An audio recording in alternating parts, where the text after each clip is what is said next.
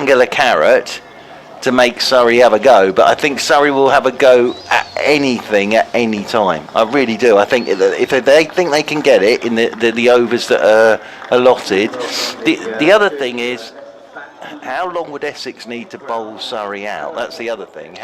Because let's be honest, the pitch has done something throughout, but you know, we've had a fair amount of overs in this game to get the 314 and the 240.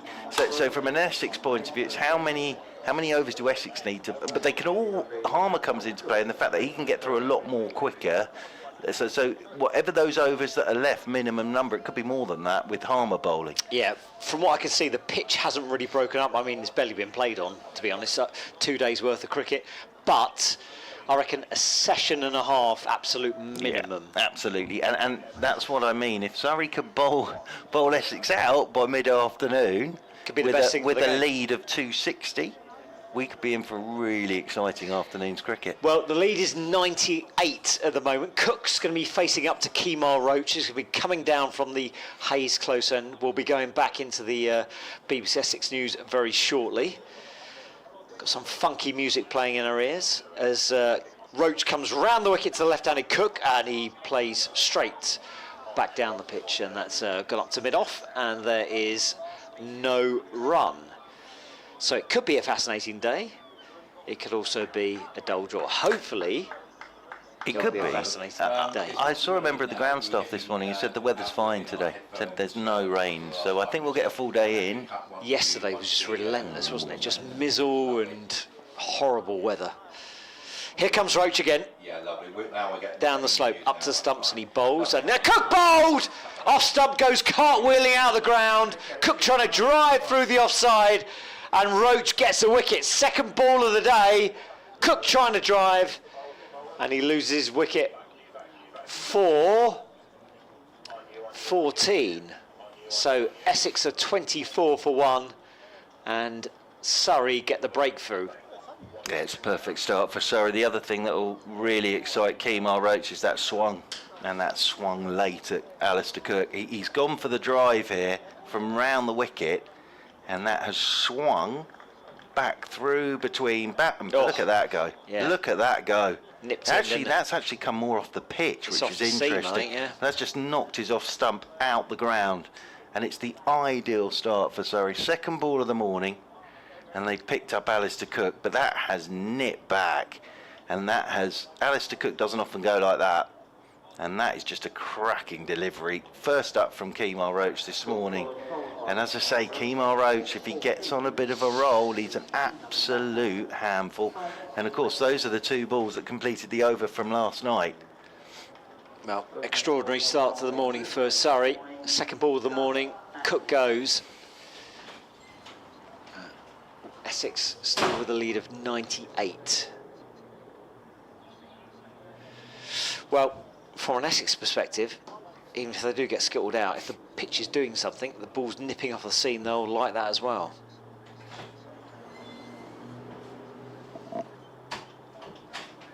Just about to go into the BBC Essex News.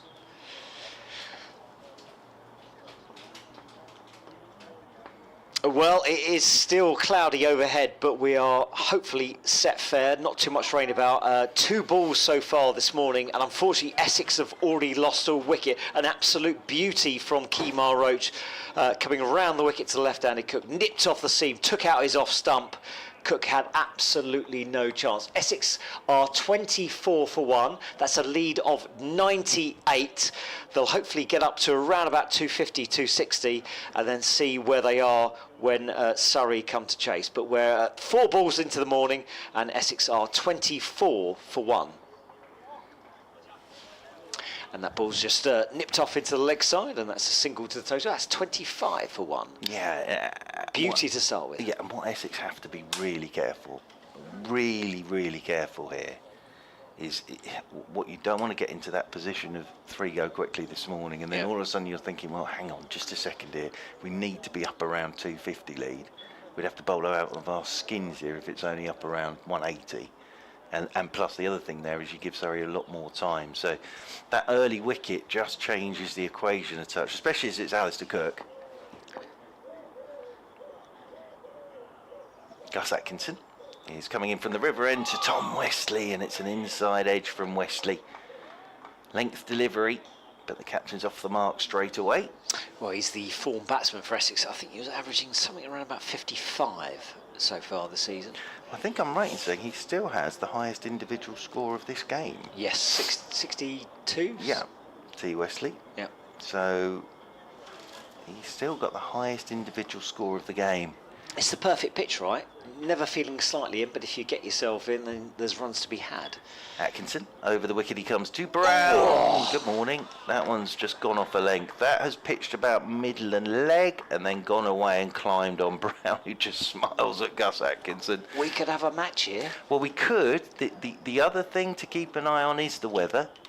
From what I heard from the ground staff this morning, it's going to improve as the day goes on. This might be a good time to bowl. Yeah. In these conditions, this could be a really good time to bowl, but you've got to make it count. It's kind of like a quick leg break. As in over the wicket goes Atkinson, and Brown's letting this one go. Outside is off stump. I always, getting to the ground this morning, thought you can still get a positive result in this game either way. Who'd be an opening batsman in this country, eh? Well, it's part of the job, isn't it? And I think, sort of, we've said you've got 4 proper openers in this game, and well, the best in the world for a long time. Yeah. But he's already gone this morning, so that shows how tough it is. Oh, good bowling again from Atkinson. Just goes back of a length there to Brown. Brown played that pretty well actually. Just dropped his hands, and into the gloves it goes of Ben Folkes, moving away to his left-hand side. So 2 off Gus Atkinson's first over of the morning, and Essex are 26 for 1. And it means they now lead by exactly 100. BBC Essex Cricket at gmail.com, at back and forth. Your back Twitter. and across. Back Although and across. I quite like back and forth. Yeah. That's rather good. If you want to get in touch with us, let us know what you think the day might or how the day might pan out. Who knows? This could be epic. This could be a ball draw.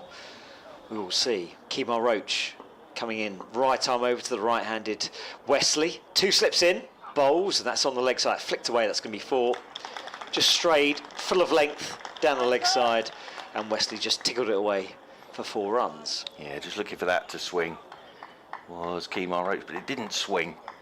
So for Tom Westley, nice little ball on his pads, and flicked it away very nicely down to the fine leg boundary rope for 4. I'm going to get on my hobby horse now. How on earth is Ben Folkes' position as England wicketkeeper? Well, I've always said the same, my friend.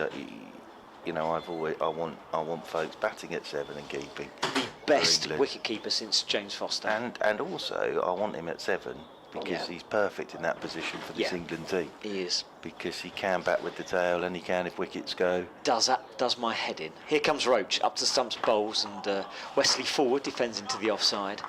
I can't even believe it's up for discussion. I think what he's done really well this season is just shut out all that noise, basically, and has just got on with his cricket and scored hundreds and scored runs and looked brilliant behind the stumps. But yeah, I think if you're going to try and shoehorn Bairstow into that side, there's one position I think that he could be shoehorned in at, and it would sort of fit in with the entire regime of that England cricket team. Here comes Roach again, in now, bowls, oh, it's a beauty, nipped off a length. Oh wow, this pitch is doing something this morning. Yeah, and I think the conditions are helping Kemar Roach this morning. It's a bit warmer, cloud cover, little bit of swing, little bit of nip.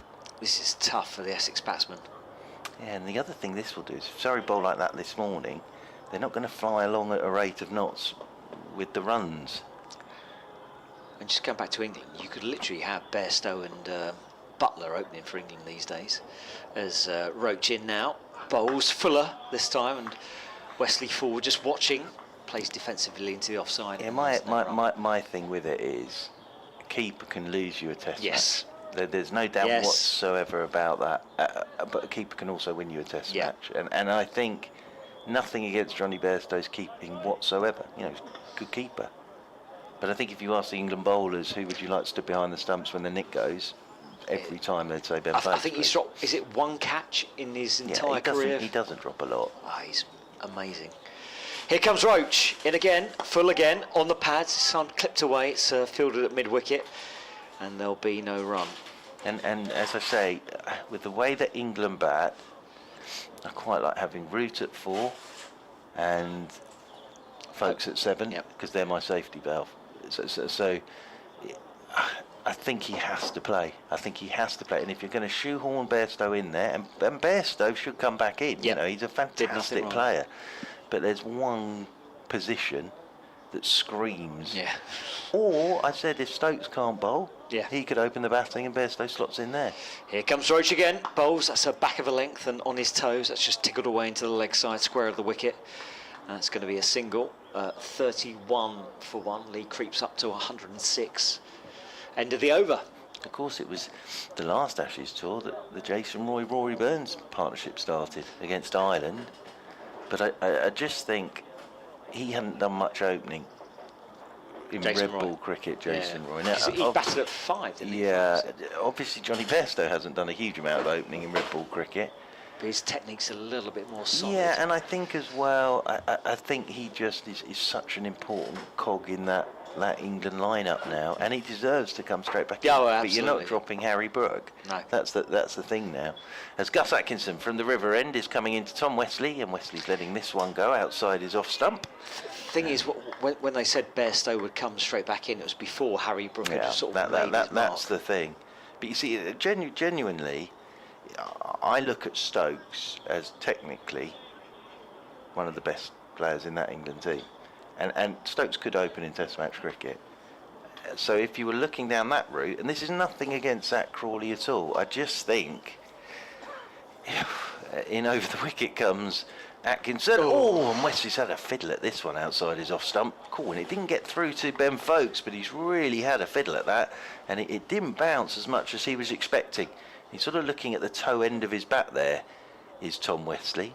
But with the Crawley one, I think the backing of Crawley has been amazing, really, to back him and back him and back him. But the problem is he has to score some runs. Point, and against that attack, is that going to happen? I don't know.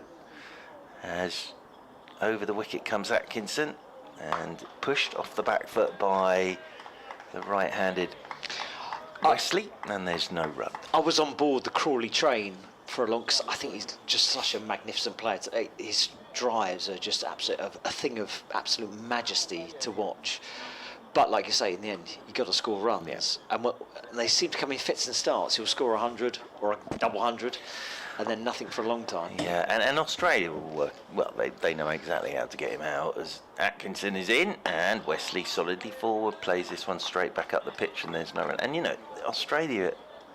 We seem to talk about England a lot. There's two things here. We talk about England batting the whole time, but actually, as I said yesterday, the key thing is they've worked out how to take 20 wickets, and also that bowling attack for Australia is absolutely world class. So you do. England will be at times 4 for 2, as in over the wicket comes Atkinson, and this one's left alone. Again by Wesley, as that one just comes back off a goodish length. Wesley out there because second ball of the morning, if you're just joining us, Kemar Roach bowled Alistair Cook for 14. Wasn't quite old enough to remember the classic West Indies attack, late 70s, early 80s, but I think this Australian bowling attack is just for line and length. It got everything as well, left, right, gun barrel straight. In over the wicket again comes Atkinson, and this one's looked to work leg side by Wesley, hits the thigh guard and rolls away. There's no run, end of the over, 31 for 1. It's not that long ago, 2005 and before that, where that Australian bowling attack would have been McGrath, Lee, Gillespie, possibly a bit of Kasparov if one of those wasn't fit, and Shane Warne. Dear Lord, you know, that is a proper attack. But I would still say the pace bowlers are probably, as a group, better than that pace bowling attack for me. Oh yes, the current pace bowlers. But they don't come along very often. Here comes Roach into Brown on the pads. That's just tickled away into the leg side. That's going to be a single down towards deep mid wicket. 1 to the total. 106 to the lead. 32 for 1. Yeah, absolutely. You know, the West Indies attacks of the 80s and 90s. That doesn't happen very often. That you know, you've got a quartet that is that quick. All of them. Every time I watch highlights of like England in the early 90s, you look at that batting lineup, they've got some really good batters there. They just have to come up against some of the best bowling attacks in the world on dodgy pitches as well. Roach bowls, it's left alone outside the off stump. Well, it's, you know, you think about when England were losing Ashes series, and you think about the attack they were facing then. I've just mentioned 5 of them there. I'll throw Merv Hughes in there. I'll throw Tim May in there. I'll throw Stuart McGill in there. McGill, who barely could get a bowl. You know, on these shores as well, we saw what Nisa did yesterday. They have got some quality bowlers. Roach turns coming in. There's a slip and a sort of a white third slip in as Wesley covers up. Essex just battling down the hatches at the moment. 106 is the lead, 32 for 1. But first thing for England is Ireland, and I think they're training here today, Ireland, because they've got ODIs here starting next week against Bangladesh. I will be coming down as a fan on Bank Holiday weekend to come and see them play. Lovely, and you know, I think it's great. Paul Stirling's in that Test squad. Josh Little isn't, which I think's a shame. Roach up to the stumps, bowls, and that's left alone by Wesley. And of course, Josh Little playing in the IPL at the moment, so he won't be involved. But they're coming off the back of, they played 3 tests lately, haven't they, Ireland? But the last time they were at Lords, of course, was Murtaugh's extraordinary bowling performance on the first one when England were all out before lunch. Incredible, wasn't it? Was it Jack Leach got 89? Was yes, it? yes, indeed. And then England actually eventually won that test. Quite comfortably in the end. Here comes Roach. In again, bowls. Oh, and he's nibbled at that just outside the off stump. He's bowling beautifully this morning. I think what we've seen this morning, for Essex to score runs quickly this morning, it's going to be difficult. It's going to be really difficult. I think Essex's main thing this morning now is let's get through this morning without losing too many wickets. So at the moment, this is really tough. There's something out there for Kemar Roach and Gus Atkinson. Of course, Sean Abbott and Jordan Clark are options for Rory Burns. Roach down the slope, up to the stumps, bowls again. That's a full, clips off the pads, and that's going to go for a single down to mid on, and 1 to the total. 107 is the lead, 33 for 1. And you are correct, it's perfect temperature, lovely cloud cover as well, not too low, not too high. Bit warmer, cloud cover, and the groundsman I spoke to this morning, member of the ground staff, said sort of sun's arriving lunchtime. Now, if the sun comes out, life should get a bit easier. So I think these are the key conditions to be bowling in this morning. And from a bowling point of view, it's how much trouble can we cause this morning in these conditions? Gus Atkinson from the River End will come over the wicket to Tom Wesley, and Wesley's covering up to a good length delivery, plays this down into the leg side, and there's no run. And the field that Surrey have got set is sort of saying, you know, we are going to keep this very, very tight. You've got your 2 slips in there, a backward point, cover mid-off, mid-on, short mid-wicket, deep backward square and the long leg. So also saying to Gus Atkinson, just bowl straight. Just bowl straight, which is what he did in the first innings. He's got his 6 wickets. And he comes once again to Wesley, who's in behind a shorter length delivery, plays this solidly out into the offside. Sean Abbott comes up to do the fielding, and there's no run. It feels like a really weird thing to say, but why don't bowlers try and hit the stumps more? Yeah, it's a really interesting one. It's like the length they bowl, isn't it? So there is a different length. That's the thing. And I think in these conditions you do have to go fuller. But it's not as straightforward as that, really. As Atkinson is in over the wicket and pushed by Wesley down towards backward point, and there's no run. But we've seen on a lot of slow pitches so far this season, and that's been the way to do it. Keeper up to the stumps if you can do it. Then short extra cover, short mid-wicket, mid-on, mid-off, backward point, cover, and just go, you're going to have to come down the ground at us. That's you are going to have to work out a way to get us off a length. But it's not as straightforward for the quick bowlers to just sort of push their length up a touch.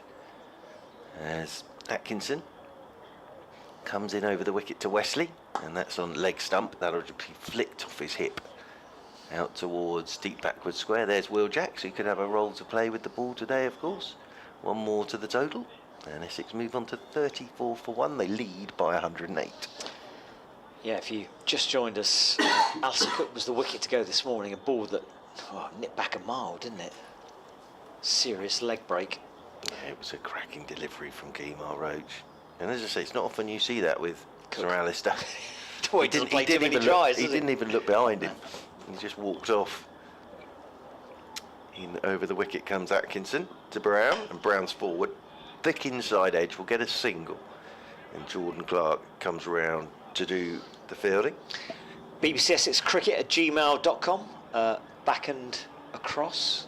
But you should I quite like back and forth. forth. Yeah. That's it. I might do that if I ever take to the stage. Well, you got to take that mantle off Dick Davis. Yeah, well, yes, indeed. He's still treading the boards, is he, Dick? I presume he is. It's lovely, lovely. As Atkinson shines the ball, I wondered whether he might lead the national anthem yesterday. We were hoping. Yes, well, that would be marvellous. As in over the wicket then is Atkinson to Wesley, and Wesley's letting this one go outside his off stump. End of the over, tidy over from Gus Atkinson, 35 for 1 then Essex on this final day. It means they lead by 109. Okay, we do have an email from Andy in Stowmarket, lovely part of the world. Lovely part of the world. Absolutely fabulous. Because you were saying yesterday your family's from Essex. They are, yes, the church. So how did we lose you to church family Surrey? are all Harlow. Harlow, right? Yes, Okay. yes, Okay, yes, so yes, not a indeed. million miles. Yes, indeed. Lovely. Andy's just writing this during yesterday's rain break and pondering the Essex home fixture list. Give us 2 seconds because Roach is coming in now. Right arm round the wicket to left-handed Brown, and that's leave outside the off stump. Folkes takes it tumbling to his right-hand side. Pondering the Essex home fixture list in a quest to see at least one match during the hopefully better weather months. Yeah, it's been terrible, isn't it? Absolutely terrible. However, I was staggered to see that during the school summer holidays, when no doubt crowds would increase, that there appears to be only 4 days of cricket in July. Here comes Roach again. Bowls, that's down the leg side, flicked away. Should just be a single. Fine leg out of our sight, picks it up. 1 to the total. Lead is 109, 35 for 1. 4 days of cricket in July, 3 days of cricket in August at the HQ. Is the 100 to blame? Well, yes. Undoubtedly it is the 100 to blame. 100%. Well, the Ashes will be over by the end of July. Yeah. That sums it up. And the only cricket you get to see in August is either the 100 or Royal London One Day Cup, from a men's point of view. Roach bowls. Oh, cut away. That's going to be 4. Short, wide, outside the off stump and cracked away. You've got to pile into that. The bowling has been superb this morning, but that ball was loose, and those are the ones you've got to put away. Lead goes to 113, and it's 39 for 1. Yeah, lovely shot from Tom Wesley. And as you say, every time you get a scoring chance, you have to take it. But yeah, absolutely, end of July, there's no championship cricket in August. No. Roach bowls. Flipped off the pads this time. That's going to go out towards deep with the wicket. Sorry, deep backward square leg for a single. 1 to the total. 40 for 1. Lead goes up to 115. It is a shame. My fear is that England play out their skins in the Ashes series, or even if it's just a brilliant Ashes series and you get to the end of July and all people want to watch is England in Test match cricket, and you've got to wait 6 months. You won't be able to see them in the 100 because none of those lads will play in the 100. Roach round the wicket to the left-hander, and that's left alone by Brown. And there's no run. They might turn up to the odd game, and if they won the Ashes, walk round with the urn and wave at people, but they're not going to go out in the middle and play a 100 ball game. Yeah, I think that is their next Test match in India in the new year. Is that the new year? Is it? I know it's 6 months. You won't see the Test team for 6 months. Of course, there's a World Cup starting straight away at the back end of the season as well. And, you know, the argument will be, I'm sure, from someone, well, it's good because they're getting practice in the Royal London One Day Cup. Roach bowls. Oh, and Brown, well, he shaped to try and cut that away, and the ball just leapt off a length. And he backed out of it, but he was trying to cut that through backward point, pulled out the stroke at the last minute. And it's a dot ball to finish the over. It's a 41 for 1 lead of 115. Problem with that is, a lot of that One Day squad will be playing in the 100. So you won't see too many of them playing in the 50 over competition ahead of a 50 over World Cup. So yeah, none of it makes sense, but it is what it is, and just got to get on with it. But yeah, in August, all you can watch is the 100 or the Royal London One Day Cup. Yeah. There is no 4-day or test match cricket in August. It's Gus Atkinson from the River End. He's coming in over the wicket to Wesley, and this is pushed off the back foot by Wesley out into the offside, and there is no run. I think we were speaking about this off air yesterday. The Thailanders interview with the Rajasthan Royals owner, and yeah, it's a worrying. I mean, he's a massive Test match fan, but even his vision of the future was a little bit disturbing. Well, it said some people are saying it'll be like Grand Slam tennis. In over the wicket is Atkinson, good length delivery, and Wesley's letting that one go. Outside is off stump. There will sort of be, or the majors in golf. There'll be sort of 4 major series during a year in terms of Test match cricket. Just incredible, almost like within a generation, it's been wiped out almost. Yeah, but I think the way that England have played has sort of revived it a touch. Problem is now, other sides have got to try and play that way as well. Here is Atkinson, short one, and Wesley's pulling this out towards deep mid-wicket. Doesn't really get all of it. He'll get a single. They've obviously got a thought of the short ball to Wesley. He's such a lovely looking cricketer. Oh, he's a good player. He really is. 42 for 1. That lead's moved on to 116 now for Essex. Yeah, I've not been proud of England playing cricket for a long time, but these last year or so, it's been an absolute pleasure. And to hear everyone else talking about it as well. Over the wicket comes Atkinson once again, and that's a short ball. And ducking underneath it is Brown. What they've done in a 6-month period has been far more beneficial than a new 100 competition. Yeah. And let's be honest, nobody expected it. You know, it was all doom and gloom. Same players. Same players. Well, apart from Harry Rook, same players. Freed up. Yeah. And just go. And what Stokes and Cullum are so clever at is they know they're there to entertain. As forward goes Nick Brown, and this one's pushed back up the pitch, because I know when they've literally said it as well as they were entertainers. When McCullum became the New Zealand captain, I know for a fact that he sort of sat with the marketing teams. Oh, did he really? And said, listen, the way we're going to get crowds back is the way we play cricket. And he said that to the team as well. He was all into that stuff as well. So to get people into the ground, we had to play a certain way to get them talking, and that's why they, it took them a while, but the way New Zealand played under him was the same.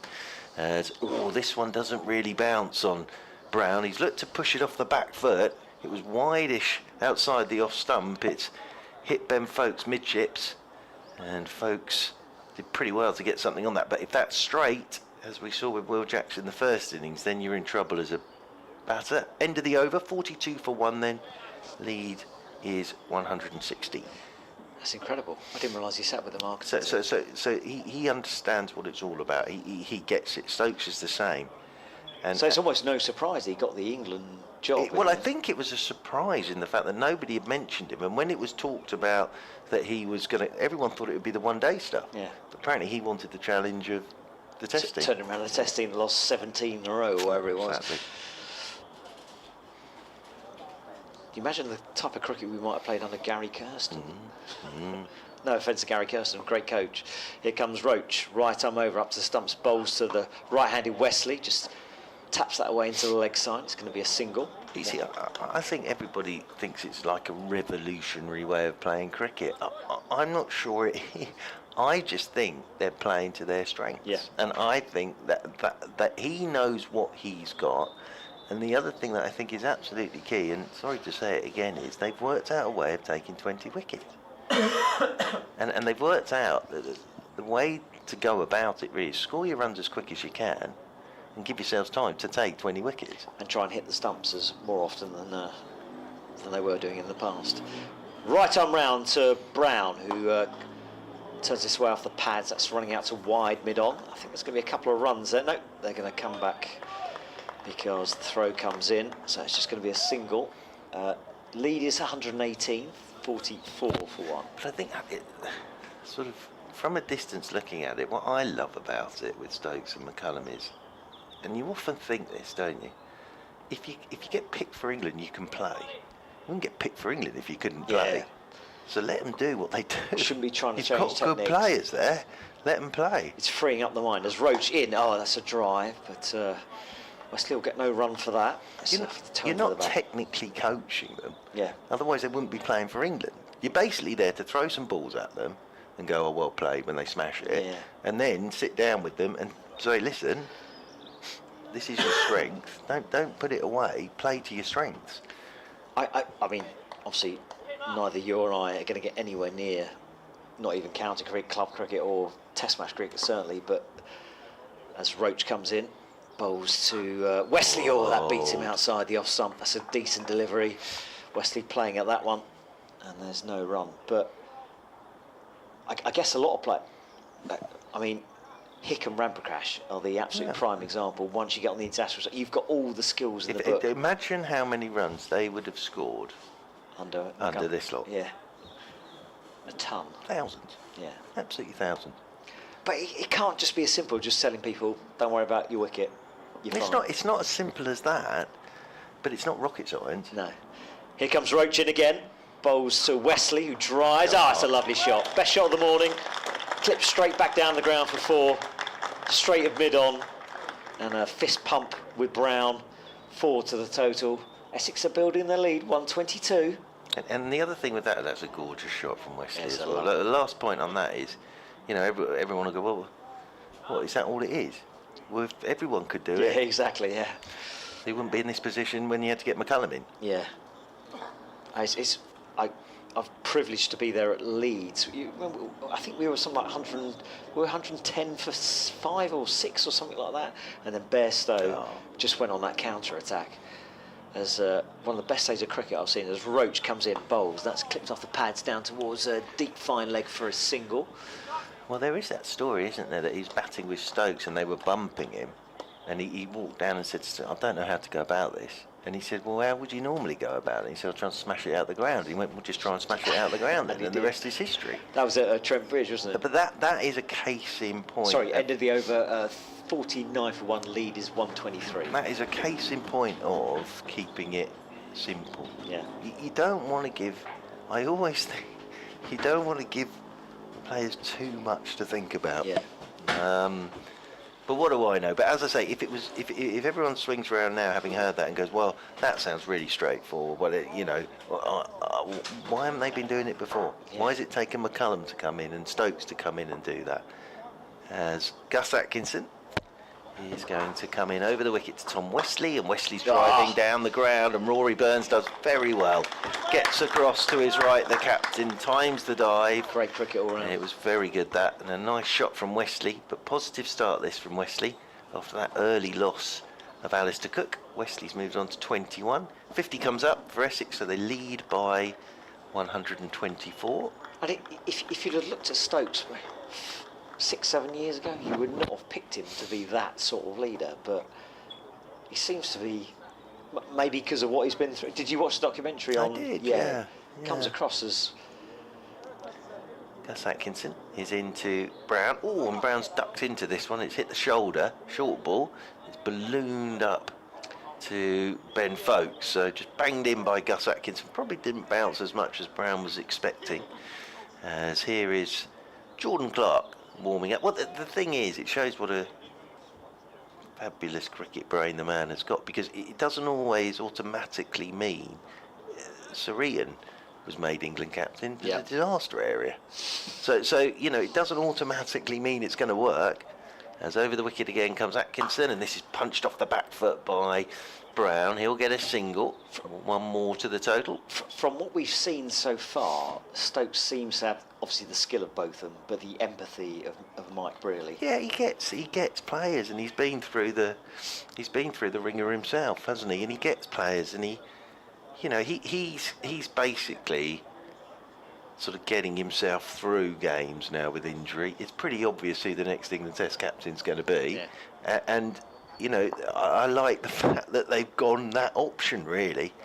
As Atkinson is in over the wicket to Wesley. Wesley's in behind a short ball, plays this one out into the offside, and there's no run. And they're giving that person responsibilities. Well, you see Stokes go to him. You see the games that Stokes rests up that he's captaining England in Test match cricket. Do you remember? I think it was during the COVID period, because the whole England one-day squad got wiped out with COVID, and he captained them. And the first thing I saw in the first 5 overs, he had, I think, 3 slips in. I thought, yes, he's just an attack. This is what he's just attacking cricketer. As Atkinson is in, and this is run down towards backward point by Wesley. Diving stop from Jamie Smith is good. I mean, how often do you see those balls fly through that area? Certainly in the first 10 overs of a one-day international. And look, there may be times it does go a bit wrong, but we all thought that when they went to Pakistan. Yeah. This will be every series that England have gone into. All I've heard, this will be the one that it doesn't work, and it has. As over the wicket once again goes Atkinson, and this one Wesley looking to flick into the leg side, gets nothing on it, and there is no run. End of the over. Thank you to David.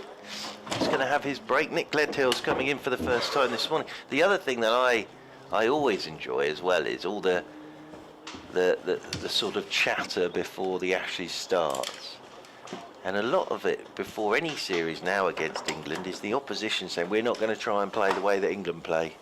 We're going to play our own way. That's got into the minds of the opposition. If you're talking about we're not going to try and play the way the other side play, you're thinking about the other team. Not thinking about the way you're playing, you're thinking about the way they play.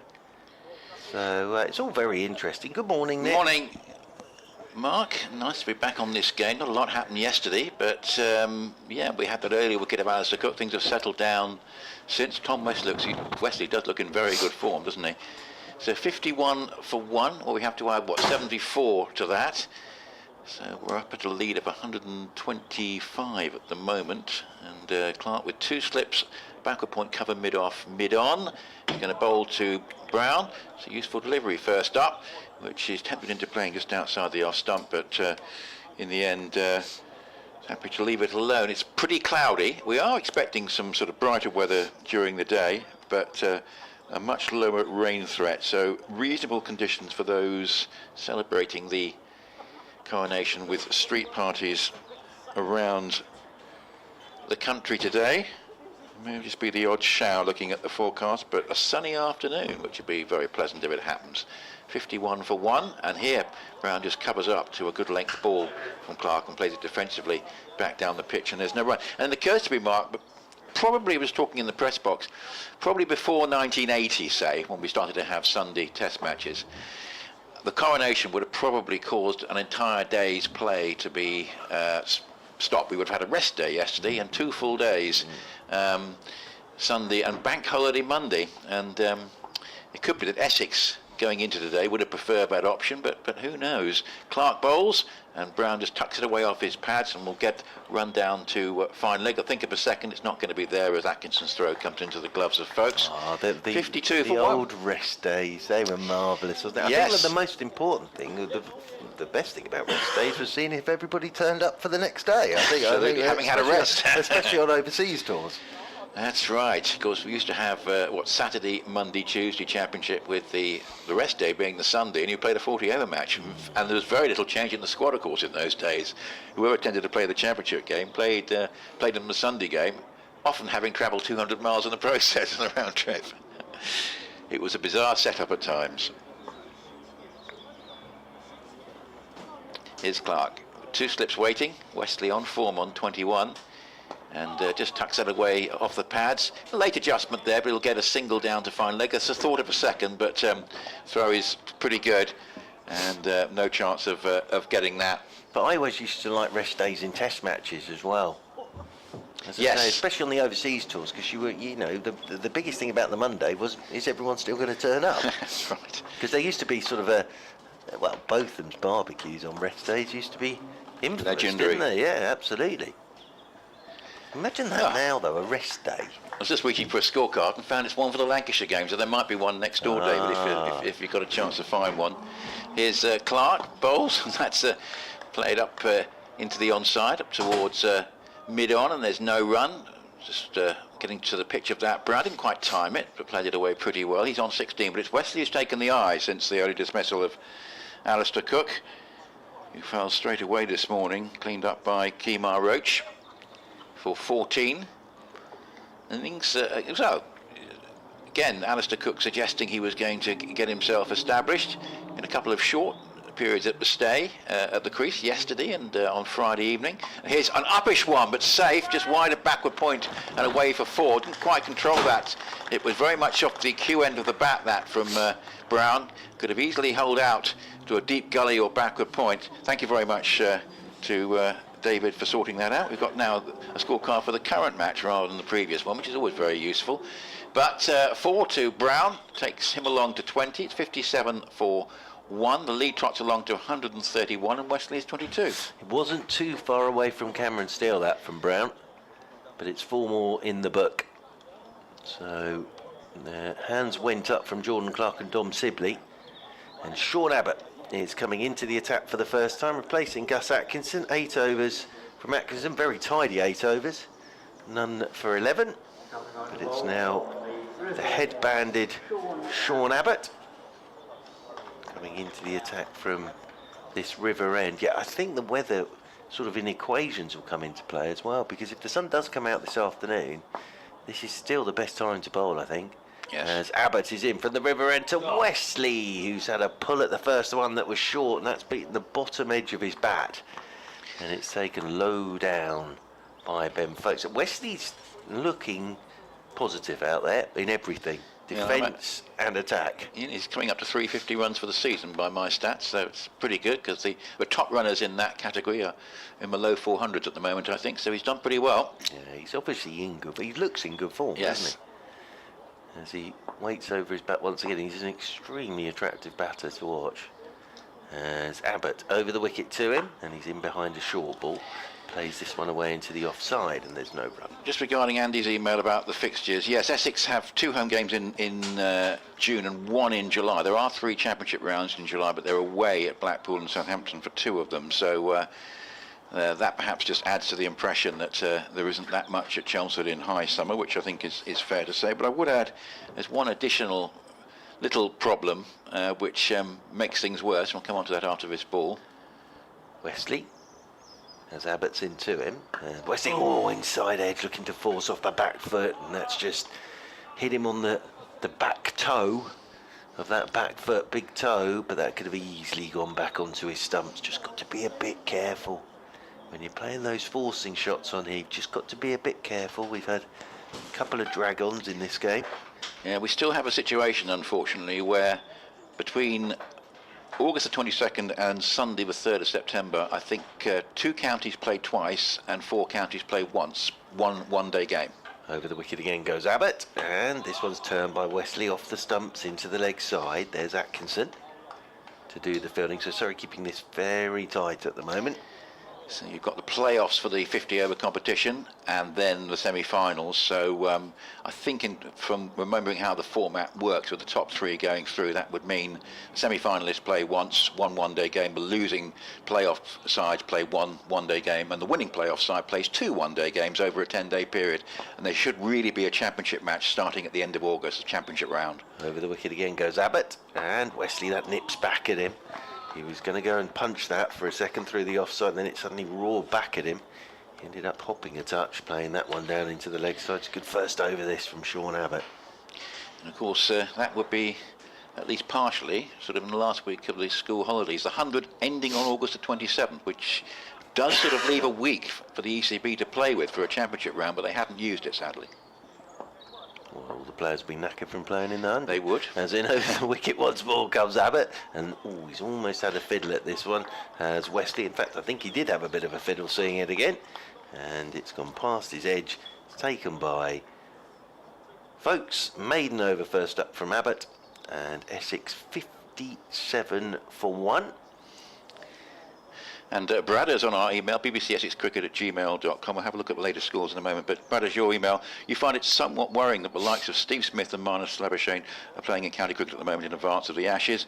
Of course, Smith dismisses the claims that he is using this as a way of becoming acclimatised to conditions in the UK, and indeed to Ollie Robinson's bowling, I can add.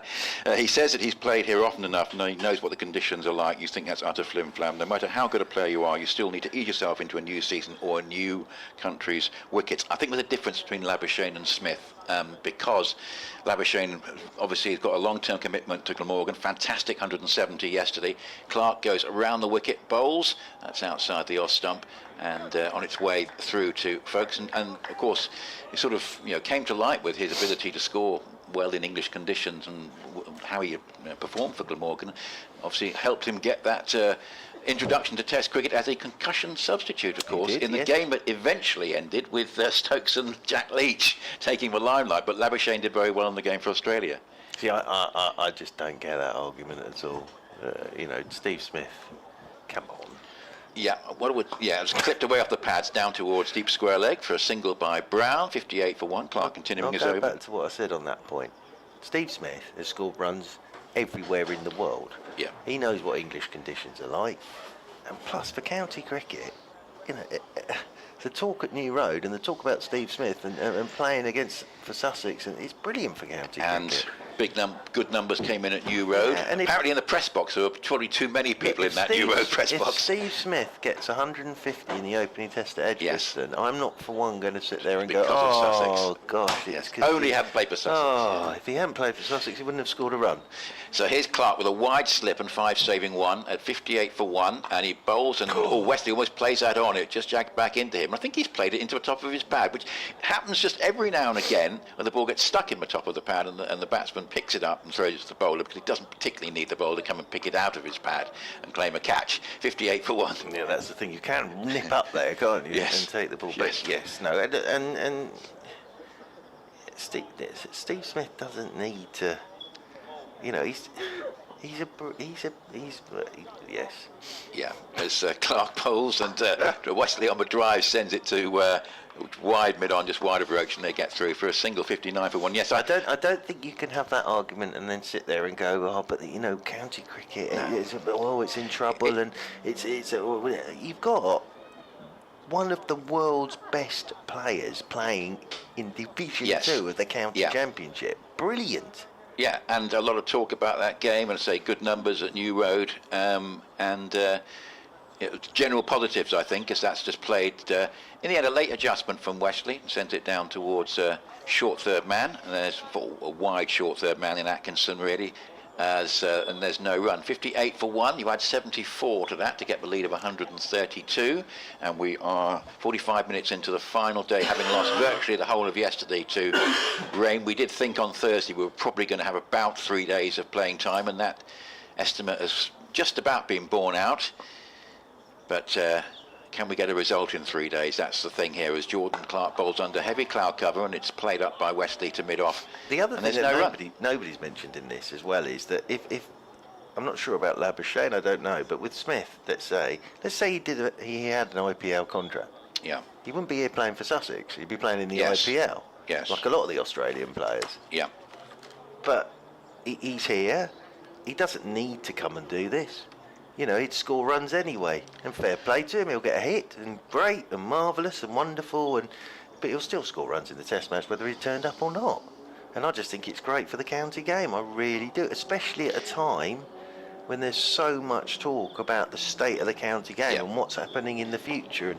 And you've got Pajara at one end and Smith at the other. Yes. Fantastic. And if I'm one of those young Sussex batters, I'm sat in that dressing room and I'm picking their brains as much as I can. It's amazing. If you're involved in the Sussex management, Sussex have been flat for about 4 or 5 years. We talked about their glory days under Mushtaq, with Mushtaq and Murray Goodwin on Thursday, didn't we? It's good to see Sussex doing well again, and that can only help the younger players. Absolutely. There's nothing but positives from that. As round the wicket then is Abbott from the river end, and forward goes Nick Brown, and Abbott does the fielding off his own bowling, and they'll pick up a single. And listen, Sean Abbott, he's a brilliant cricketer, and obviously he's come here to Surrey and he's playing Championship and T20, but in the back of his mind as well is, if someone got injured, then I'm playing cricket. And the Australians have said that anyone who performs well, they will keep an eye on them and talk to them, and if the opportunity comes up, then it's just a possibility. I see nothing but positives out of it. As Abbott comes in over the wicket to Tom Wesley, and Wesley is beaten by a beauty from Abbott. It's a lovely length from Sean Abbott. Goes past the edge of Wesley's bat, and that is taken by Ben Folkes, moving away to his right hand side. So, Brad, I know you're thinking at the end of your email that it's not quite reciprocated when England tour down under, but thanks very much for your comments. Absolutely not. I see Bradders' point of view in that entirely, but it has ever been thus. Yeah, absolutely.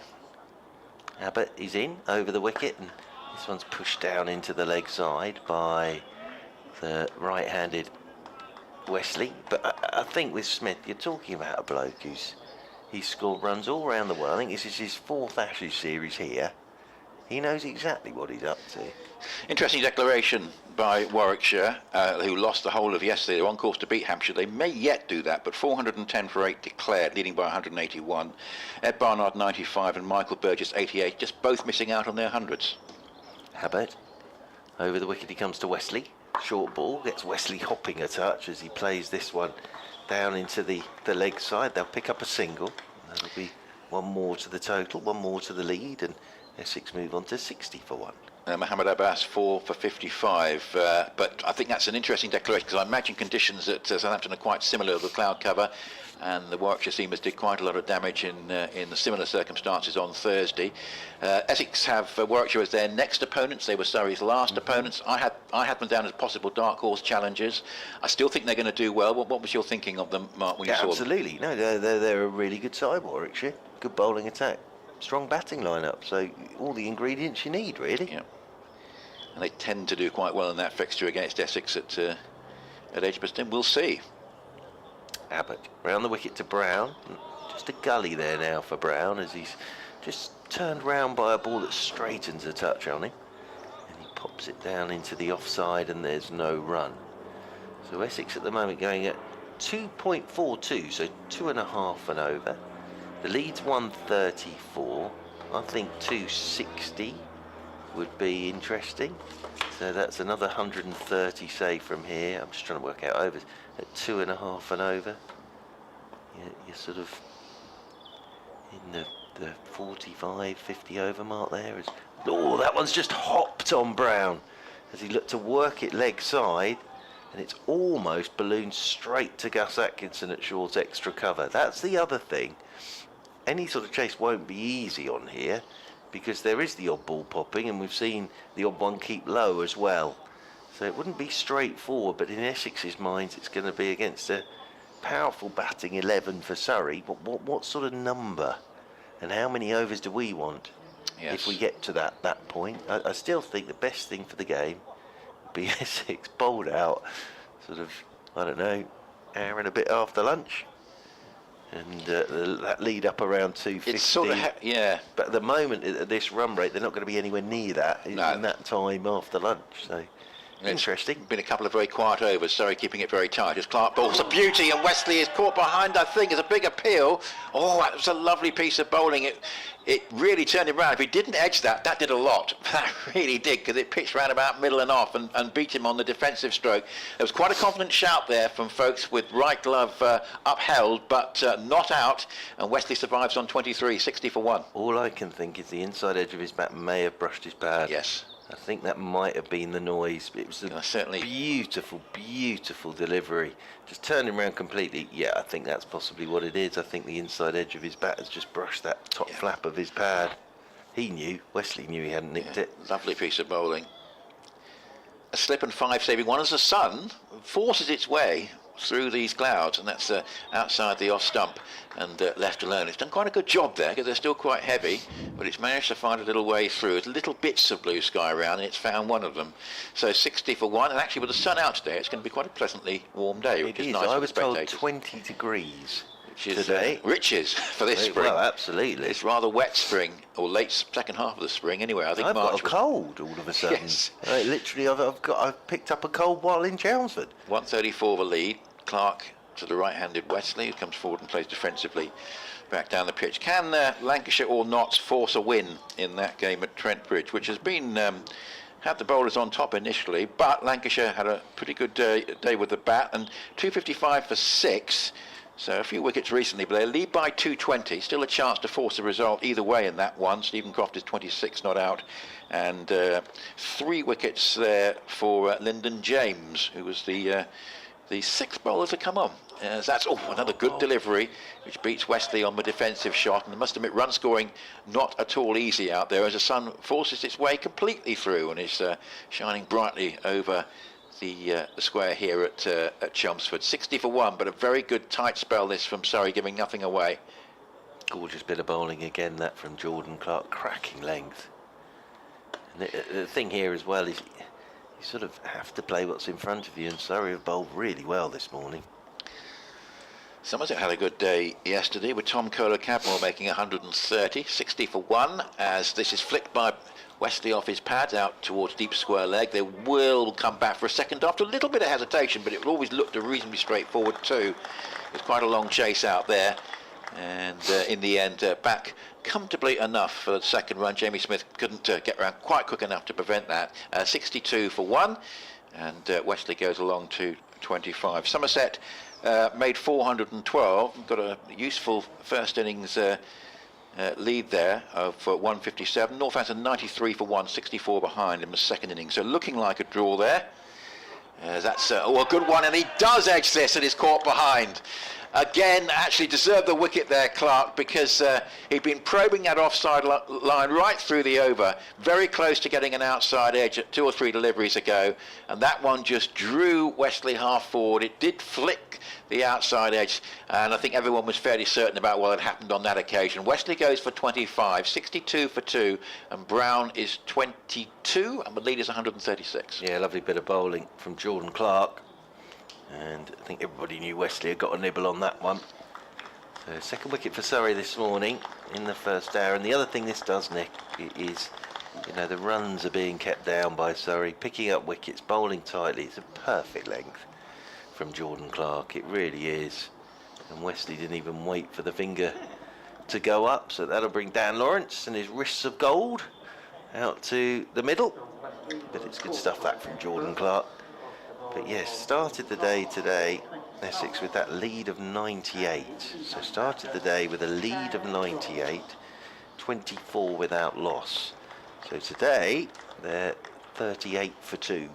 And we're approaching the first hour of play. So it's been good from the Surrey bowlers this morning. And Dan Lawrence, who I think everybody knows I'm a huge fan of Dan Lawrence.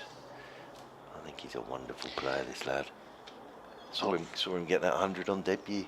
Yes, with now, 2016, 17, wasn't it? I think it was 160 odd. Yeah. KP was playing for Surrey. Right. Yes.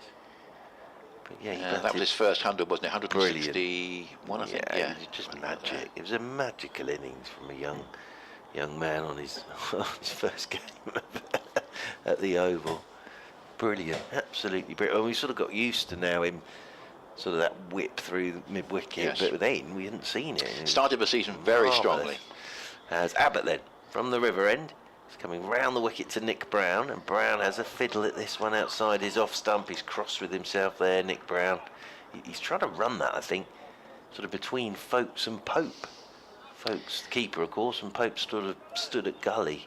But that's more of a fiddle than anything outside the off stump. Just a wide slipping at the moment for Surrey. Worth one more reinforcement, do you think? I don't think so. I think Right. with Nick Brown at the moment, they're just shutting down all Right, the run and scoring causing options. game for straight, yes. Yeah, I can see the absolutely. point. And that shot sort of proved that a bit, having a fiddle at a good length ball. As Abbott comes round the wicket again to him, outside edge, and it's not too far away from Ollie Pope. So it's almost gone straight to Pope. Had you had 2 slips in there, it wouldn't have gone anywhere near them.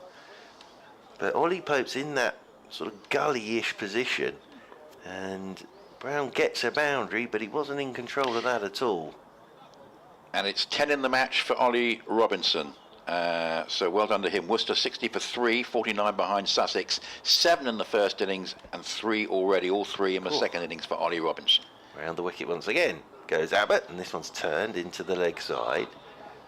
And Brown will get a single out there towards deep backward square. Well, Steve Smith can go and tell the Aussie squad that Robinson's in good form, can't he? Yes, absolutely. It's a cracking performance, and always good to see the England players. And Ollie Robinson is clearly going to be in contention if they do go for 4 seamers, which I think is quite a likely option for a test in early June. I tend to think Wokes, Robinson, Broad, Anderson, but that would be my opening gambit. Because Wokes at 8, of course, will get. Plays, doesn't he? He's an outstanding bowler, I think. And Wokes at 8, of course, provides batting ballast. Abbott comes in over the wicket then to Dan Lawrence, and his first ball, Dan Lawrence, right-handed, of course, he's forward, and that rolls away out towards cover point, and there's no run. Yeah, so Martin supporting Bradders. Thank you, Martin, for your email saying if Smith was so committed to playing for Sussex, why is he only playing 3 games? He should have turned up in April and played from the start of the season. He's obviously getting his eye in for the Ashes. Also, as we know, the Ashes is over by the end of July, and you don't think he'll come back to Sussex at the end of September. Well, probably not, Martin. Fair point. Am I living in a dream world here? As Abbott's in, forward goes the right-handed Lawrence, and plays this one straight back up the pitch, and there's no run. Now, I agree with you on this, and I'll tell you if I didn't, but I think Don had a slightly different view on Thursday, but it's all about opinions, and I tend to agree with you. I think, you look at, it's great to have people talking about a Division 2 match at New Road, and that press box, apparently was pretty full, and we both know it quite well, and you start to run out of room there after a while, and you're all sitting outside. In over the wicket comes Abbott once more. Oh, beauty. Turns Dan Lawrence round completely. That's the sort of delivery that did for Dan Lawrence in the first innings, actually. Turned him round completely. End of the over, 67 for 2. End of me, because we're well, not literally, I hope, although this cold is beginning to get worse at the moment. All right. Nick Hill, so who knows where I'll be by tea time. And 67 for 2. I'll vacate and David Brett will join Nick. Thanks very much, Mark. And Edward actually coming in to Mark and my defence, because Smith averages 65 in tests against England in the UK with 600s. Now a stint at Sussex will decide the series, and that tends to be our view. But Sussex have a very young squad that will benefit from seeing the effort it requires to be at the top of the game from the likes of Pujara and Smith, and that certainly would sum up my feelings on it. Only gripe, I would say, is it would be fairer if the Australian first-class game was more open to overseas players to make tests more competitive, as Clark bowls and Brown plays that up towards mid-off, and there's no run. So we've been taking on the emailers in the last half hour. We just had Edward actually coming in on our side, but both me and Mark are of the view that there's a net benefit in Steve Smith playing in the county game in terms of the attention it provides and the benefit to the Sussex players. 67 for 2 as Clark comes around the wicket and bowls, and Brown off the back foot. That's a good shot. It's going to be stopped at deep backward point, but he timed that pretty well. But there's a sweeper out there, Smith, but it was nicely timed, that, and Brown gets through for a single, and that takes us up to 68 for 2. Brown 28, proceeding fairly quietly, but that was one of his nicer shots so far, and Dan Lawrence waiting to get off the mark, and Wesley's just gone recently, caught behind for 25 off Jordan Clark in his last over. Alistair Cook, the other man out, more or less first thing this morning, to Kemar Roach for 14. Yes, Cook out virtually straight away, and Wesley for 25. Clark bowls, heavy cloud cover, and just turned around the corner by Lawrence for his first run down towards fine leg. It will be stopped out of our sight down there, and they've got one, and a throw from down there is nicely collected with one outstretched right-handed glove from Ben Folkes, and it's 69 for 2. The argument for it, and you have to look as far as the IPL, right? All those top-class players all playing together, and suddenly you get this evolution of cricket. I mean, 10 years ago, you wouldn't see half those players playing those strokes, but get them all together, talking to each other. A wide slip, and that one's outside the off stump and left alone by Brown. Yes, there's no first slip. There is quite a gap there, and then we've got like a fly slip, Ollie Pope, sort of where maybe a second or third slip would be. 69 for 1. You add 74 all the time to this to get the current overall lead, which I think is what, 143 there for David, I think, at the moment. 143, yeah. Yeah, so again, where can the game go? Can Essex get another 100 relatively quickly and feel as though they want to bowl? We'll see. As on the drive, Brown sent it up to mid-off and there's no run. The Hampshire-Warwickshire game particularly interesting, because if Warwickshire win it, and this is a draw, they'll go clear at the top of the table. They're playing Essex next week. Of course, the other argument will be if Smith goes and scores, 800 runs in 5 Test matches, then it'll be like, well, we shouldn't have given it a chance. But you need to bear in mind, the last time he came over, he scored almost 800 runs. Yeah, and Edward's email was just mentioning that his record suggests that he's fairly familiar with English conditions, and I think Labuschagne's a different argument for me, as Clark bowls when that's played off the back foot for a single down towards deep point. And it's 70 for 2. The fact that he's obviously been committed to Glamorgan for a few seasons, got that fabulous 100 yesterday. Yorkshire can only really try and play for a draw today to continue at least salvage something from the game. They've had a dreadful start, Yorkshire, haven't they? But Glamorgan, if they can win that game, they'll be up in the promotion places, or certainly challenging for them in Division 2. And there's a very fresh look about Division 2 with Sussex and Leicestershire in the top 3 at the moment, which is good to see. 70 for 2 with 1 to Lawrence and 29 to Wesley.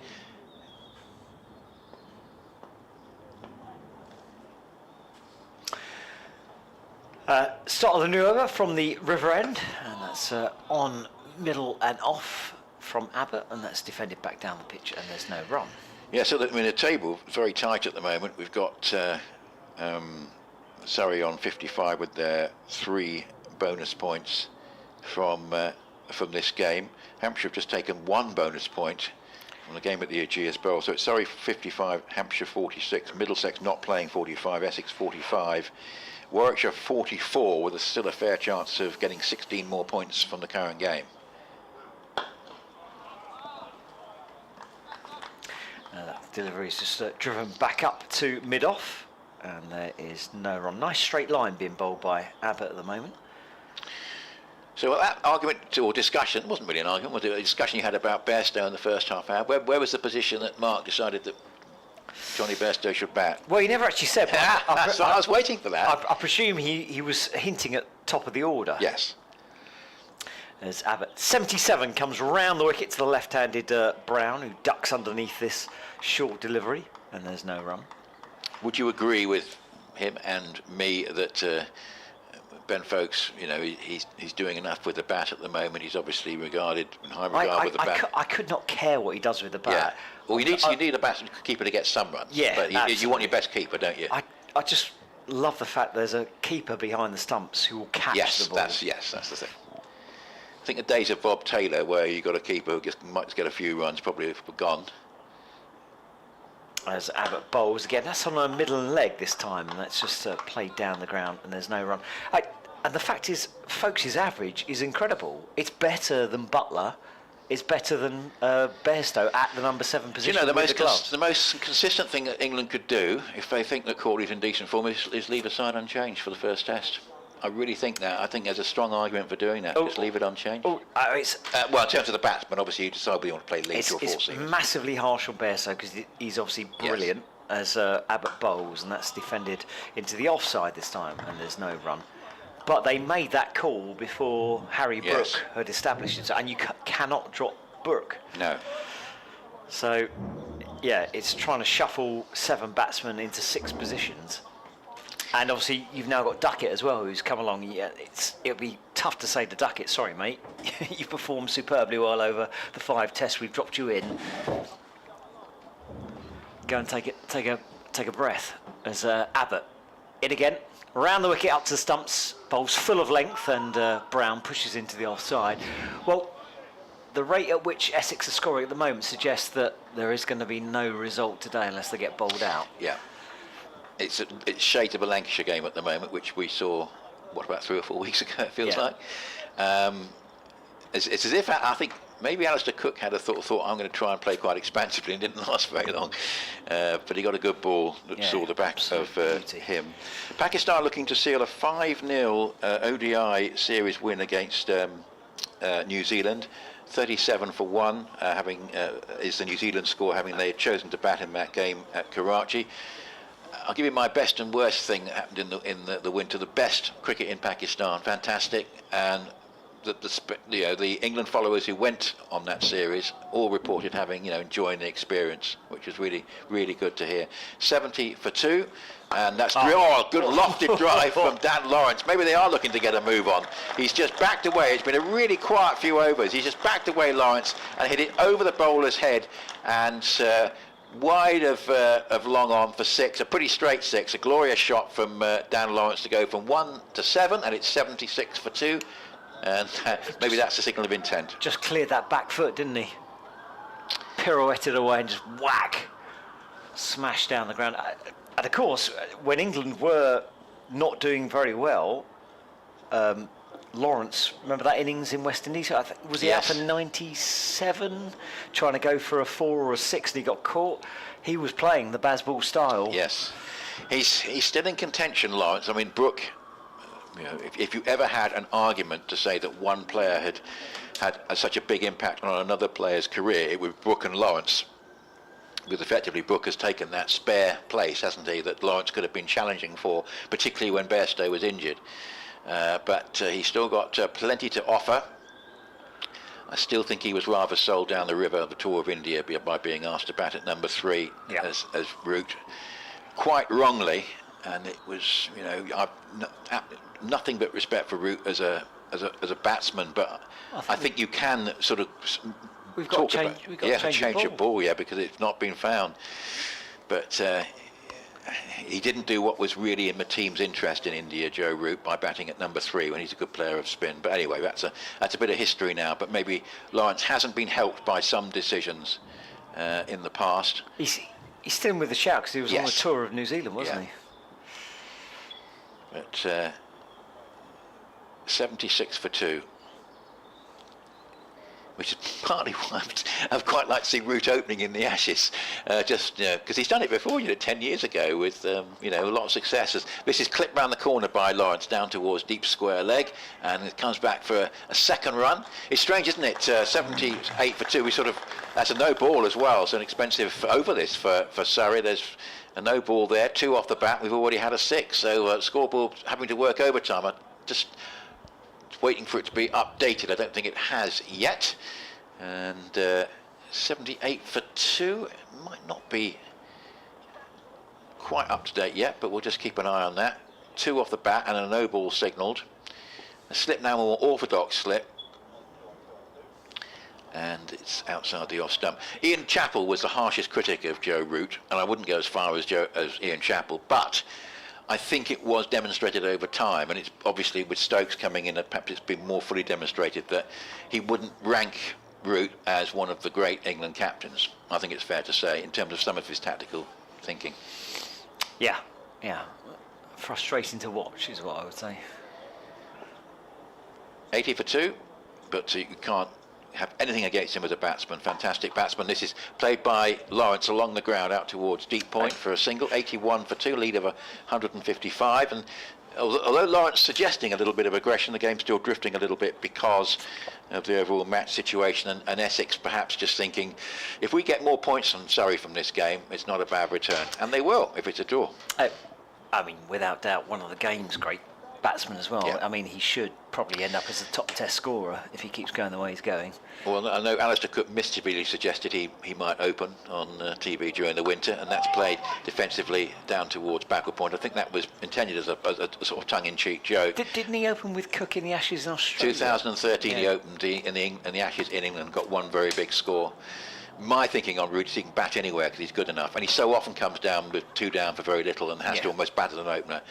It's not something that's being seriously considered, but you know, I still think that's the best solution. If you want to get Bairstow into the side, that's probably, and keep folks, I still can't think of a better solution. 81 for 2, and on the drive, here's Brown along to deep cover. So who bats at 4 then? So you basically, what you're doing is Brook is good enough to bat at 4, and you've got Bairstow at 5. Okay.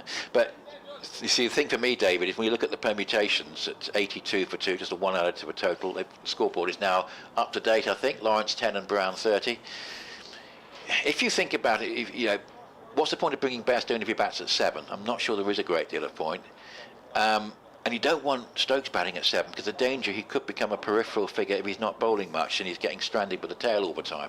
82 for 2 outside the off stump and left alone by Lawrence. I know that Mark was suggesting Stokes opening, which is an interesting thought. But maybe they get more out of him batting in the middle order where he can sort of change the game, if you like, in the way that he's demonstrated so many times in the past. Anyway, 82 for 2, with Cook 14 and Wesley 25 out this morning. 30 to Brown, 10 to Lawrence with that big 6 off Clark. It's 82 for 2, the lead 156. If he doesn't bowl, we're trying to squeeze in an all-rounder at some point in the batting order. I'm not sure we've got anyone quite good enough to bat. You got Root as a spinner. That's, to be honest, you play 4 seamers and Root as a spinner. That's your only option, I think, isn't it? Yeah, I wouldn't like that myself. Abbott coming in from the river end, bowls right-handed round the wicket to the left-handed Brown, who drives. But that's finding the fielder at cover, and there's no run. So that's why, David, when all the dust settles and all the arguments are made, it wouldn't startle me if they come in with an unchanged batting lineup. And then it's a question of who your 4 seamers would be, because I think you probably play 4 seamers in the first test. If there's a question mark about Stokes. Okay. If Stokes is fully fit, which I would think is probably unlikely, you play Leach and 3. Abbott in again, past the umpire, bowls full of length, and Brown just straddles forward and blocks the ball back down the pitch, and there's no run. Hampshire 26 for 1, 155 behind, an early wicket for Chris Rushworth. Remember, if Warwickshire win and this is a draw, Warwickshire will go clear at the top ahead of Essex and Warwickshire meeting at Edgbaston in the next round of games. Abbott turns to run in again. Brown waiting, and that's driven up towards mid-off. It's going to be a single just wide of mid-off, who comes around to pick up the ball on the bounce. That's Burns doing the fielding there, and there's a single to the total. 83 for 2. Lead is 157. How much of a risk will Lancashire take? 272 for 6. They lead Notts by 241. 276 for 6. They do bat a long way down. Tom Hartley and Stephen Croft both unbeaten on 31. 3 wickets for Lyndon James. I think that they're going to try and set something up for Notts there. They do need a win, Lancashire. All draws so far. Abbott up to the stumps, bowls. Oh, that's a vivacious drive there from Lawrence. Doesn't get anything on it, but clearly Lawrence is playing a different game out there to everyone else. And beginning to look like a draw at Taunton.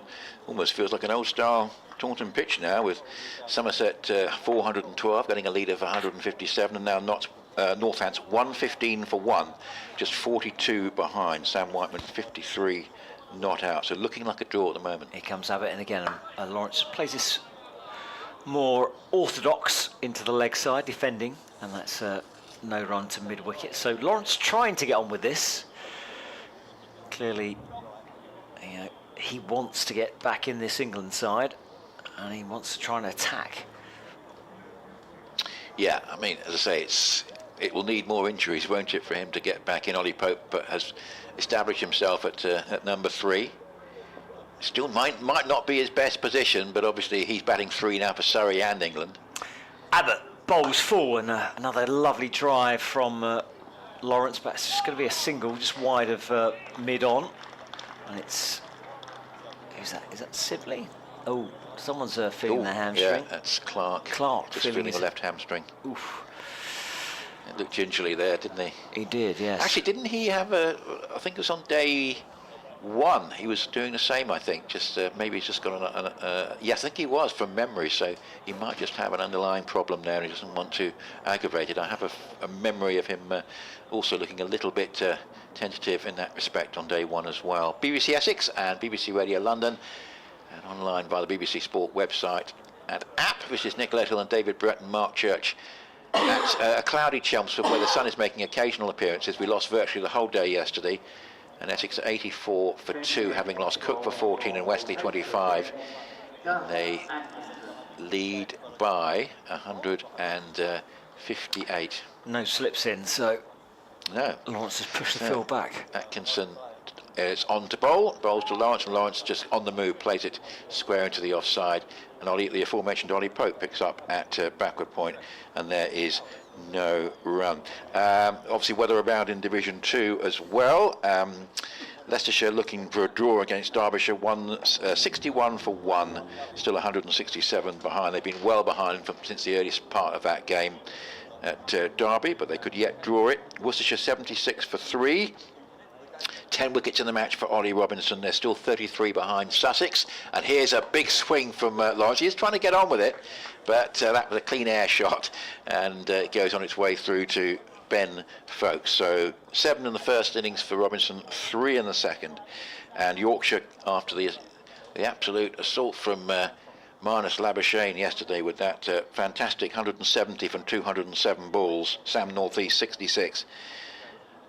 Glamorgan hitting the Yorkshire bowlers to all parts, and Yorkshire now 67 without loss, needing an unlikely 425 more to win at Headingley. It's off the back foot. This is played by Lawrence down towards third man for a single. I think it's fair to say that Yorkshire, whose first game was entirely abandoned without a ball being bowled at Bristol, Yorkshire have yet to really get a foothold in this season yet, David. Yeah, absolutely.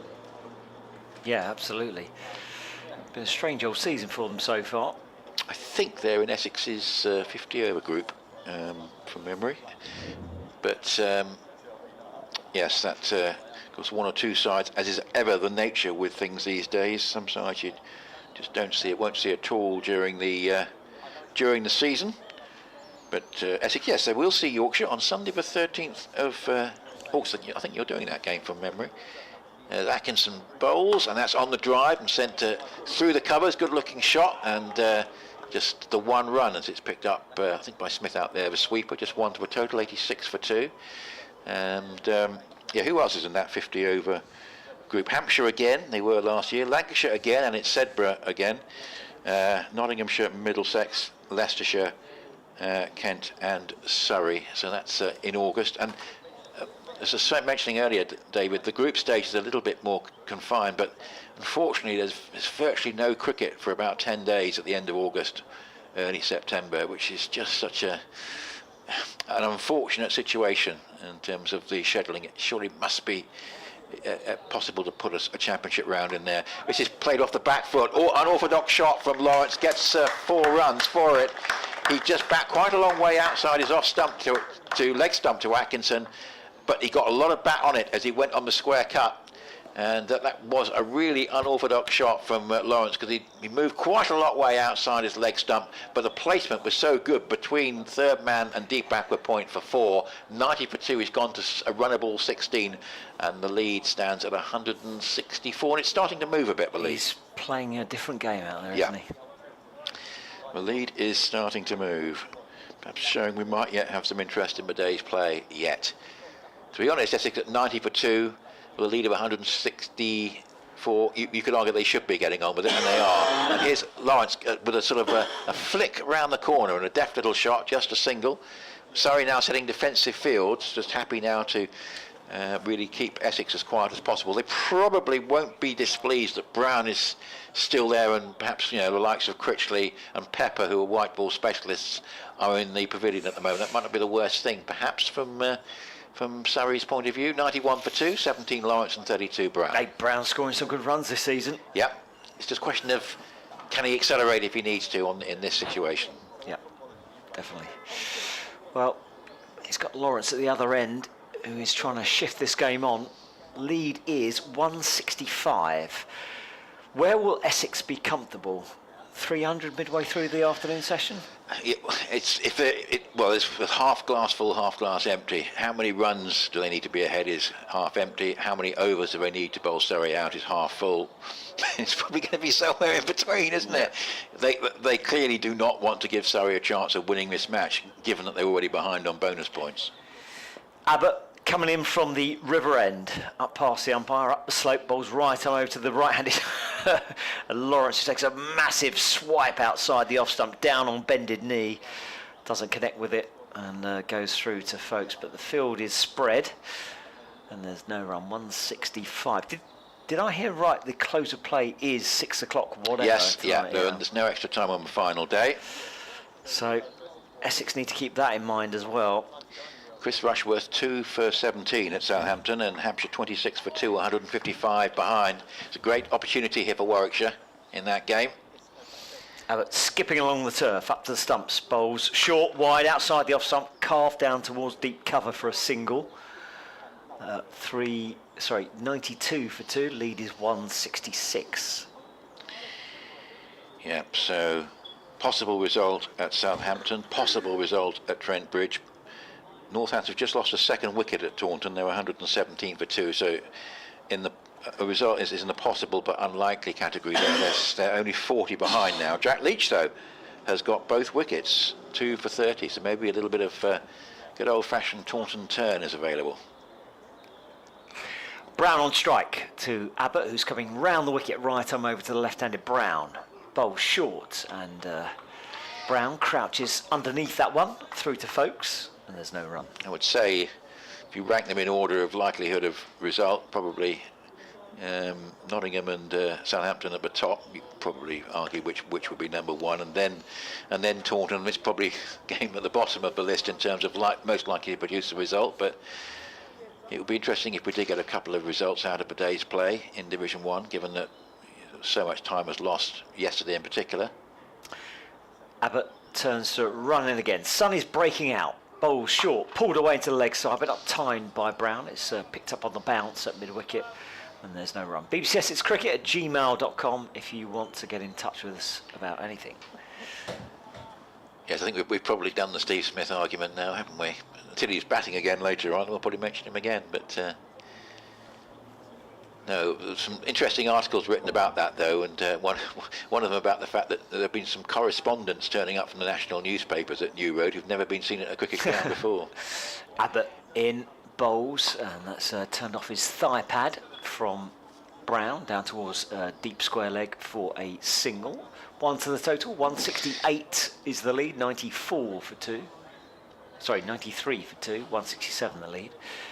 And this morning, Cook out straight away for 14 to Kemar Roach, and then Tom Wesley in a very good over from Jordan Clark, almost edged one behind, and then did, but he looked good again for his 25.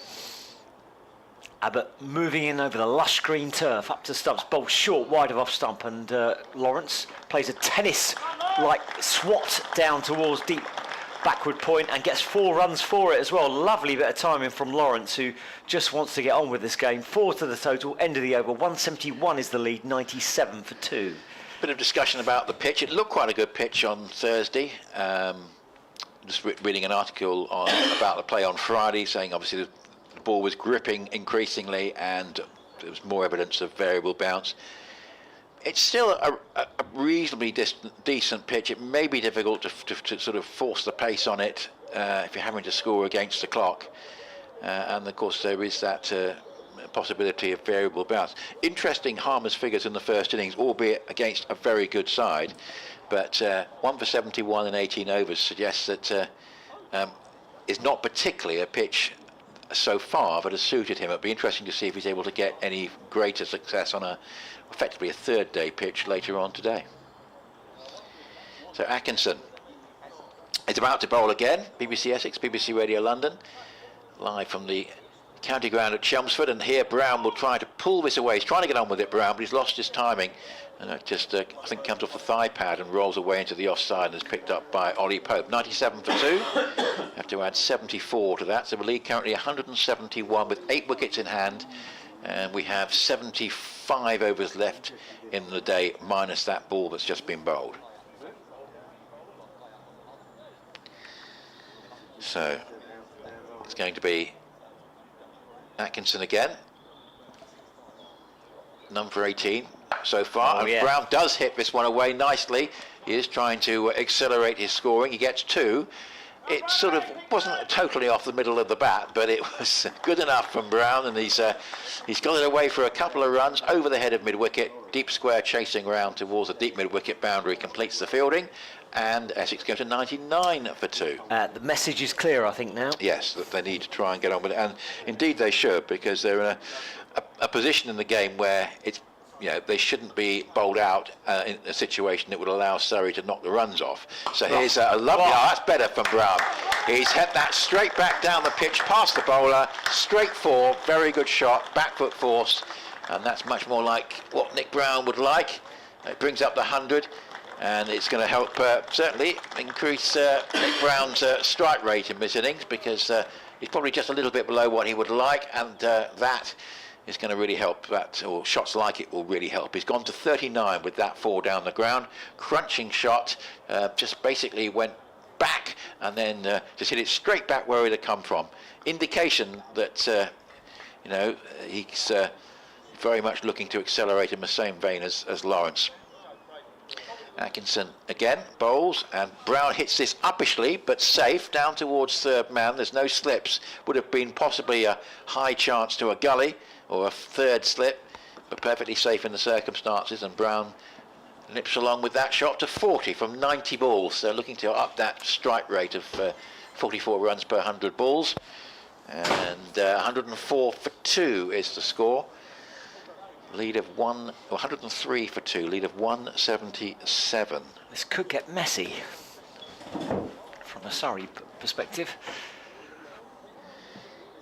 Yes, they obviously looking to contain runs as much as possible. We've really just got to cover. Everybody else is sort of outside where a fielding circle would be, as that one's played along the ground by Lawrence, out towards deep mid-wicket. 105 for 2. I mean, obviously, The thing is, with a field like this, you could easily skip along at 6 and over just by tickling singles all over the place.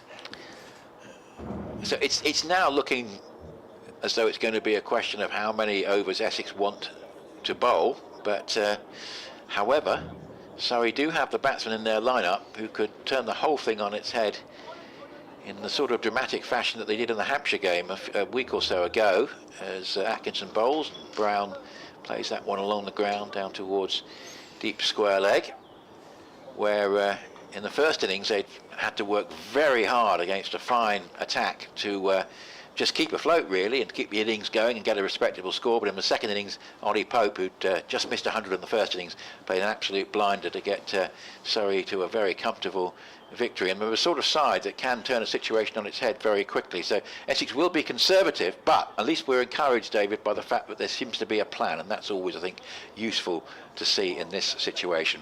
106 for 2 as Kemar Roach comes back on. So this morning, Cook 14, Wesley 25. We have Brown 41 and Lawrence 23 from 21 balls. 106 for 2 means the lead now stands at an even 180. And Mark Church about to come in. Start of this new Kemar Roach over after a few more words from you. Thanks, Nick. Yep, we'll see you again after the lunch break. This could be a really interesting final half hour before the lunch break. Kemar Roach coming on from the river end, but Essex looking to get on with this now. I think they feel they're comfortable at 180, and now just trying to get as many runs as possible to get as many overs in as possible at this Surrey batting lineup. But they won't want to leave them too short. What do you reckon, Mark Church? 300? Well, this is all down to Dan Lawrence. Yeah, he's been playing superbly, hasn't he? But Brown is on strike. Right on round the wicket to the left-handed Brown. Let's bounce it down the leg side, and there's no run. What's been fascinating about this is watching Lawrence from outside. He's done this on his own, because then there was a massive discussion with Tom Wesley up on the balcony when the drink went out. Now, I think that drink was, you do what you're doing, Nick Brown, get on with it. Either get out or get on with it. Because what they're doing here is they're catching up. They're catching up time here, because that first hour this morning, they sort of just let Surrey bowl at them, really. It's amazing what one message to Nick Brown has done. It's completely freed him up. He's facing up now. He walks down the wicket and drives in the offside, but can't beat the man at cover. And there's no run. Because, you know, let's be honest, and I love Nick Brown as a player, but he was going along so slowly that Lawrence had to do something. Now, Lawrence hasn't connected with everything, but the intent changed everything. And then the message came out to Lawrence, who went across to Brown before the start of the last over, and all of a sudden Brown, that bat lift's going up. He's completely freed up now, Nick Brown. 41 off 93, pulls this one away to the leg side. That's a lovely stroke. I think it's going to be a couple down towards deep mid-wicket. They're going to come back for a second. He's got to be quick here. The throw is wide of the stumps anyway. And he gets back for a second run comfortably. So 94 deliveries, 43 runs. Lawrence is 23 off 21. Yeah, and as I say, it was that shot from Dan Lawrence off Jordan Clark, where he took a couple of paces down and launched it over long off. It was almost as if, come on, fellas, we can set a target here. And then there was the discussion on the balcony, and the 12th man came out with a drink for Lawrence. Roach charging in, bowls to Brown, thick inside edge off the pads, and straight back down the wicket, and there's no run. And what this has done is it's made Surrey think. Surrey were in basically weren't being made to think. Abbott was just running in, hitting a length. Perfect. You set your field to that. But what I always find amazing is exactly what we were talking about with Stokes and McCullum. One simple message to Nick Brown has completely freed him up. He looks a totally different player at the moment. Yeah. Roach in again, past the umpire up to the stumps, and he bowls slow delivery. That keeps low as well, and completely befuddles Brown, who takes a massive swipe outside the off stump, but that's barely got above shin height. See, I think I always thought anything around 260 would be interesting. It's how many overs do you want at Surrey, and how many overs are you're concerned that Surrey have to chase a target down. So always thought today would end up being very interesting. I think it's going to. Roach in again, bowls to Brown, full this time, clipped off the pads. That's wide of mid-wicket. There's a chase on here. I think it's just going to be a couple of runs. There's a sweeper out on the boundary. Throw comes in, 2 runs to Brown. He goes to 45 off 97. And who would have thought a year ago we'd be talking about strike rates in the longest form of cricket? Well, but it's what it's about. And I think all that Dan Lawrence has done here is, I think he's almost made his own balcony think about this. Because there wasn't a message to him until after he'd sort of got on with it. Then the message came out, and I think it was, well, hang on, and I think he's basically sent a message up there by the way he's batting, which is what we're doing here, fellas. And that message come out to Lawrence. He's walked across to Brown, and Brown's bat lifts is higher, and he's playing shots. And it's just playing a bit of catch-up here, because not a lot was going on out there this morning from an Essex point of view. It is now, and it's making Surrey think, and the field is spread. There are singles everywhere if you want them. But again, what Rory Burns is also saying here to Dan Lawrence is, listen, we're happy to give you singles. It's what are you looking for? What sort of target are you looking for? Here is Gus Atkinson, and Lawrence, well, it's a beautiful delivery. He didn't know a lot about that, but there's no slip. It's an outside edge, turning around completely, but it has whistled off down to the third man boundary rope for 4. And the reason he gets away with that, Dan Lawrence, is because of the way he's been playing. And he's moved the field around. Now there isn't a slip, and that whistles down to the boundary rope for 4. The 50 partnership comes up. 52 or 56 balls, mainly through Lawrence, and now a bit of Brown. I'll tell you what would be a move here from Rory Burns. Bring a spinner on. That would be interesting. Bring Jacks or Cameron Steele on. That would be very interesting.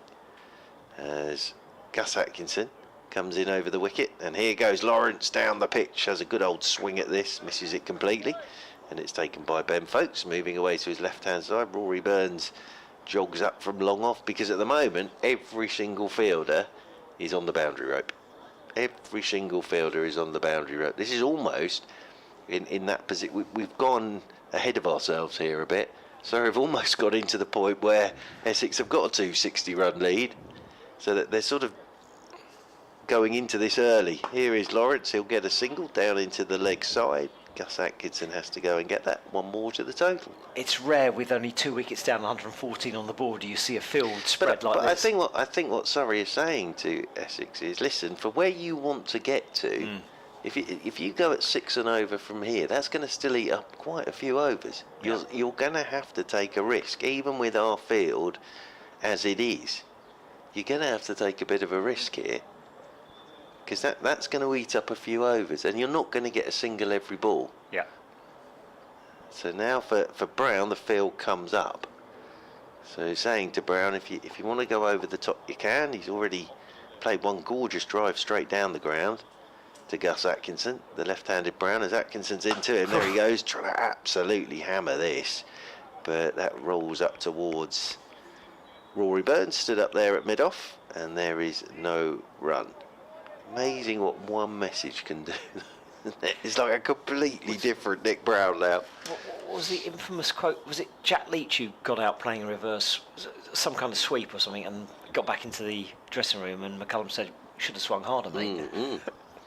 In round the wicket again comes Atkinson. Oh, there's Brown. He's lost his shape completely on that, trying to mow that through the leg side. He gets a bottom edge. He's almost trying to hit that too hard.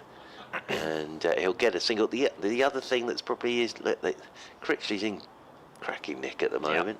So there's batting to come. So it's almost as if Brown's being told now, if you get out, don't worry about it. Just get on with it. So it makes for very interesting cricket. Now the field moves up. They still want Brown on strike, obviously, because Lawrence is the one that can do some serious damage here for Surrey, and do it quickly. But yeah, we're sort of, it's interesting this. We're almost doing this ahead of when we need to be doing it at the moment.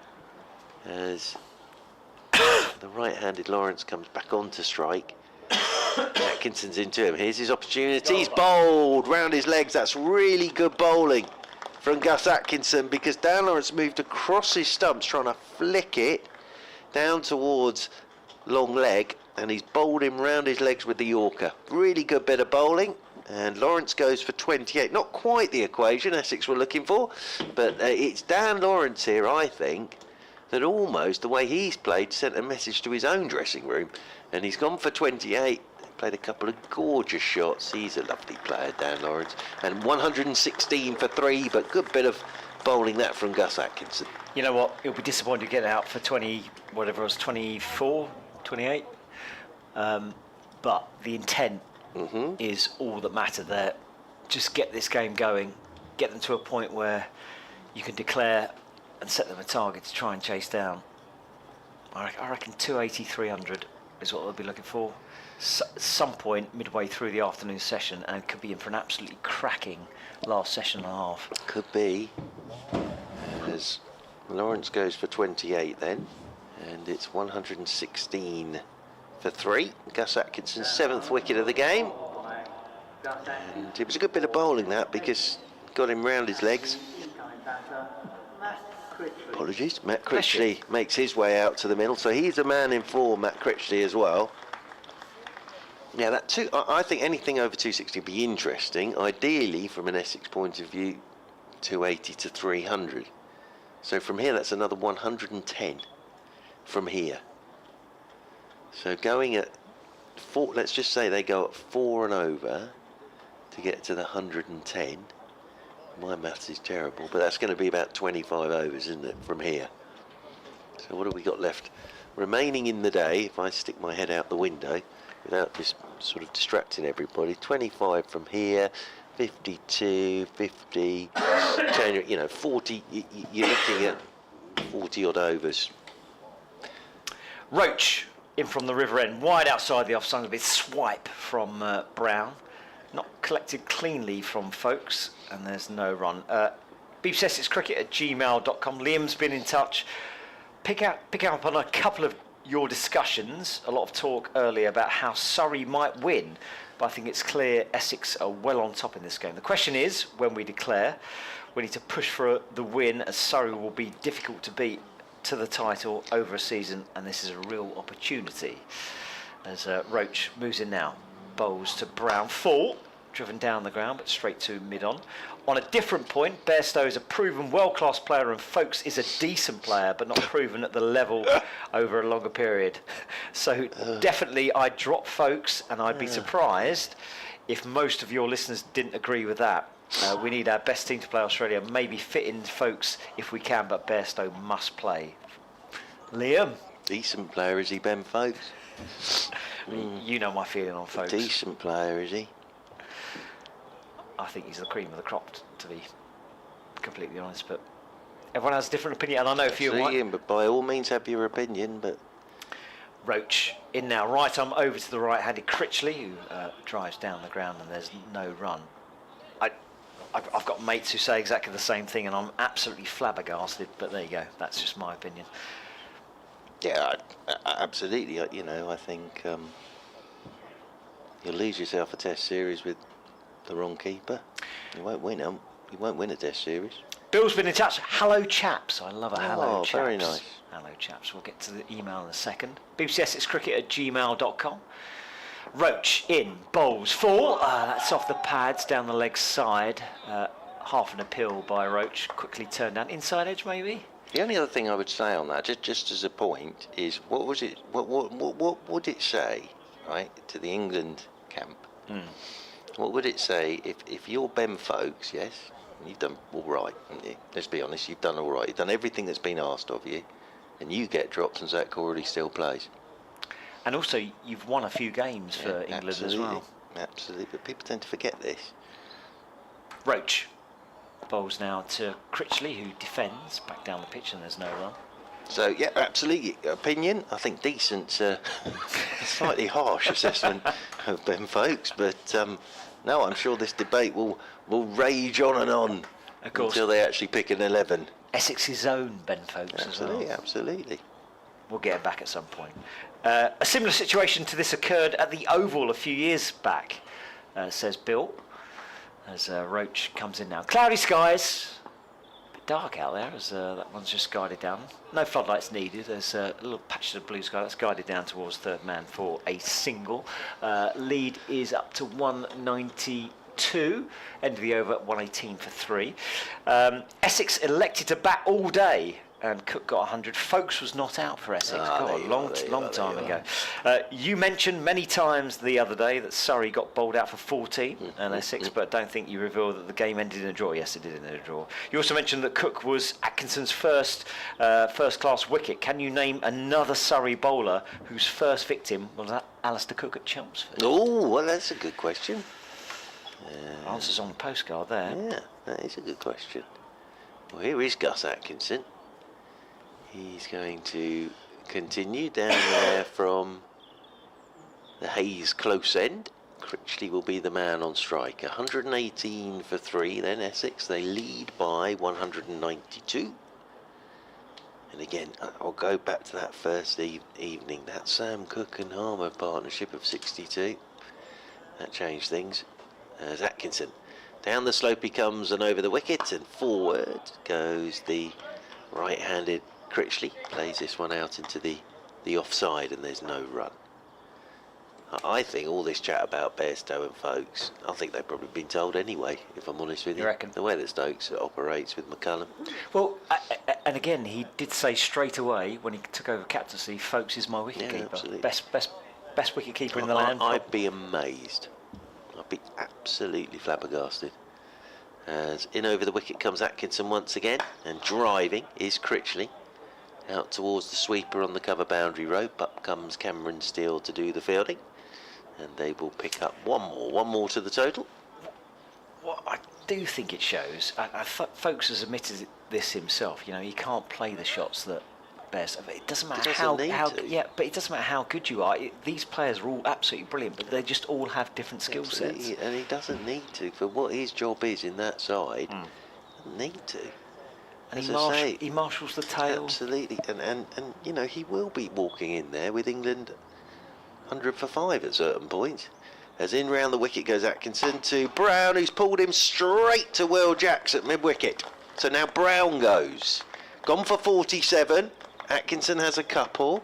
119 for 4. This is the only thing that can happen in these situations. You start losing wickets. And Brown there, he obviously got the message as we were talking about. So Brown has gone for 47. Essex 119 for 4. They look good for the game. We want to see an actual result today. We don't want to sit here at 5 o'clock shaking hands or whatever. Essex 400 ahead with nothing to play for. We want to see Surrey trying to chase down a total. And if this is what it takes, this is what it takes. If Essex can somehow scramble another 100 runs, it's game on. Yeah, both sides. I'm not sure they should have to scramble it, really. They've still got enough batting in the hutch to do it sensibly. I think the only time you can get yourself into a bit of a pickle in these situations. So Michael Pepper's making his way out there. But I don't think they really need to scramble. I think they just need to play sensibly. And it was sort of Lawrence who sent the signal up, but it's all been fairly frenetic since then, hasn't it? Yeah, 70 overs remaining in the day, lose 2 for the change of overs, so 68 remaining in the day. Might be a few more than that, though, because of Harmer. Yeah. He gets through his overs pretty quickly, and you'd expect him to bowl quite a few of them. Lead is 193. That's the other thing. So three and a half and over, 3 and over, if they, were to declare at 60 overs remaining, which they won't. But No. I think to get to where they need to get to at this rate, they could be leaving Surrey something like 42 overs, 10 overs before tea or whatever. I think that would sort of be where it is, but they've got to be careful here as well, Essex. They really have. Pepper is out there in the middle, as Atkinson is into him, and forward he comes to his first ball, just plays this one out into the offside, and there is no run. So, Bill's question again, can you name another Surrey bowler it's a really whose good question, first that. victim was Alistair Cook at Chelmsford? That's a really good question. Not Jade Dernbach? I don't think it was. Amar Verdi, maybe. Would it have been Amar Verdi? Or was that James Foster was his first one? As Atkinson. Down the slope he comes, over the wicket, and Pepper just turned around a touch thickish edge. That runs away down towards third man, and they will pick up a single, one more to the total. And Pepper off the mark, and 120 for 4, Essex with a lead of 194. Gary's dropped us a line. Do you think it's time the ECB looks at games for making up time on all remaining days when there's rain around? So more games? No, making up time within the game. So, well, they try to, as Atkinson is in, and this one's run away down towards third man by Critchley. He'll pick up a single, because you can have that half hour on days 2 and 3, can't you? I suppose rather than extending the game at the end of the day, do you start half an hour early? Or well, I've often wondered that. Everyone's ready to go at 10:30 anyway, aren't they? And the weather's never any different to what it is at 11 o'clock. So that would be that. I'd rather they went that way, because we struggle to finish most days these days before 6:30, 7 o'clock. So I've often wondered whether that would be a way of doing it, really. It sort of start at 10:30. In the fact that the weather at this time of year is going to be no different at 10:30 to what it is going to be at 11. And it really seems to happen around the world as well. They start earlier rather than finish later. Here comes Roach, bowls foolish, and that's guided down towards backward point for a single. 1 to the total. Critchley goes to 4. No, Pepper off the mark, was that? Wait for the scoreboard today. Yeah, I think that's Pepper off the mark for a single. Lead is 195. I suppose the argument might be for spectators half an hour earlier, but I'm pretty sure anyone who's coming for 11 o'clock probably is getting to the ground about 10:30 anyway. So Roach trots in, bowls to Pepper, leaves alone outside the offside. Yep. And I think as well with that, I think you'd rather be starting a bit earlier than finishing late every single day. I think it's. I suppose in this country, you know, when we get those late summer evenings where the sun is, it's just beautiful to just be sitting there watching cricket. But I mean, in all honesty, it very rarely happens. Here comes Roach. Runs in now to Pepper. Right arm over to the right-handed bat, and that's just guided off the pads. Thick inside edge down towards deep back with square leg for a single. One to the total. 197 is the lead. That's really all that matters at the moment. Essex's actual score doesn't really make a jot of difference. 122 for 4 though. It's an interesting point though, and I think I've always wondered whether you see we start at 10:30 in September. Yeah, That's later on in the season. Yeah. Now I know that's because the light's going to fade quicker in the evening, but why not do that at the beginning of the season?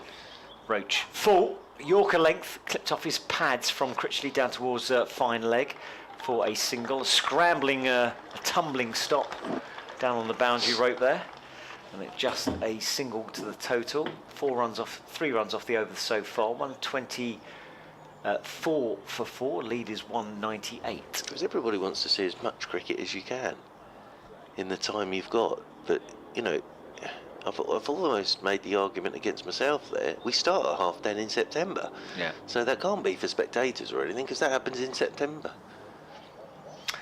Roach bowls, and that's defended back down the pitch, and there's no run. Good from Surrey here in the fact that those 2 wickets have gone down, and now they've again just hit a line and length. This isn't the sort of pitch. Even Dan Lawrence, when he was trying to get on with it, there were a couple of shots there where he got nowhere near it. So it's not. I don't think this is the sort of pitch where you can just walk out there and smash from your first ball. Which again, Essex will be thinking as well. You know, if they set them a tight total, difficult to go after. Here comes Roach. Bowls again outside off some edged down towards third man. 4 runs. An attempt at a sliding stop. So an expensive over 7 off it. And Essex climb over the 200 lead. 202 is the lead. 128 for 4. Yes. And well, no chase is straightforward. That's the thing. It's never straightforward chasing a target on a last day. Sort of the way Surrey went about it with Hampshire was exceptional, to be honest with you. With Messrs Sibley and Pope, 194 they put on for the second wicket, and got there with 16 overs to spare, so it was a brilliant run chase. It really was. Ollie Pope's already practicing his forward defensive. Umpires are getting together for a bit of a natter about the ball. I think it has gone.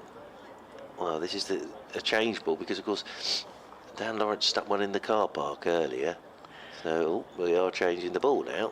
This will delay everything for a while. It's nearly lunchtime. So Ben Folkes is actually having to come down to get the bag of balls, which are sort of, the bag of balls here at Essex are sort of in a little CD holder. If you remember the days nice. Where you used to go on holiday and pack your CDs in a CD holder. It's like that. Jordan Clark's got the balls. I remember on our trips to France, me and my sister used to have a ghetto blaster in the back of the car and changing the tapes. Must have drove my mum and dad absolutely crazy. There you are. These days, though, everyone's got it on their phones, haven't they? I have to say, my state-of-the-art car now, with all the mod cons, Mate, I saw it yesterday. Still got a CD player in it. You were about to go back in time as soon as you hit the accelerator on that. You get to 60 and you're in 1985. Dave's been in touch. I think he's a West Ham fan, bearing in mind his little moniker on there. Afternoon, chaps. He's sent us a link to I think it's a YouTube video of Ian Pont fronting a Spandau Ballet tribute band. Brilliant. That is absolutely magnificent. There's a whole genre. Former first-class cricketers in tribute bands. Doesn't Graham Swan? Marvellous. Graham Swan used they used to be in a band, I think, Gus Atkinson, down there from the Hayes close end with this change ball. He's in to the right-handed Critchley, who's playing this one off a goodish length, straight back up the pitch, and there's no run. I think Essex have decided we're about to go to lunch, let's just cover up and then go again after we've had a little bit of food in our stomachs. Sorry, won't mind that. settles himself down over his bat once again. Critchley. Gus Atkinson comes down the slope to the right-handed Critchley. And Critchley, inside edge. He'll get runs out towards deep backwards square. And Jamie Smith is out there doing the fielding for Surrey. Whips it in over the top of the stumps. One more to the total in pond. He looked like Hadley. Do we know? Is there, I don't remember him looking like Hadley. With his golden tonsils. See Hadley? Oh yeah, there's a little bit of the Hadley in there, isn't there? Yeah, tiny bit. That is marvellous. Duncan's dropped us a line as well. 5-day county cricket. Thoughts? No. Not for you? No. Don't want to spend one more day at Essex? No, it's not that. It's. I've often thought about this. Could you have 5-day county cricket? But I suppose it will replicate Test match cricket in that you have the 5 days. As Gus Atkinson comes in over the wicket, and this one's left alone outside the off stump by Pepper. But we're having enough trouble fitting everything in anyway. Yeah. So if you're taking out another 14 days there. So that's the problem. If 4-day cricket, Test match cricket, or whatever is still around in 15, 20 years' time, I can imagine we're going to still be having the same conversations, schedule and everything. Well, I think it's always difficult to fit everything in. Sometimes the thinking behind it isn't quite what it should be sometimes. But if you're playing 14 games a season, you're adding a day on, that's another 2 weeks of a season you've got to find. As this one's nipping back, and that's hitting Pepper on the thigh guard, rolls away into the offside, and there is no run. So yeah, I don't think that would happen. But it's sort of just trying to fit everything in, especially when you've taken an entire month out. Yeah. That's the other thing. You're losing August. So really, from a championship point of view, it's really only April, May, June, July, September. It's only really these days a 5-month season. Yeah. One slip in there is Ollie Pope, wide-ish. Second slip really, as up on his toes goes Pepper to a short ball, plays it out into the offside, and there is no run. But there is always that argument that it's meant to replicate Test cricket, isn't it? Yeah. But you don't get batting and bowling points in Test cricket either. It's so you can have those chats forever. But there will be this chat for a bit more time before everybody works out what's happening. I think we all know sort of with franchise cricket what's happening, and my attitude to that is the sooner they get on with it the better. As forward goes Pepper, plays this one into the leg side, and there is no run. End of the over, 129 for 4. Do you think there'll come a time where we ever see county cricket, but Surrey playing under the moniker of Surrey Royals or something like that? No. I honestly, I've always thought this with the franchises that they've got in place now. I can see, well, just take the 2 London clubs, I could see... Oh, I said lunch. Yep, I could see Oval Invincibles and London Spirit playing in a franchise T20 competition, without a doubt. Yeah, that is lunch. We've gone early, have we? I think the big hands just hit the 12 for 1 o'clock. Okay, cool. Yeah. Excellent. Mark Church, thank you very much. Mark will be back after lunch. I'm staying on for doing an update for BBC Essex, but the score is 129 for 4. Lead is 203. So it's just where Essex can get to after lunch to try and set Surrey a total to chase down. Kimo Roach has bowled well this morning, but it's all about the Essex batsmen, how quickly they can get on with this. Brown and Lawrence got a shift on, 50 and almost as many balls. It's now down to Pepper and Critchley to try and accelerate things once they get back from a little bit of grub. Sun's just creeping out as well, but join us again in 40 minutes for the resumption of play. That's the problem. And I think here on Lawrence there, he's basically sending a message to the dressing room. Because the interesting thing, Wesley was out there chatting with they sent the 12th man out, who's gone to Lawrence, so we can get the message into Nick. a little bit. His strike rate did go up from 44, 46. But the bet was the lobby, so we were delighted. Yes, I made the point on commentary that I'm very happy with him.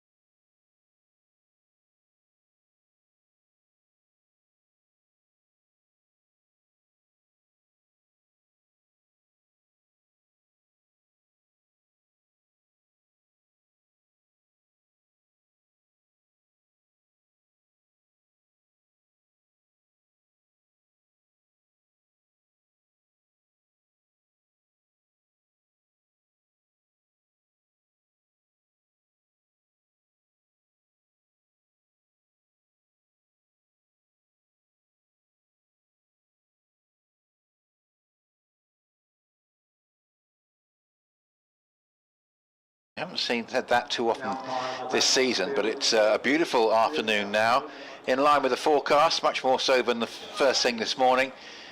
Broken cloud, areas of blue sky, and the sun really shining quite brightly.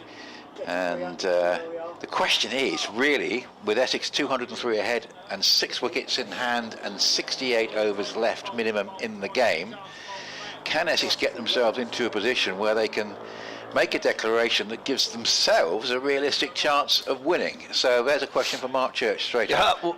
Well, it's a very interesting question, and it's an interesting equation. What we noticed there in the morning session was 28 from Dan Lawrence, where he tried to get on with it. Yes. And sort of, I think that was almost sending a message to the dressing room as much as anything. The other thing that will come into play here is this weather. The fact is, you know, it looks like the sun's going to be here all afternoon now, so that should make batting easier. So I still think Essex would want between 280 and 300 run lead. Now that's going to take them a bit of time to get to that. Are they going to sort of say to themselves, we're not going to dangle a carrot at Surrey, but we could still cause some damage for Surrey in 40 overs? And even if that was the case, it's a big ask, that, isn't it? So 280 to 300 in 40 odd overs, that's a big old ask. So it'll be interesting to see how they go about this after lunch, because they'd have obviously spoken about it, Essex, and they've got a plan in their heads. And the way that Lawrence was playing there would make you assume that they want to set something. So yes, I think we'll get a much better idea in this first sort of 20-minute period after lunch. And if Essex are to really make the running, well, they've got batsmen that can do it in Snater, Harmer, but these two, of course, are very proficient and better known for their white ball batting. Critchley obviously does have a track record with Derbyshire in the Championship, but certainly in recent times you associate these two with white ball batting. So it's going to be interesting to see what happens. Here's the first ball after lunch. It's actually shaping down the leg side from Abbott. And, well, we just mentioned white ball, that would have been signalled as wide in a month or so's time, but not on this occasion. 129 for 4 remains the score, 203 ahead. Yes. As I say, it's going to be interesting to see what this equation turns out to be. I always got here this morning thinking we can get a positive result either way. Never really expected it just to be sort of Essex bat all day and then we all shake hands at 5 o'clock. So here is Sean Abbott from the River End bowling, and that's just helped round the corner down to fine leg. We've got more fielders saving one than we had for much of the last half hour before lunch. We've got 4 of them in actual fact, mid-wicket, mid-on, mid-off and cover, and the rest on the boundary, with the exception of Ollie Pope, who's been reinstated at first slip. So a bit of a change there from Surrey, because they haven't just come out here and said we're going to stick everyone on the boundary and make it harder for you to sort of score quickly. We're actually still interested in keeping it tight and possibly even taking the odd slip catch. 130 for 4, 204 the lead, bright sunshine, and here's a delivery that jags back in and possibly keeps low, and that's in the end played quite well played actually by Pepper into the offside. Pepper, who let himself down a little bit with his first innings dismissal, but of course it's in the team's interest for him to try to score quickly here, so it's a bit of a dilemma. He's on 6, Critchley on 7, 130 for 4. Yes, and I think it's a pretty orthodox field that you'd have at this stage, because the other thing that Surrey knows, if they can take a couple of quick wickets, that sort of changes Essex's game plan completely. Yes, there might be the odd extra slip if that happens, and here Pepper actually goes across his crease and tries to play the ramp shot. Now he played a reverse sweep that got himself out against Jackson the first innings. Here he's playing a very ambitious shot against Abbott, but in the end he makes no contact with it, and thankfully from his point of view it's not a ball that keeps low. But a little bit of evidence there Yes. of what the thinking is from Essex. Both of these sides could be top tonight, it's fair to say, but here's Abbott up to the wicket, bowls, and that's edged, and Pope, the man in at slip, almost managing to dive to his left to take a very good catch there, but in the end it went really between him and folks, and it goes away for 4. Yep, nothing wrong with that. Big drive, big edge, flew away where a first slip would be, but Pope's trying to sort of cover off first, second and third slip at the moment, but no, absolutely nowhere near that. And our first boundary after lunch, And it means the Essex lead moves on to 208. Surrey could be top on their own, or they could be joint top with Warwickshire, and we'll come back to that in a moment, as this is a hit away in the air and caught at third man. It was an attempt, I think, to hit the ball a lot squarer than that, but in the end Pepper found that it was sort of going off the sort of outer half of the bat, flying down to third man, where the catch was comfortably taken, and Essex lose a quick one after lunch, and they could be in a slightly betwixt and between situation here now, Mark. 5 down, the lead only 208, and Surrey will be sensing there's another scenario here where perhaps they could manage to bowl Essex out. Pepper has gone for 10, Critchley there on 7, 134 now for 5. Yeah, and it's a good catch from Dom Sibley down there at third man. Yeah, it's one of those where you can see what Essex are trying to do. They just haven't quite managed it yet. They haven't really exploded, have they? They've No. sort of, Lawrence was trying to, and then Brown was trying to, and Pepper there, to his credit, was trying to, but they just haven't really quite exploded yet. So there's one score that jumps off the page in the County Championship at lunchtime, and it is the game at Southampton, where Hampshire are 34 for 8, 147 behind, after Warwickshire declared at 410 for 8. A game that Warwickshire have dominated since a sort of a collapse around about lunchtime on the first day by Hampshire. Chris Rushworth 6 for 24. Chris Wokes 2 for 10. James Vince not out off 19 balls. No, I suggest he's not getting much of a strike. No, absolutely. He's not Absolutely. managing to farm a strike effect. That's an extraordinary little stat on that Vince is not out. He could end up not out. He could at well. the end of that whole innings. So Warwickshire, if they win, which they obviously look like they're going to, will go along from 44 to 60 points, where they could be joined by Surrey if Surrey draw this match. But Surrey will overtake them should they win it. Interesting, isn't it? So Jordan Clark it will be from the Hayes close end, and Critchley is the man on strike. Simon Harmer is down at the non-strikers end, as Jordan Clark in bright sunshine is into Critchley, and he's just opening the face of the bat, guiding this one down to Cameron Steele down there at third man. Harmer played a very good innings in the first innings, and again that 62 run partnership for the 9th wicket between Harmer and Sam Cook could still be important. Yes, it's because important now. You know, you take 62 off this, and that leaves only 140, 42. Well, so effectively, it's the gap between the sides on first innings to all intents and purposes. So that was a very important stand on that first evening. Simon Harmer will do some bowling this afternoon at some point. Just having a little survey of the field. There's the slit, the third man, sweeper on the cover rope, extra cover, with wicket mid-on, mid-off. Jordan Clark is in, and the right-handed Harmer allows this one to go outside his off stump, and that's taken by Ben Folkes moving away to his right-hand side. And optimistic Essex supporters will note there is still a scenario where Essex could be a point clear of Warwickshire at the top of the table tonight, but that is probably the least likely outcome at the moment, because Surrey will be sensing, if we get another wicket or two here, they might be looking at sort of 245 and about. Well, Essex of course might then try to drag things out if they lose a couple more quickly. In over the wicket again goes Jordan Clark. That's nipping back, hits Harmer high up on that front leg, rolls away into the offside. Leg by will be the signal as they take a single. That adds one more to the total.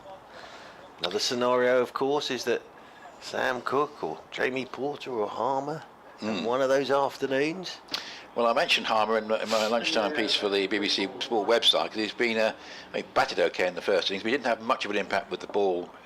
There could be a different story, of course, on a slightly more warm pitch. Over the wicket again is Jordan Clark to Critchley. Critchley's forward, punches straight back up the pitch. Clark does the fielding off his own bowling, and there's no run. Of course, we don't have to look up what Hampshire's lowest ever score against Warwickshire is, because that's the most famous county championship match of all time, when they scored 15 in 1922 and won the game. So it's one of those. People will just start to think, oh, what is the lowest Hampshire score against? Well, oh, of course, it's that one. Classic game plan, that. Yes. Lull the other side into a full sense of security. As over the wicket again goes Jordan Clark. Critchley's up on his toes, inside edge to a short ball. Could have gone back onto his stumps, but he gets a single. Critchley will move on to 8 and 135 for 5 Essex. Yes, I think it will be a very big blow to Hampshire's title aspirations. I think they could just about live with the Surrey defeat, because the same thing happened last year. Surrey won fairly comfortably at the Oval last year, but two of these sort of very big defeats in quick succession, that's a lot to come back from. Over the wicket goes Jordan Clark to Harmer, who's driving nicely out towards the sweeper on the cover boundary rope. They think about two, but that's Gus Atkinson, and he whips the ball in. The other thing to remember with this is that the sort of rule of thumb is always a side batting loss make them score the most in the game. Now, of course, Essex scored 314 in their first innings, so that will give you an indication of probably where Essex are thinking as well. The lead at the moment is 212. I like the fact that Johnny Best, I don't know where he batted in the first innings for Yorkshire. He got stranded on 20 not out, but he's coming at number 3, not taking any chances. To get as much time as he can out in the middle. Yeah, I don't think he's going to be able to get the target of almost 500. There are 100 for one inning, a further 392, but Bairstow is at the crease with Adam Lyth against Glamorgan at Headingley. Marnus's day yesterday. 170 was it for Marnus? Yeah, in quick time as well. So 138 for 5, the lead 212, and here is Abbott in strong sunshine now, up to the wicket, bowls with a fly slip, that's outside the off stump, some way outside, and no thought of offering a shot there from Harmer. Interesting to see the Essex approach here, because there is a scenario if they were to lose another wicket or two quickly that the whole thing might be turned on its head, and we might see instead of everybody back on the boundary, quite a few in attacking fielding positions. 138 for 5, lead of 212.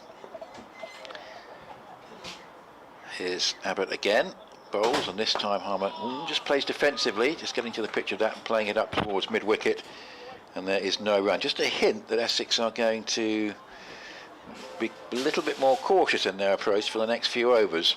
If there is a rare bad ball, we'll doubtless see that dealt with, but no indication about throwing the bat just at the moment. I think, as I say, Essex have wanted to explode, but they haven't quite managed it yet. Here's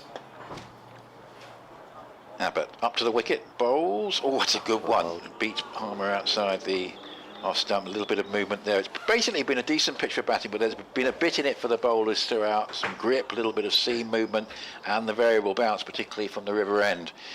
And still a bit of that on show. We do have a declaration. It's come at Trent Bridge, where knots have been set 295 in basically 2 sessions. That's 12 for no wicket, so that could be an interesting one. Will Lancashire get their first win of the season to get their campaign really up and running, or will Notts get the win? As this one is taking the pad, I think, of Harmer, goes for 4 down to the fine leg boundary. He's just going across his crease, just flicked the pad on the way through, and 4 leg buys, 142 for 5. Important runs these, just adding to that lead. Got across his stumps there, did Harmer. He's playing very watchfully at the moment, is Harmer. I think he knows another one here, and that completely changed the equation. And scores level at Taunton. Northampton got 7 second innings wickets in hand, so still the draw the most likely option there. 157 for 3 as Abbott bowls, and that's played off the back foot up into the covers, and there's no addition to the scores. It's picked up by Cameron Steele, who's not had a chance to have a bowl, or indeed we haven't seen Will Jacks. It's been seam all the way, so no indication of whether particularly there's anything more in it for the spinners in reference to Harmer. Sorry, probably this morning not wanting to bowl the extra overs, and you can see the thinking there. As up to the wicket comes Abbott. Here's a drive which I think Abbott partially stops in his follow through, and it goes up towards mid-off, and there is no runs. Quite nicely hit by Harmer, but just a little bit of a change from how it was in that period when Lawrence was batting. A maiden from Abbott. There weren't many maidens in the second hour of the morning. 142 for 5, 216 on, and it's 9 to Critchley and 1 to Harmer. Yeah, what Essex really needed was an hour of Lawrence, didn't they? Yes. Coming off. Played a couple of gorgeous shots. The one off Jordan Clark over long off for 6 was just exceptional bit of batting. Rushworth 7 for 25, Hampshire 35 for 9, and I'm pleased to report that Vince has got a run. So Excellent. Well, there he might be not out at the that, end. that will improve his post-match interview. Yeah, No end. well, I'm not sure about that. Kevin James has yes, got the delight of that James one. will already be constructing his questions for that. But yeah, that'll be a heck of a win for Warwickshire. At the Aegeus Bowl as well. Yes, I mean, Jordan Clark then from the Hayes close end is coming in over the wicket to Critchley. Critchley's forward will take a single. This just pushes this one out into the offside. Will Jacks comes around to his left to do the fielding. Critchley moves on to 10 and Essex move on to 143 for 5. of course, I think Liam Norwell's had an early season injury, hasn't he? Because he was the big star at the end of last year with 9 wickets against that same opponent, Hampshire. So put him into the equation and you've got a very useful seam attack, even if Chris Wokes is required for England. Absolutely. Harmer, 1 not out as Jordan Clark is into him and Harmer on drives nicely. But the fielding's done by Abbott, who's had a shy at the stumps at the bowler's end. Sean Abbott and misses, but Ollie Pope does the backing up and there's no run. The irony is that after Essex beat them at Edgbaston, Essex were beaten, at Edgbaston, round about, I think it was May last year, Warwickshire went into a period when they couldn't bowl sides out. They were really struggling with their seam attack, and that was caused sort of by injuries, and it took them towards the lower end of the table, but they survived.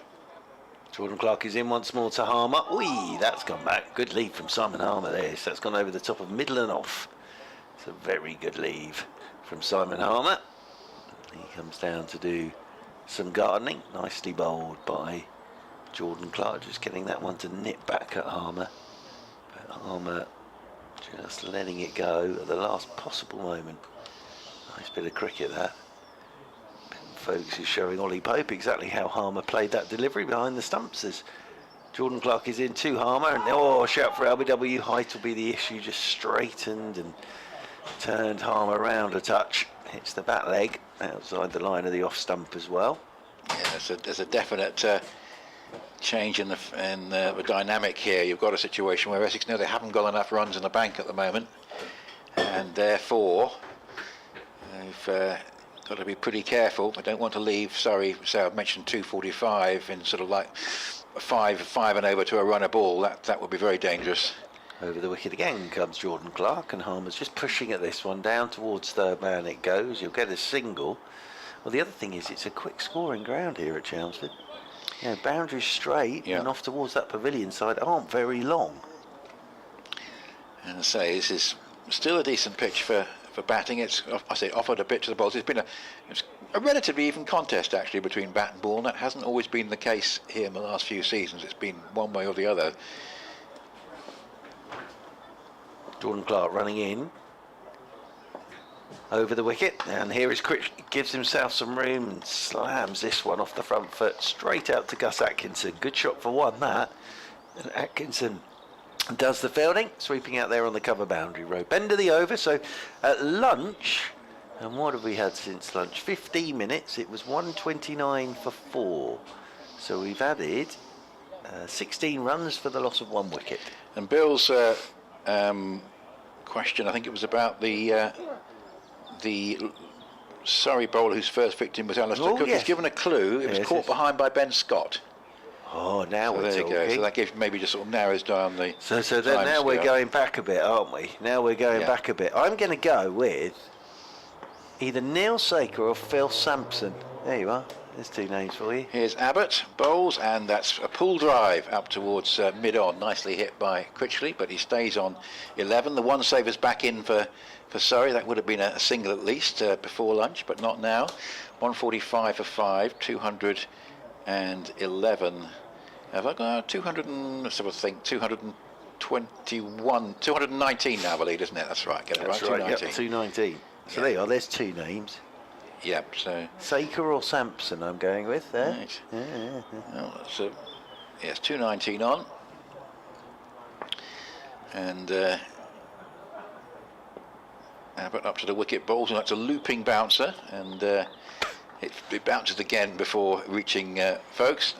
Not particularly effective delivery, but it's from the Surrey point of view, it's one more ball sent down, you know, perhaps one less ball they might have to face later on.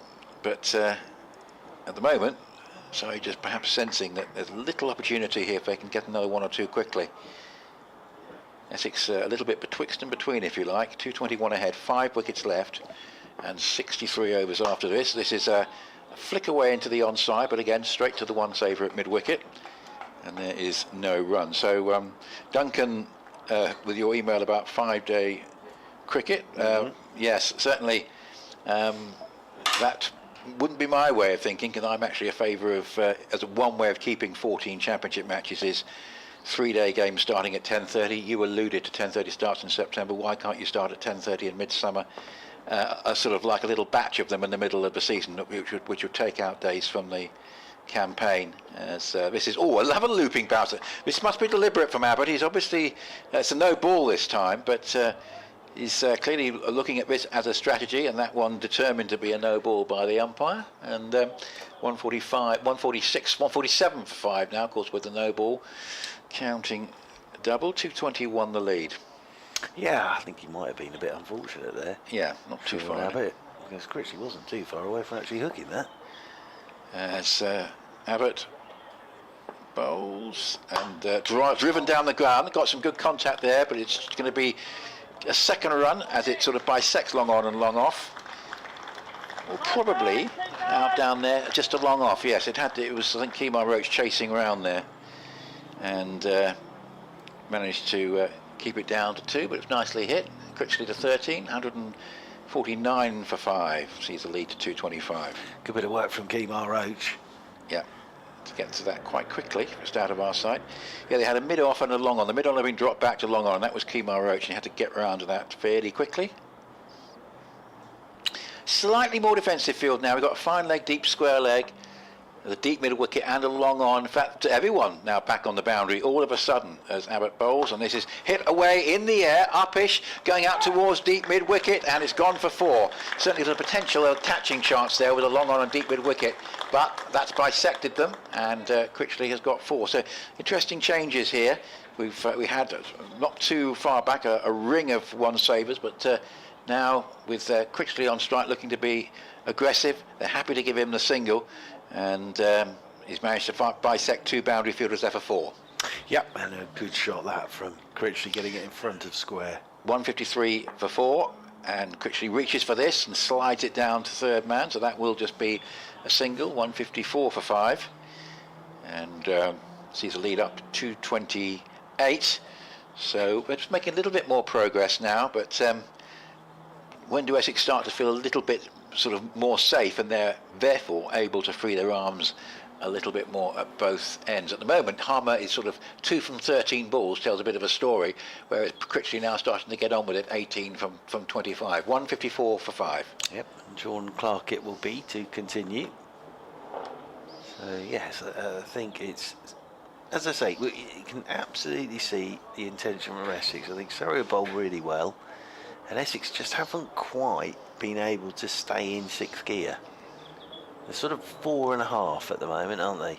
Yeah. In terms of gear, if you've got 6 gears on your car. Everyone threatening to go up a gear, gets out. Yes. As in over the wicket comes Jordan Clark to Critchley, who's pulling this one in the air and will go. Good catch from Jamie Smith. Just as Nick Gledhill says that, Critchley has pulled a ball in the air, and Jamie Smith takes a very good tumbling catch at deep backward square, and that sort of just is case in point really. And Critchley goes for 18, and Essex are 154 for 6. Yeah, the point being that Lawrence has sort of started to get going, hadn't he? And now Critchley was doing the same thing, and Surrey were prepared to set defensive fields for him, and unfortunately he's holed out. So it's another part of the Essex sort of plan to score quickly has slightly fallen by the wayside. That's quite a big plank in the plan gone, because Critchley has been in great form this season, and clearly they've got some good ball strikers, particularly Shane Snater to come. Cook and Porter, well, Cook batted very nicely in the first innings, but I think they'll be hoping that there's going to be a sort of significant partnership here, and Bracewell, of course, also potentially can hit the ball pretty hard. So Bracewell and Snater, I would say, just so you can see who's coming out now. I suspect, yeah, this is the plan will be to try and keep going, because as I say, the lead is now up to 228. It is Bracewell. Yeah. And yeah, Bracewell coming in now and looking, I think, just to try and provide some positive impetus to match what Critchley was doing. So yes, Bracewell and Snater, and then perhaps Cook and Porter. Probably not quite their natural game, although Cook is getting better as a batsman all the time. Yes, indeed. We saw that in the first innings, didn't we? Very, very good effort from Cook in the first innings. So, out there in the middle is Bracewell. 154 for 6. That's a lead of 228 for Essex. As Jordan Clark comes in over the wicket, and Bracewell's beaten on the outside edge, cracking delivery first up. Wonderful length, full length, and just beating that outside edge of Bracewell's forward. Push, nice afternoon now, and see that's the other thing. Yeah, is that, you know, conditions-wise at the minute in the entire game, apart from probably that second evening where the sun did come out, these look nice batting conditions now. As Jordan Clark is in and Bracewell's forward, just pokes this one back up the ground. Rory Burns does the fielding up there at mid-off, and there's no run. well, finally James Vince has found a reliable partner in Mohammed Abbas. He's managed to last 6 balls and he's gone to 12, 48 for 9. Gubbins got double figures, I believe. Yes, Gubbins got 21. Excellent. But that's it's a disaster for Hampshire, and yes, not great for James Vince. Over the wicket goes Jordan Clark. Outside edge from Bracewell, and it flies for 4 on the drive. Absolutely whistled down to the boundary rope for 4 runs. There are no slips in there. There's no way Ben Folkes was getting to that. He's absolutely, he was past Folkes before he moved. Flung the bat at that, did Bracewell, but he's off the mark with a boundary. And Essex move on to 158 for 6. Yeah, looking good declaration at the moment from Lancashire. More on that in a moment. Down the slope again comes Jordan Clark to Bracewell. Slower one down the leg side. Bracewell gets nothing on it. And Ben Folkes takes it moving to his left. Yeah, we left Nottinghamshire 295 effectively in 2 sessions. I think it was 67 overs. 17 for 2. Jimmy Anderson didn't get a wicket in the first innings, but he's got Hasib Hamid out in this one. And Ben Duckett has gone cheaply as well to Tom Bailey, who's having a good game. He got 3 wickets in the first innings there. Maybe Lancashire's first win coming. Over the wicket again goes Jordan Clark, and forward goes Bracewell. Pushes this one down towards backward point. Sibley does the fielding. End of the over on this final day then here on BBC Radio Essex, BBC Radio London, and Essex 158 for 6. They lead by 232. And what about this one? Johnny Bairstow caught Labuschagne, bowled Van der Hoogten, naught. Yorkshire 111 for 2. That's the Ashes done now. Give him on a slip catching practice. Yes, well. Hey. Can Glamorgan force victory there? Yorkshire need an impossible 381 more. Can they take 8 more wickets? What would be a great victory if they can get it. But what a fillip there to get Bairstow for a duck. Poor old Bairstow. First of all, he's stranded on 20 not out because they all get out at the other end, and he's in it there at number 3 and thinking, we're just going to bat out the day, and he's out for naught. Yes, dear. Cricket, mother cricket, eh? So it's going to be Sean Abbott up to the wicket. Bowls. Sun's gone behind cloud cover. Stifle chart for LBW, but it was quite high and round about leg stump. 158 for 6, but still a feeling that Essex can't put the accelerator down because it's still a slightly vulnerable position that they're in with a lead of 232 now. I think 4 wickets left. The other thing you're seeing here is, it's a very good Surrey bowling attack. Yes, and you can't really go after it. No. Abbott turns and starts to run in from the river end. Suddenly the cloud cover has really built up. He bowls to Harbour. That one thuds into the pad as he's just pushing forward, but I expect going down the leg side. Michael Biswell, one of our regular emails, has been in touch. So I do like Mr. Church. Well, that's a good start. Welcoming our guest. Finally. Yes. After all these years. And Thank you, when Michael. Kevin James comes here, we have to sort of wait until the return fixture at Southampton before we get 158 for 6. 2:32 ahead, and here's Abbott again. And this time Harbour goes for a big drive, skies it. It's Ollie Pope's interested. He won't get it, running back from backward point, and Harbour gets a slightly fortuitous single. Could easily have, well, sort of effectively fell between one man chasing back and one man coming in off the boundary. And as ever happens, it fell between the two. 159 for 6. And again, that sort of sums it up at the moment, doesn't it? Gave it everything, Simon Harmer, and it just skewed in the air over the back of Ollie Pope for a single. And Michael, is that all he said in the email? No, Michael? I mean, very kind, just to do that in the email. But we had a bit of incident with that ball, which rather stopped me from reading the rest out. And this one is again a flashing stroke, and that's a better one this time, off the bat of Doug Bracewell. He's ridden the bounce of that, hit it away for 4, wide of backward point, and wide of third man to the boundary. 163 for 6. That's a good shot. Very good shot. Got on top of it, didn't he? Yeah. Bit shorter from Abbott, and he's got right on top of that and cut it away for 4 runs. So Michael says now a changing of the guard at the ECB is almost complete, and the 100 completely dead. Of course, it's still technically survived. I think it's still limping along. Yes, it's still roaring along, and will be for at least a couple more years. Abbott bowls, and that's hit uppish sleeve. This could be caught by the bowler. He's underneath it, he's waiting for it, and he takes a fine catch. Just at the end there, Abbott found he was reaching for the ball. It wasn't quite where he wanted, but he adjusted his hands, just stretched out and took it in the end quite nicely. So this interesting dynamic where Essex are looking to push on, but they keep losing wickets. The lead is still under 250, which is quite significant. 163 for 6. I'll make that lead 239 at the moment.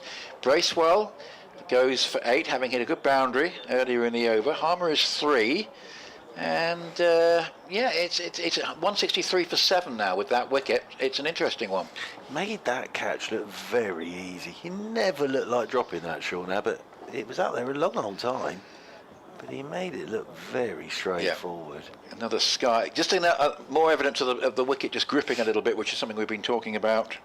So Michael says, what format will T20 Premier League franchise, if that takes over, how will that work? Will it free up space during August and July? And you're hoping for a thrilling end to the afternoon. I hear you've been in hospital recently, so best wishes to you. Yeah, one of the options that has been put forward is basically having sort of one T20 competition with a franchise top division and a lower, what would be called a first division, but effectively it's a second division. And the big question mark is whether you can have promotion and relegation between the two. That's an interesting thought, because if that did happen, that would be the only T20 competition, and obviously that would probably free up a little bit of space. But there's another scenario where you end up with a T20 franchise competition and the Blast. Although I still think that's a bit unlikely, having 2 separate T20 competitions, but we'll see. So Snater is in, Abbott is facing up, and that's sees him just pushing tentatively at that, and he almost gets an edge through to Folkes, the end of the over. So Snater no score, Harmer 3, 163 for 7, lead 230, let's have a look, 237 now. Yep, so it's still a situation where it's a bit betwixt and between. As I say, I've used that phrase before, but it's as though Essex are still know that they're not safe in this game, and they are just a little bit wary that they might possibly, with just 3 wickets in hand, be bowled out, and the whole issue of the declaration doesn't come into play at all, which would be quite interesting if we get to that stage. But as I say, 237 ahead? It's not enough from the Essex point of view, I think, at the moment, Mark. I don't think it is. I always thought if Essex got bowled out at some point mid-afternoon, it would make it a very interesting game.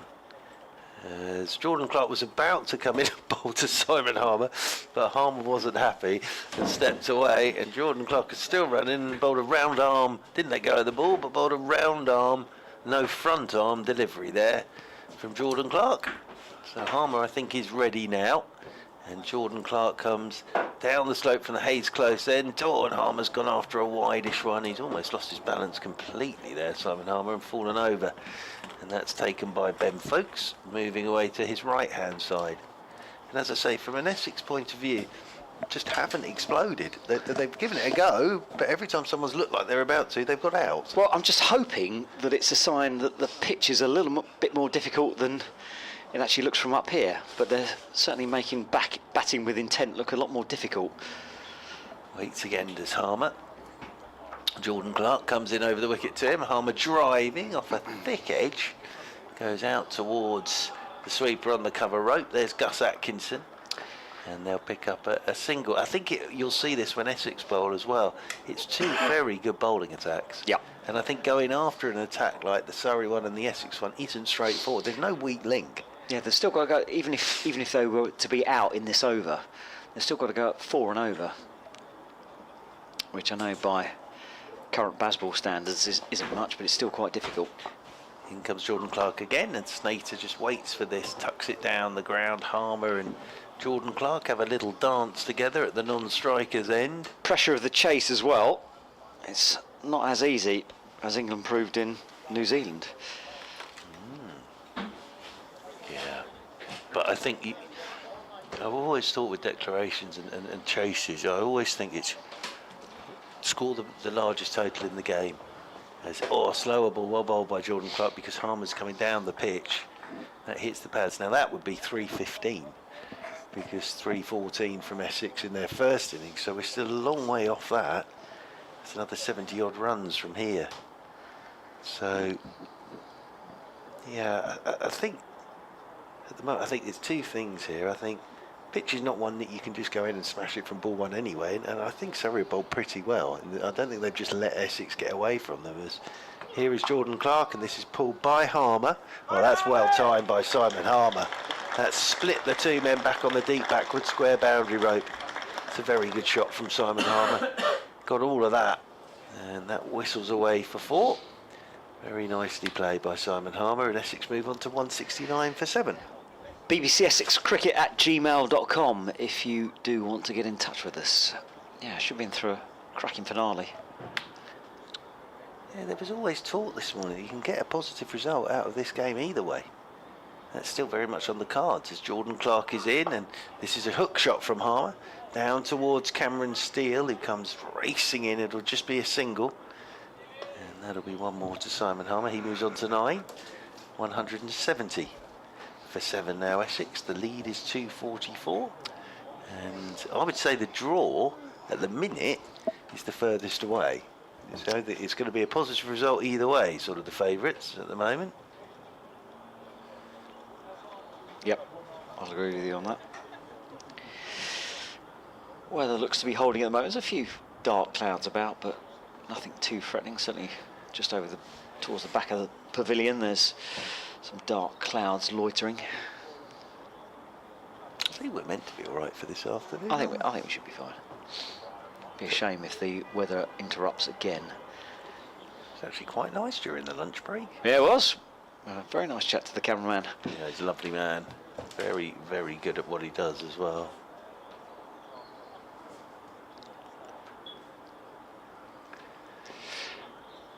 Okay, we are going to see Abbott from the River End. Number 77 on his back, short sleeve shirt. Runs in now up to the subs. Right arm over, bowls full. Driven in the air. It's going to be caught. It is caught, yes, down at long on by Rory Burns. Right out the middle of the bat, but unfortunately right down the throat of Rory Burns, who was standing at long on. So Essex lose their 8th wicket. And they're 170 for 8, and it's going to be all over very shortly, I think. Well, it sort of sums up the innings. That it's a lovely looking shot from Simon Harmer, but he's just picked the field on the long on boundary, so you can see what the intention was. And Abbott now is in amongst the wickets here for Sean Abbott, but yeah, at the moment Essex are in danger. They could still bowl Surrey out, no doubt about that whatsoever, but they're in danger of leaving an equation for Surrey that Surrey would have taken your hand off for at the start of play this morning. Yeah, well, I mean, it's good for the spectators, good for the crowd, but perhaps not so good for Essex, but we shall see. 2 wickets remaining. They'll continue to go after the bowling, that's for sure. I don't think they'll try and block it out for what, another 10, 15 overs? It was a good catch from Rory Burns, wasn't it? Because it was travelling. barely had to move a muscle though, did he? Checked it straight down his throat. Now Sam Cook, of course, made important runs in that first innings and played very sensibly. So it'll be interesting to see how he goes about it. Because if we said that Essex were all out in the next 5 overs, and that would be 54 change of sort of, well, let's say 50 overs for Surrey to chase whatever that would be. But Essex are perfectly capable on here of bowling Surrey out in 50 overs. So that's why I said sort of Essex getting bowled out might be the best thing for this game. Yep, absolutely. I completely agree. Abbott in now. Some beaming down bowls, and that's pushed down the ground. It's going to be at least a single. They might think about coming back for a second, but not going to take it. 1 to the total, 171 for 8, lead of 245. Yet, I mean, Essex don't want to lose too many more overs, do they? Because anything under 50 overs, then you're not really giving yourself huge amounts of chances to get all 11 wickets. Collapses do happen, obviously, but as Essex is showing, it's not easy to go after the bowling. Certainly, as Mark was saying, the quality of these 2 attacks. Here comes Abbott, bowls on a length, and that's just defended back down the pitch by Cook. And there's no run, just takes a walk to short leg to have a think about things. Rory Burns appearing from beneath us with his floppy. Not many cricketers wear floppy hats these days. I love a floppy hat. He's sporting that more and more now. Rory Burns. Big fan of the floppy hat. Yes, it's the baseball caps, isn't it? That's the trend. It's basically whatever stays on your head, I think, is probably a good idea. Abbott bowls short, lifted on its way. Is that going to be 4 or 6? It's 4. Straight back behind the keeper. Lovely little ramp shot guided over the keeper's head down towards the boundary for 4 runs. 175 for 8. And Abbott sort of walking back to his mark, looked to the heavens there. It's very well played by Snater, banged in and he was off his feet. He got it very fine down to the boundary rope. He's a pretty good bat, Snater. I don't know why he comes in at so low in the order. Number 8 seems a little bit too low. Here comes Abbott, bowls back of a length, and Snater just defends out into the offside once it's square on the point line. And that's going to be a single, 176 for 8. Getting toasty in the commentary box here. Very nice it is now, isn't it? Yeah, absolutely. Very pleasant. Just had nothing for about the last 7 months. Nice to have a bit of warmth. Yes, it warmth is in the bones. It is very nice. I think Essex won't want it to get too nice though this afternoon. Abbott with his headband on, bowls, fuller of length this time, and it's clipped away off the pads by Cook down towards long on for a single, 177 for 8. Yeah, no. Last thing, that's the end of the over, by the way. Lead is 251. Last thing they want is the blazing sunshine for Surrey to be batting in. Well, at the moment they've got blazing sunshine. And Essex are still batting, and they lead by 251. That's the key thing. Essex are the side with the runs on the board. And chasing on a last day is never straightforward. No. It never goes smoothly, although Surrey's chase against Hampshire did go. As run chases go, I'm not sure it could have gone much smoother, really. But there's normally a few hiccups along the way, and a few dramas and ups and downs in a run chase. And Ollie Pope has just had a bit of a natter with Messrs Burns and Clark, so he's come up with a bit of an idea, has Ollie Pope. Gary's got a question. Any ideas where we can see the Island Games later this week? Well, here, at the ground. Apart from that, I don't know where they're being televised. I'm sure they are somewhere, though. You'd have thought they would be. As Jordan Clark comes down the slope over the wicket, and that's a short ball which Sam Cook is hooking off the top edge. That'll do. Down to the 5-leg boundary rope for 4. So not exactly where he intended, but it's effective. And it's away for 4 runs, and the lead moves on to 255. I'm assuming Setanta Sports has probably got the rights to it in Ireland, so if you can find a Setanta Sports feed, then you might be in luck. But no, apart from that, unless they're showing it on YouTube. I have no idea, to be fair. But they are. Is it 3 ODIs here? Something along those lines, isn't it, at Chelsea? As Jordan Clark comes down the slope once again. to Cook and beats him on the outside edge. So that's nicely bowled by Jordan Clark after a top edge hook from Sam Cook. That one going past his outside edge. Well, whatever happens here, Essex will be facing a rampant Warwickshire in their next game. Yes, well, it's the Chris Rushworth show for Warwickshire. 56 for 9, so put a bit of partnership together at the end of the innings there. Over the wicket again comes Jordan Clark. Oh, and that's just chipped in the air by Cook. It's just stopped on him a little bit as he was looking to push through the offside, and Sean Abbott's taken the catch. And Sam Cook goes now, and Cook goes for 6, and that is 181 for 9. I almost thought they declared there because Snater started to follow Cook off, but just waiting for Porter to come out. Yeah, it's just bounced a touch more on Sam Cook than he was expecting, and just hits the top of the bat and just loops to Abbott at short extra cover. I mean, clearly Essex would have wanted more runs, but the way they've been batting, I think they feel fairly confident with the way the pitch is playing, because we have seen a few keep low, some bounce, that one stop. If that is the case, they've left Surrey far too many overs. They really have. You know, as I say, Surrey would have said, if their wicket goes down in this over, that'll be 55 overs. Surrey would have taken that this morning. Yeah. And it might be a few more than that because of Harmer. Yeah. Well, it's going to be somewhere, well, unless something miraculous happens with this last wicket partnership, it's going to be somewhere around the 55 over mark, isn't it? Yeah, it is. And sort of at the moment that lead is what, 260? It's gone off our screen. Yeah, it's about that, about 260. So, you know, you're looking at 4s and over. Well, here, it's not huge ground. There are short boundaries. You can target areas. But as I say, the other thing here is that Essex can easily bowl Surrey out in that time as well. So I think we're getting, when I arrived this morning, was the ideal scenario. Essex get bowled out around about 40 minutes after lunch, and then Surrey have a chase. Yeah. Good for the game, good for the crowd. Maybe not so good for Essex, but we shall find out. Jordan Clark coming into Jamie Porter, and Porter's first ball. He's jumping in behind this, plays this one out into the offside and gets a single, and that takes the lead up to 256.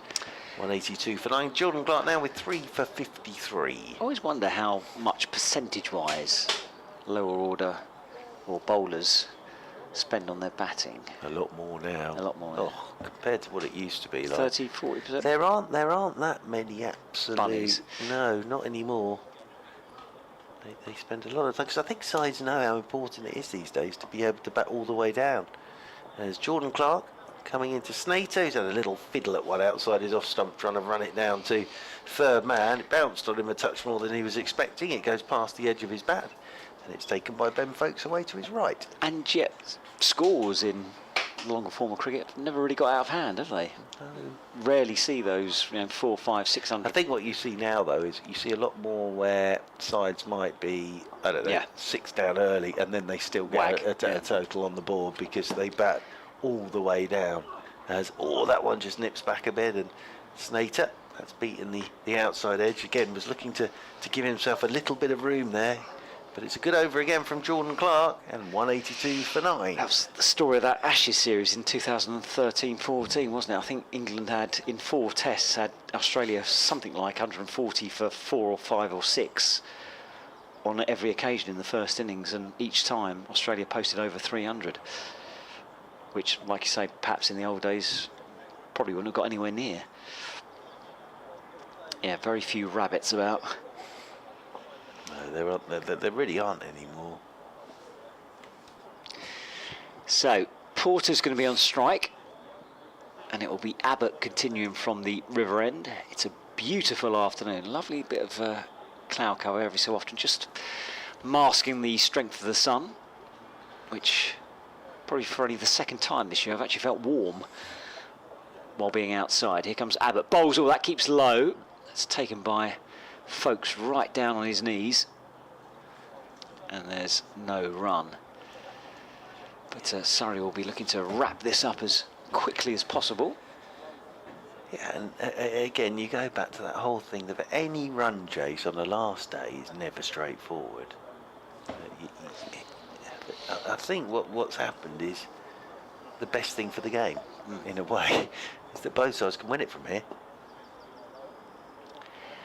Abbott into Porter, who's waiting, and off the back foot drives.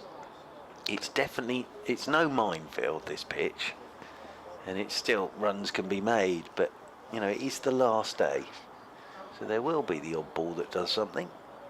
And Essex have a very fine bowling attack, but then again Surrey have a very good looking batting lineup, so that it sort of sets it up to be a very interesting finish. Abbott running in, right arm over to the right-handed Porter, who steps away off the back foot, outside the leg stump, carves it down towards backward point for a single. Lovely looking shot for one. Oh dear, he's just stretching his back after that. That's the last thing that Essex need to see. Gordon Greenwich for a second there, hasn't he? Absolutely. He has of course opened for Essex in the Championship, Mr. Porter. Against Surrey it was. Yeah, does it all. Abbott turns. Running in now. Up to stumps, bowls. That's pulled away in the air. Where's that gone? 6. Oh, off the back foot. Hoiked away over long on. And he got enough of it. Didn't quite sound crisp out of the middle of the bat, but a lot of power in that stroke. Quick hands follow through. And that took it over the boundary rope for 6. Essex moved to 183 for 9. Yeah, could do with a few more of those, couldn't they, from Snater? But it was a real stand and deliver type shot from Snater. Lead is 263. Field is spread. Here comes Abbott. That's wide of off. Oh, thick inside edge. Just going to run down towards fine leg for a single. But that's certainly not where he's looking to hit that. Trying to smash that way through the covers. And it ends up dribbling down towards fine leg for one run. 190 for 9. Difficult to set a field to that shot, Snater. But he picks up a single. Well, what would be interesting now is if these two could hang around for 5 overs. Can Porter keep Snater company and Snater comes off for 4 or 5 overs? Then that changes it again. Snater's perfectly capable here of smashing a quick 50. Lead is 264. Have Essex got enough? Here comes Abbott. Bowls. Oh, that's full. And Porter watches it onto the bat. That was Yorker length. And it's just grubbed out into the offside for a single down to mid-off. And Porter will keep the strike. That's the end of the over. 191 for 9. Lead 265. I think it's an interesting point there. Have Essex got enough? No. Can Essex still win the game? Yes. And that's why I think this is actually all beginning to bubble up quite nicely now. Quick question for you. Any idea why Manchester United and West Ham are kicking off at 7 o'clock tonight? Is there more coronation stuff going on? Probably, I don't know. Look, gone are the days where football used to kick off at 3 o'clock. So I would have thought it's probably bank holiday coronation thing. Street might be on. I don't know. Jordan Clark then it's going to be from the Hayes Close end. And quite a lot of the street parties seem to be happening today. Yes, there's a concert going on, I believe, today. Oh, is there? Yes, up in London. Lionel Richie's performing. I saw Lionel Richie a couple of years ago. Fantastic. Talking of royalty, musical royalty, there with Lionel Richie. I saw Lionel Richie and Stevie Wonder back to back. Marvellous. That's quality. As in over the wicket comes Jordan Clark to Jamie Porter. Don't miss that, Jamie Porter. He's jumped outside his leg stump. He was almost off the pitch when he hit that shot. Yes. So everyone's spread out again here. It doesn't look like Porter's going to just block it and let Slater play some shots here. 265 the lead. I really wanted to go and see Bruce Springsteen because he's touring, and I completely forgot about getting tickets, and I looked again and the cheapest one's about 500 quid. Really already? Oh dear. As over the wicket again goes Jordan Clark.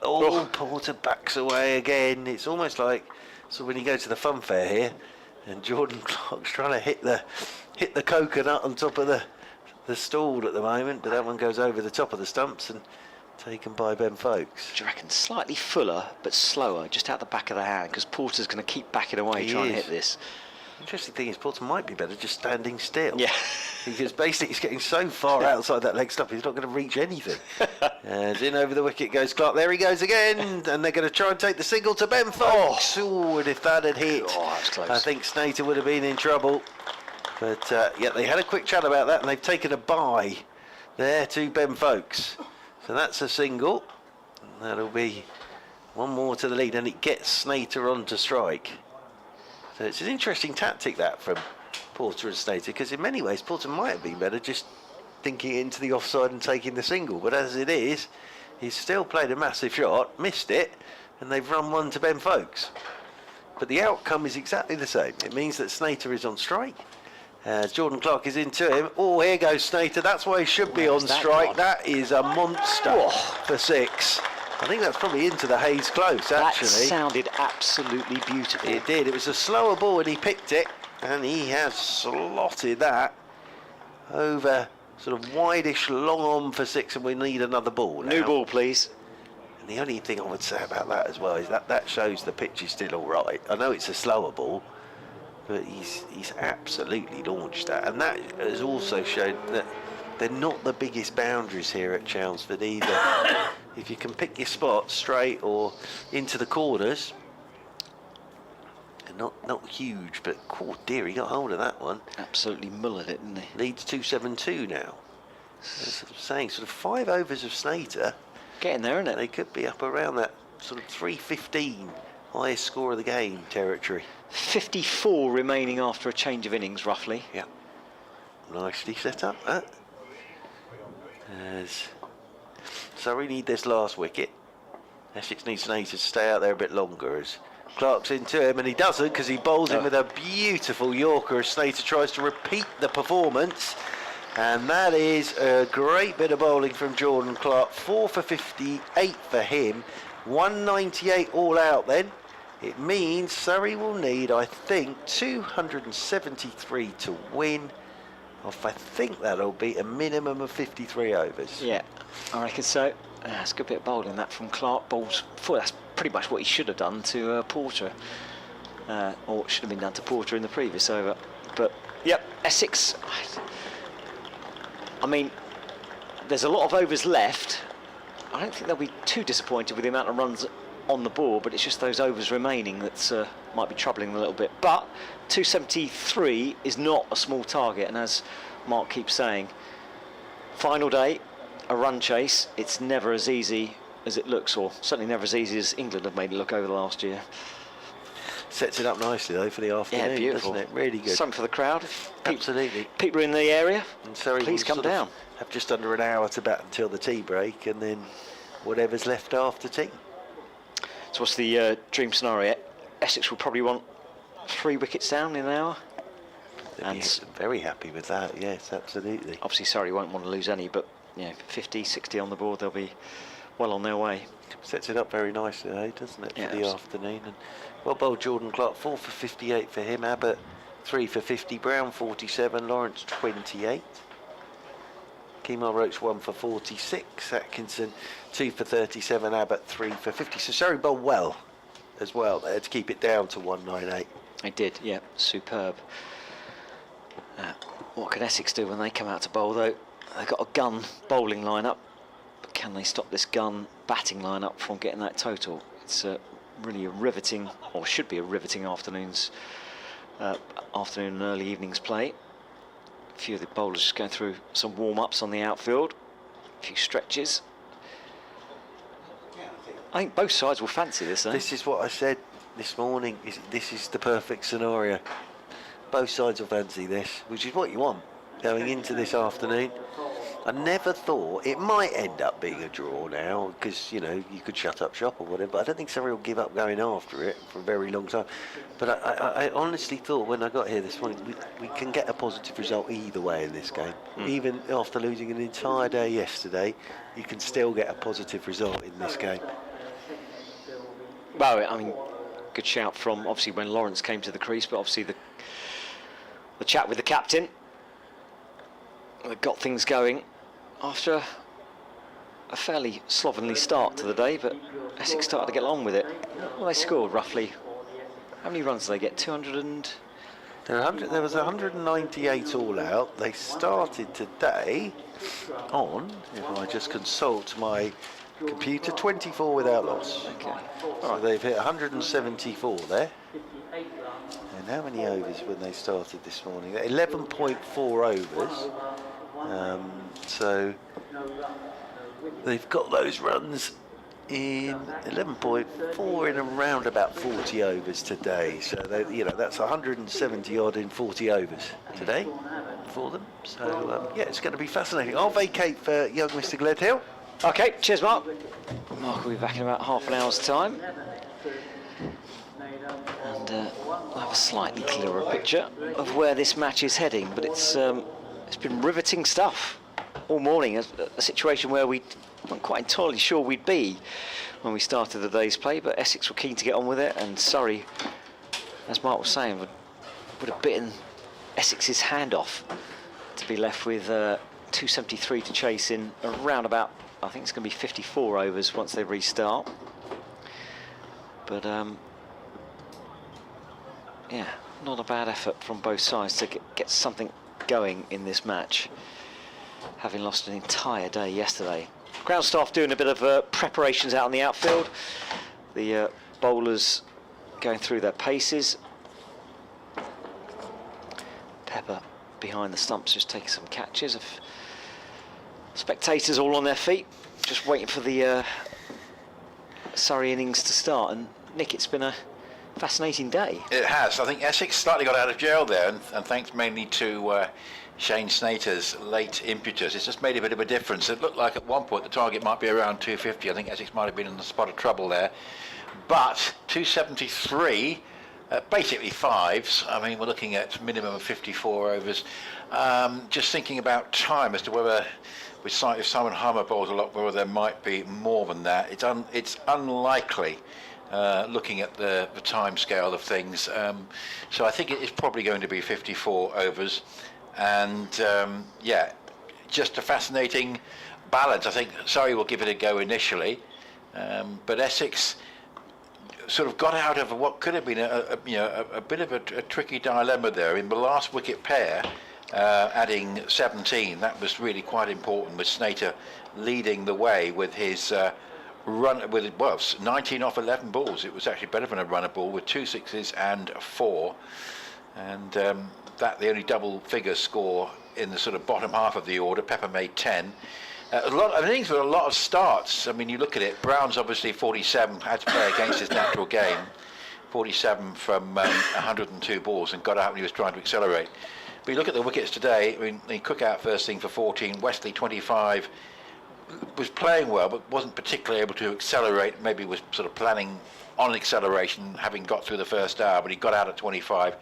Lawrence is bright, 28 from 25 balls. Critchley was starting to threaten with 18 from 26. Then Pepper 10, Harmon 9, Bracewell 8.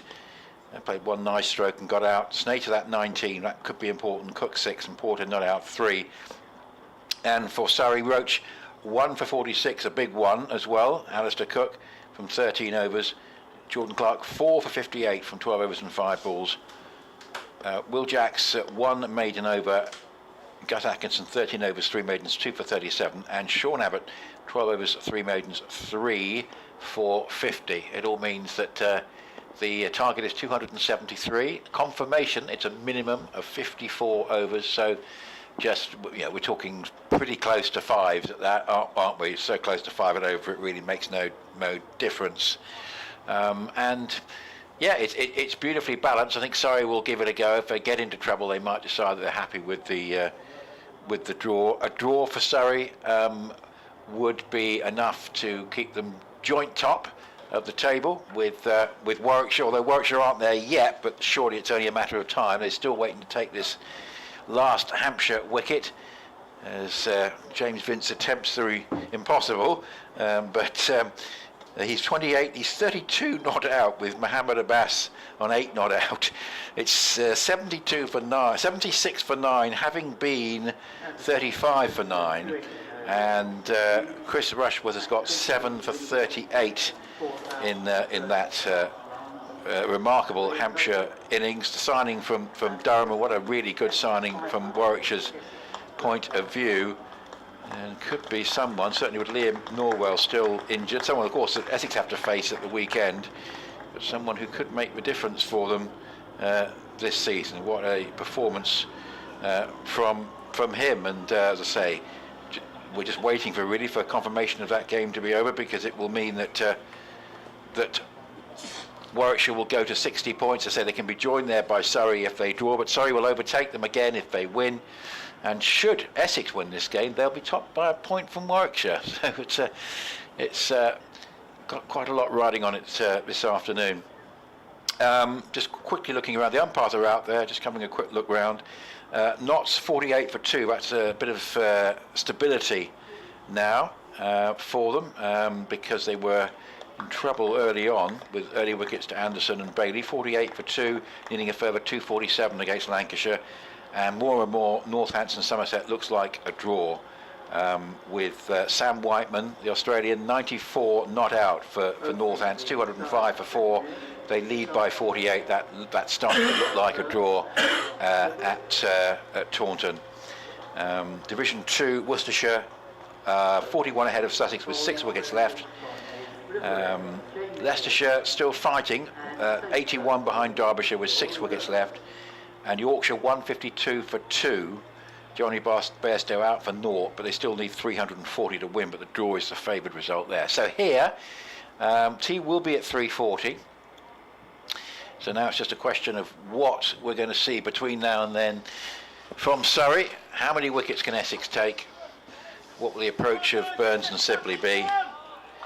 And what will be left set up for us in the final session. There's a little bit of cloud cover now, but still essentially it's a fine afternoon, and it just could be that the loss of virtually the entire day yesterday may in the end not be significant in terms of determining the outcome of the match. Although I would say, David, should Surrey win, Essex will feel that it has worked against them. Anyway, Porter is going to open the bowling, and he'll bowl to Burns, and Burns actually goes for an extravagant shot here to a ball that keeps low. He's looking to go on the pull. He misses it, and I think it in the end just runs away towards off the pad into the gully. But that's an early indication that they want to get some quick runs before tea.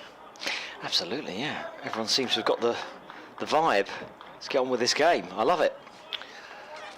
So 3 slips, a cover, quite square, mid-off, mid-on, a wide mid-wicket and a fine leg. And here is Porter, bowls to the left-handed Burns, who plays up to Tom Wesley, who's at mid-on. And there is no run. So 273 in a minimum of 54 overs, but probably not likely to be more than that, in the sense that tea is due at 3:40. The last hour meant to start at 5 o'clock. So we'd have to really go some to get down to a situation where more than, we get to 5 o'clock and there's still only 16 overs left in the game.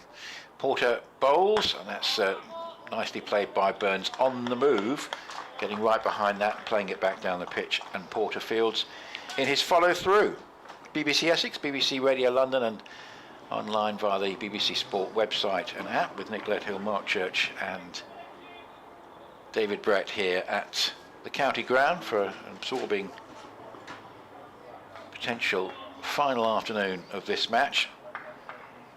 We always thought we were going to get about 3 days of playing time, and that's the way it's panned out. And we still might get a result as Porter bowls, and that one just goes across the bows of Burns. Surrey looking for early indications of variable bounce or gripping and seaming. It has done from time to time. Nothing too dramatic yet. So Porter going back to the end of his run-up, turns, number 44 on his back, coming in from the river end, sun being blocked by cloud at the moment. He bowls to Burns, and Burns just gets into line and plays defensively back down the pitch, and there is no run. Email from James about some franchise cricket. There are 2 problems with the 100, the odd format and the franchise teams. James says it would be a terrible move to simply transfer the franchises to a T20 format. He wants to support his county team in that format. Not one of the Frankenstein sides pulled together from across the counties and overseas with no roots, no history and no base support. Porter bowls. This is played defensively by Burns. No run. Maiden over. I think a big issue there is, depending on what happens to the 100, I cannot see the one thing I think we can be fairly certain of: the 100 won't, certainly in terms of the men, won't carry on as the 100. It will become a T20 franchise competition. Then the question is, do you end up with a sort of mix of what a lot of people wanted in the first place, which was a 2-division blast, and a franchise competition? And by that I mean basically a franchise top division with a lower second division, but the franchise teams will be notably more linked to the counties. So although they might have city-based names, they will be clearly more identified with the counties. And then you might have one up, one down, with the one up being decided in a promotion playoff. So you still have an ability to access the top tier, but that will just give you one T20 competition that everyone will be playing in. Sam Cook from the Hayes close end. Down the slope right, I'm over to the right-handed Sibley, and that's defended up the pitch, and there's no run. James goes on to say, by all means, have 2 divisions with promotion and relegation, and it would help allow a couple of extra overseas players in each, help to allow a couple of overseas players in each team, a couple of extra overseas players in each team, but please no pulling apart and reassembling of county teams. Yes, that's... I mean, what would happen if you had a really good white ball player in the lower division? Would they be transferred to a top division side? That's one question. Cook in, ball's edged, gone to second slip. Lovely low catch. That's the first wicket gone. Sibley edging to Simon Harmer, bucket hands at second slip, and Cook strikes. Essex make their first breakthrough. Surrey a 0 for 1 in the second over of their innings, chasing 273 to win. Well, that's a fine breakthrough, and Sam Cook coming up with the goods again. That's his 13th wicket of the campaign. It'll improve further on his average of 15.25. But what a breakthrough to get, and of course a couple of early wickets I think probably would start to put Surrey off any idea of this run chase. But yeah, what a fine blow. It was roundabout off stump, and it's just moved away slightly. It's found the edge of the bat, and it's been taken nicely at second slip, just moving across in front of first there, Harmer, but took it very comfortably. I'm not sure it was getting to, yeah, it was wide of Alistair Cook. He just had to move, took it low to his left, and certainly wasn't going to get to first slip. That was a very, very good catch from Harmer, nicely taken, and a very good delivery to see the back of Dominic Sibley. So clearly a big moment coming here, and straight away with Ollie Pope, sort of guy, if he gets in, could really eat into this target of 273. But Essex at the moment will be sensing wickets, sensing for a chance to get a victory. It's just have a feeling those extra few runs at the end could prove to be really quite important. 3 slips hunker down again as Cook comes in now to Pope. Pope clips off the pads into the leg side. There's a chase out towards the boundary. It's going to be at least 2. I might think about coming back for a third. I think they make it quite easily as well. The throw comes in, and it is a comfortable third run. 3 to the total, 3 for no loss, chasing 273. Yep, that was Pope just clipping off the pads. He's off the mark straight away. He'll certainly bat with intent. 13 wickets now for Cook, 12 for Harmer, but 17 for Porter, who's had a really good start to the season. It's good to see Porter and Cook both firing at the same time. Yeah, is that more than he got all of last season? He didn't have a great season last year. Yeah, I'll have a quick look at his stats from last season, but it's good. He's generally looking right back on form, which is great to see. Yeah, superb bowler. 19 last year. 19 last year, so a couple more. And he's already ahead of last season's total. Here comes Cook down the slope again to Burns, who defends into the offside, and there's no run. It always looks awkward, Burns, when he's doing that. He does. Just because the bat comes from so far outside off stump. He's made a career of looking awkward, hasn't he? But it's been largely effective, to a certain extent for England, but particularly for Surrey. And certainly if Surrey were to get into a spot of bother, they'd like certainly to have Burns still going at one end. Roar of a motorbike behind us as Cook comes charging in down the slope, bowls to Burns, who again covers up defensively. That just dribbles out into the offside down the slope behind the stumps, and picked up by Dan Lawrence from third. Slip 3 for 1. Yeah, another wicket down in that game at Trent Bridge, 52 for 3 knots. But Matthew Montgomery, South African, is still there. New signing for Notts. So batsman and off-break bowler. Cook in again over the stumps, bowls to the left-handed Burns, who drives this time. Not out of the middle of the bat, more thickish inside edge down to the man at mid-on, and that's the end of a successful over for Essex. The wicket of Sibley, and 3 runs to Pope, and Surrey a 3 for 1, chasing 273 for victory, and our TV's turned off. Yeah, I was just saying he's still there. Well, he's not. He's just got out to Will Williams. So now Lancashire with a great chance of their first victory of the season. Notts 52 for 4, needing a further 243 wins, 243 to win. That's looking very unlikely after Lancashire's declaration at 329 for 8. Lancashire were behind on first innings, but they appear to have taken control of that game. Now the wickets being shared around, one each to Bailey, Anderson, Williams and Balderson. So looking good for Lancashire at Trent Bridge, where Essex are in a couple of weeks' time. Here's Porter bowling, and that's just turned around the corner down to long leg for a single. So certainly no doubt that Pope has begun confidently with the 2 strokes we've seen from him, both pretty good. And he's there on 4 from 2 balls, with Jamie Porter having taken the wicket of Dominic Sibley, who was out for a duck. 4 for 1, 269 required. There are 52 overs left, including this one. Tea will be at 340. Here is Porter up to the wicket, bowls to a left-handed Burns, who comes forward and plays up to Snater, whose runs, as I say, could be really useful in the final analysis. He's there at mid-off. Just a little bit of worry lifted from the Essex shoulders, I think, with that final spurt of scoring. There's a danger that they were going to leave Surrey around about 250, which psychologically I think might have been a bit of a problem. But 273, just those extra few runs, could be important. Sun behind cloud. Porter up to the wicket, bowls to Burns, and Burns pulls to mid-wicket, but on the bounce. Didn't quite get that, but it didn't carry either to Bracewell there, who's just moving across just on some matting, but got to it well. Yeah, Bracewell with blue sunglasses on the rim of his cap. Got across to that, but it was no catching chance. Burns no score, Pope 4 for 1. Target 273 in the minimum 54 overs. Here's Porter again, bowls, and Burns comes forward resolutely and plays defensively back down the pitch, and there is no run. So we're expecting, don't think we've yet got confirmation. No, it's 93 for 9, Hampshire. It's just a bizarre innings. I mean, obviously Warwickshire are going to win, one presumes, but James Vince is 48 not out. If he can keep Mohammed Abbas away from the strike till 6 o'clock, you never know, but it would be the greatest save of all time to do that. Hampshire 88 behind. 93 for 9, they were, I think, 35 for 9.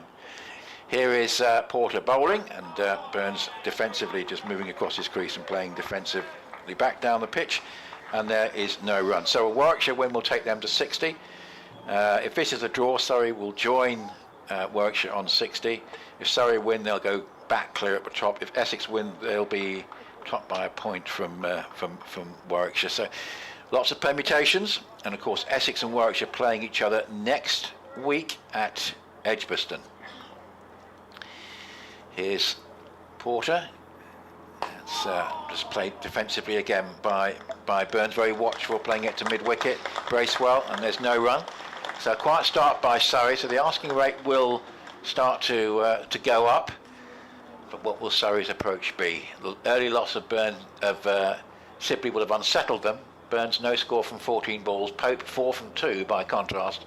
4 for 1, a further 269 required in a minimum of 51 overs. Yeah, 5.3 and over already, so it is creeping up. But yes, good start by Essex. keeping the batsman honest, bowling on the stumps, trying to make the batsman make a mistake. It's looking at next week's fixtures. Say Essex Surrey this week, and next week, as I say, we've got Cook Surrey in, and Middlesex. bowls, and that's left alone outside the off stump. Yeah, Surrey and Middlesex next week at the Oval. Middlesex, of course, have had a couple of wins, not been playing in this round of matches. So that's another interesting one. See if they can carry on their momentum. But there's it's a full programme of Division 1 games next week. Every side playing, and the same in Division 2. Yeah, good.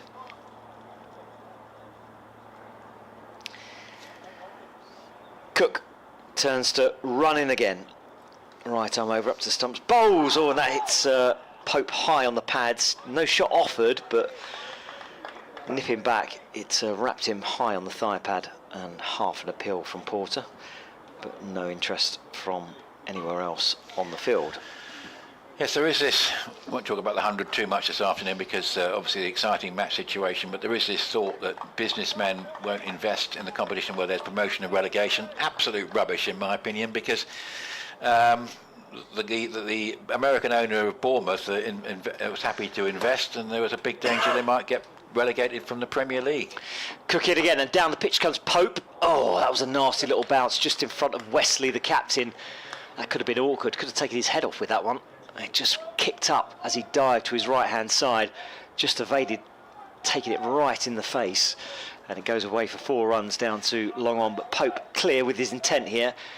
He's faced how many deliveries? He has faced 5 deliveries, and he's played 4 attacking strokes. Yeah, and look very good. I just think it's a little bit of a red herring to say you cannot have promotion and relegation. I mean, the Premier League is a pretty good example of that.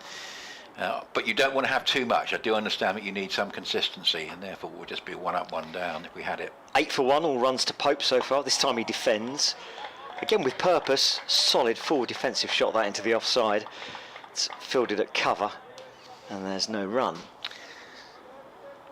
Yeah, and all told, we've got to have something that's a little bit better, which creates more space in the season and stops the scenario where we can't have test matches in August. And we've also got this odd situation where, say, most of the counties won't be doing anything for 10 days at the end of August and early September, and the others will only be playing the odd 1-day knockout game. Cook in, bowls, thick inside edges. Pope lurches forward. Has run down towards deep backward square leg for a single. Almost got through there, Cook. 9 for 1. Required 264 runs to win. I think, the only sensible solution, which no one is going to go for, fewer teams, fewer competitions, fewer games. Yeah, I mean, I think, assuming we don't get a sort of partial reintroduction of 3-day cricket, I think we may do well to stay at 14 championship games. But it's a hard sell to reduce the blast, of course, because it's a financial issue. Cook right arm over to left-handed Burns, who comes forward and defends up towards mid-off, and that is the end of the over. 5 runs off it, Surrey, and 9 for 1, chasing 273 to win. Look, I could see the case for reducing the number of games from 14 to 12, not to 10, but to 12, because what you do then is you start to create a little bit more space, or you could take a game off, of early April or late September, that sort of thing, and just makes the workload, particularly for the bowlers, a little bit more manageable. But when we get to a boring afternoon, we'll have obviously a lot more time to talk about that, but the action itself here is pretty riveting, and there's a lot to play for. Essex looked like they were going to be in a position to declare in the end.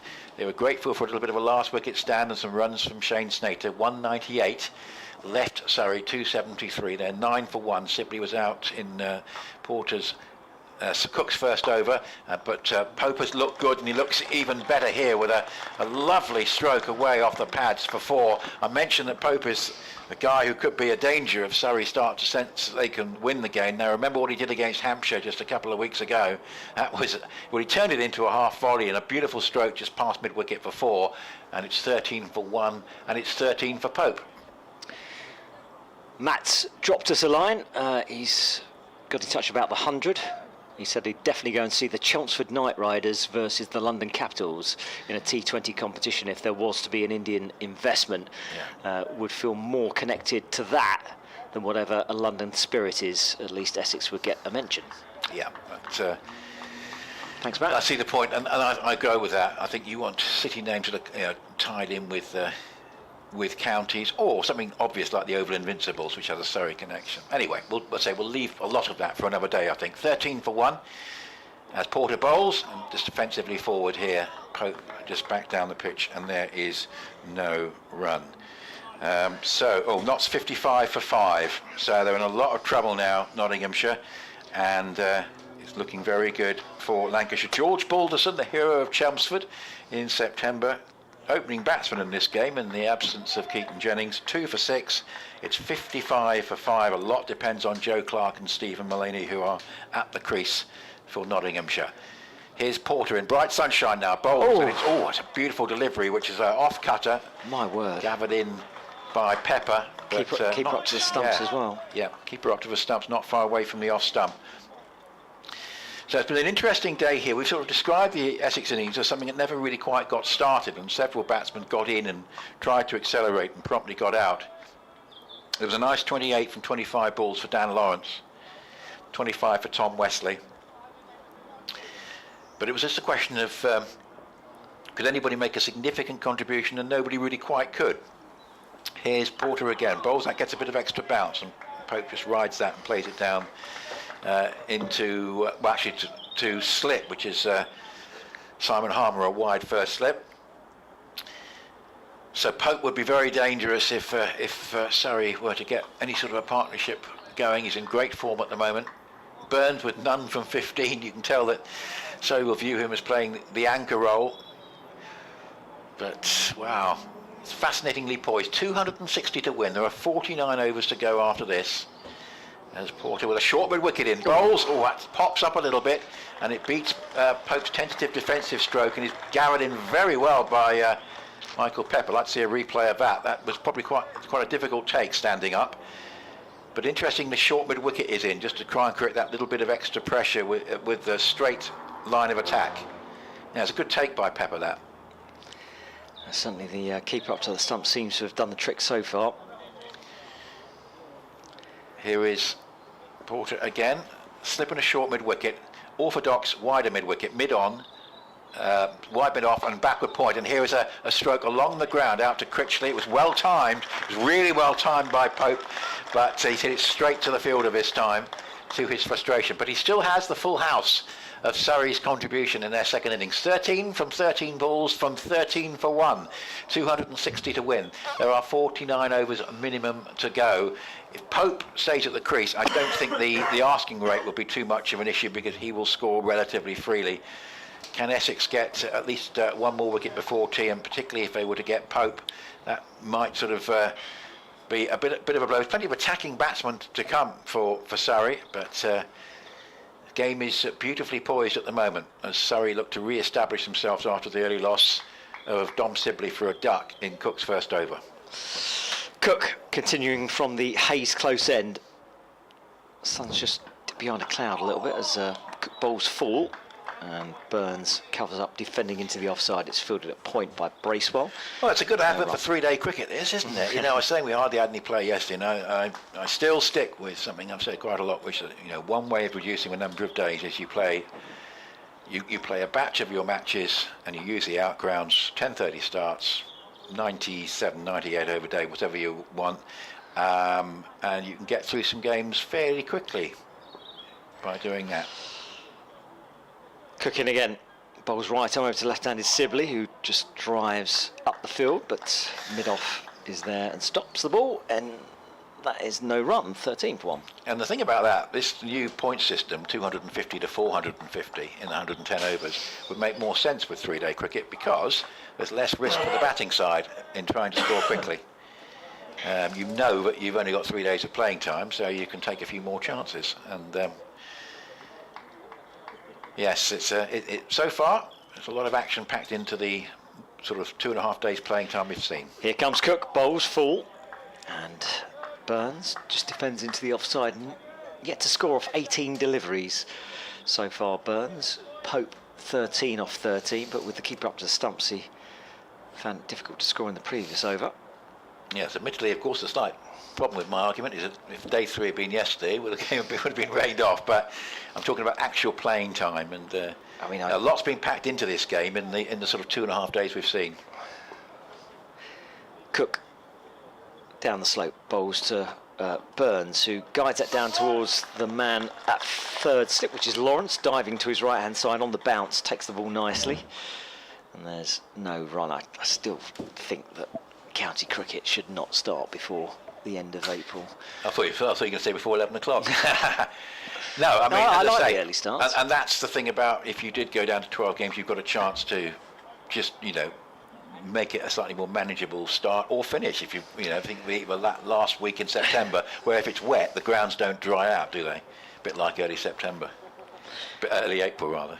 Cook in, bowls, that's cut away through the offside. That's going to be the first runs for Burns. That's down towards deep backward point for a single.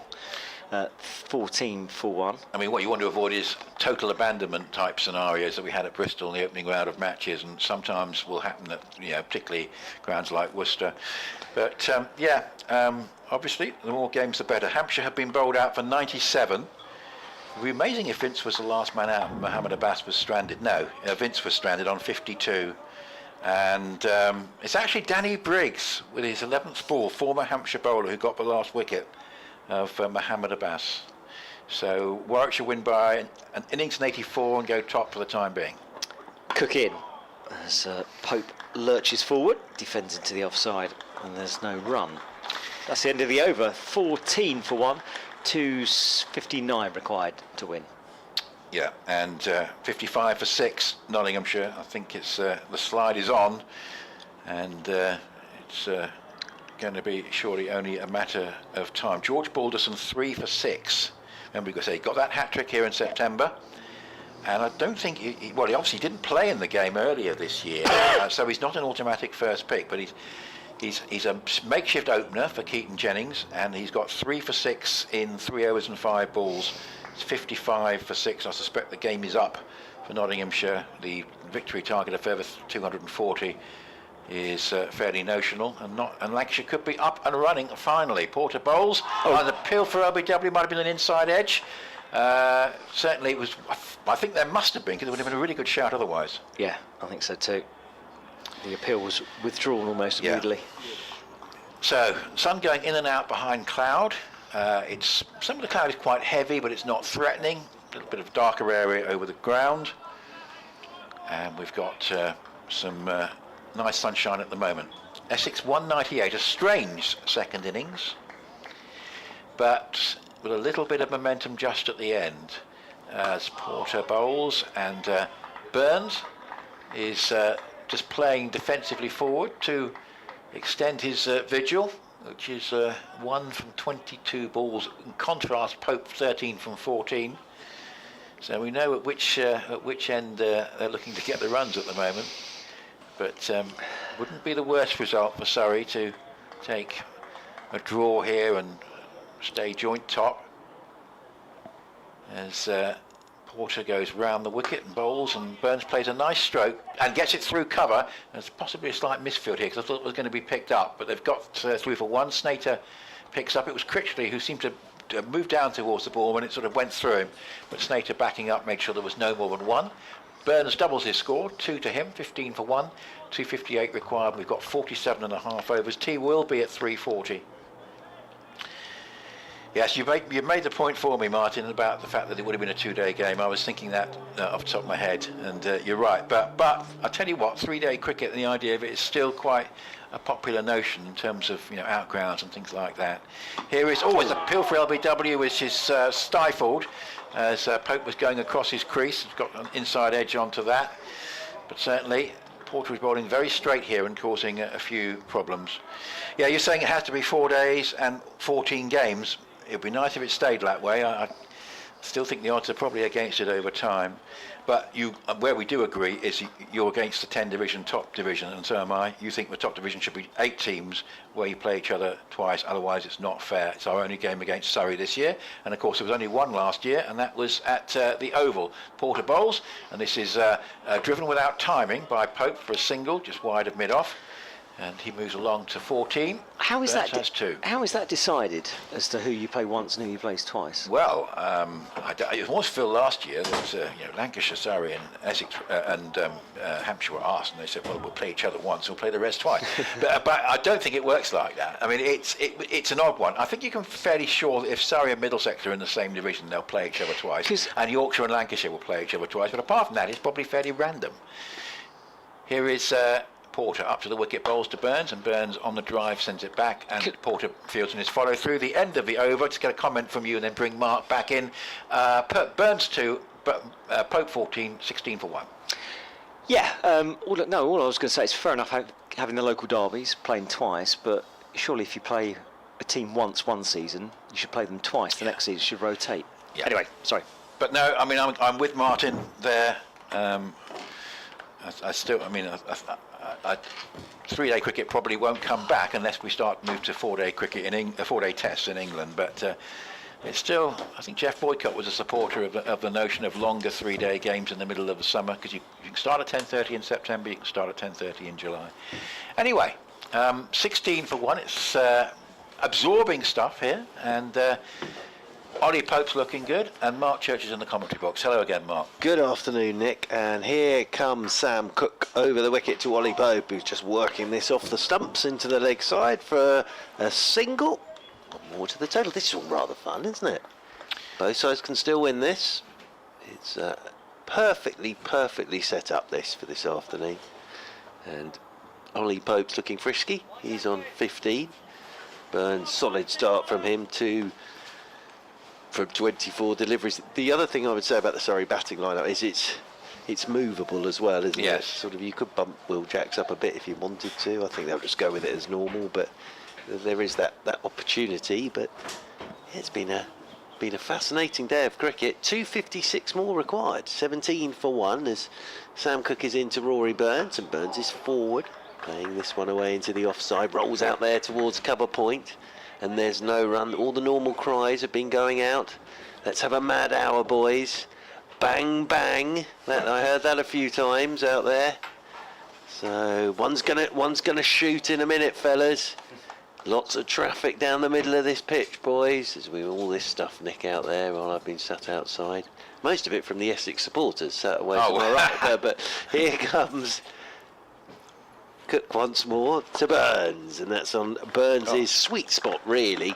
Anything straight, he's going to work across his pads, and he whips this one leg side, and that rushes off to the boundary rope for 4. Burns moves on to 6, and Surrey move on to 21 for 1. Interesting to see when Simon Harmer gets a go. There are potentially 2 other seamers to bowl ahead of him, but I suspect we'll see him before we've seen both of the other 2 seamers, just to see what there is on offer. I have to say that was an extremely good catch to get rid of Sibley.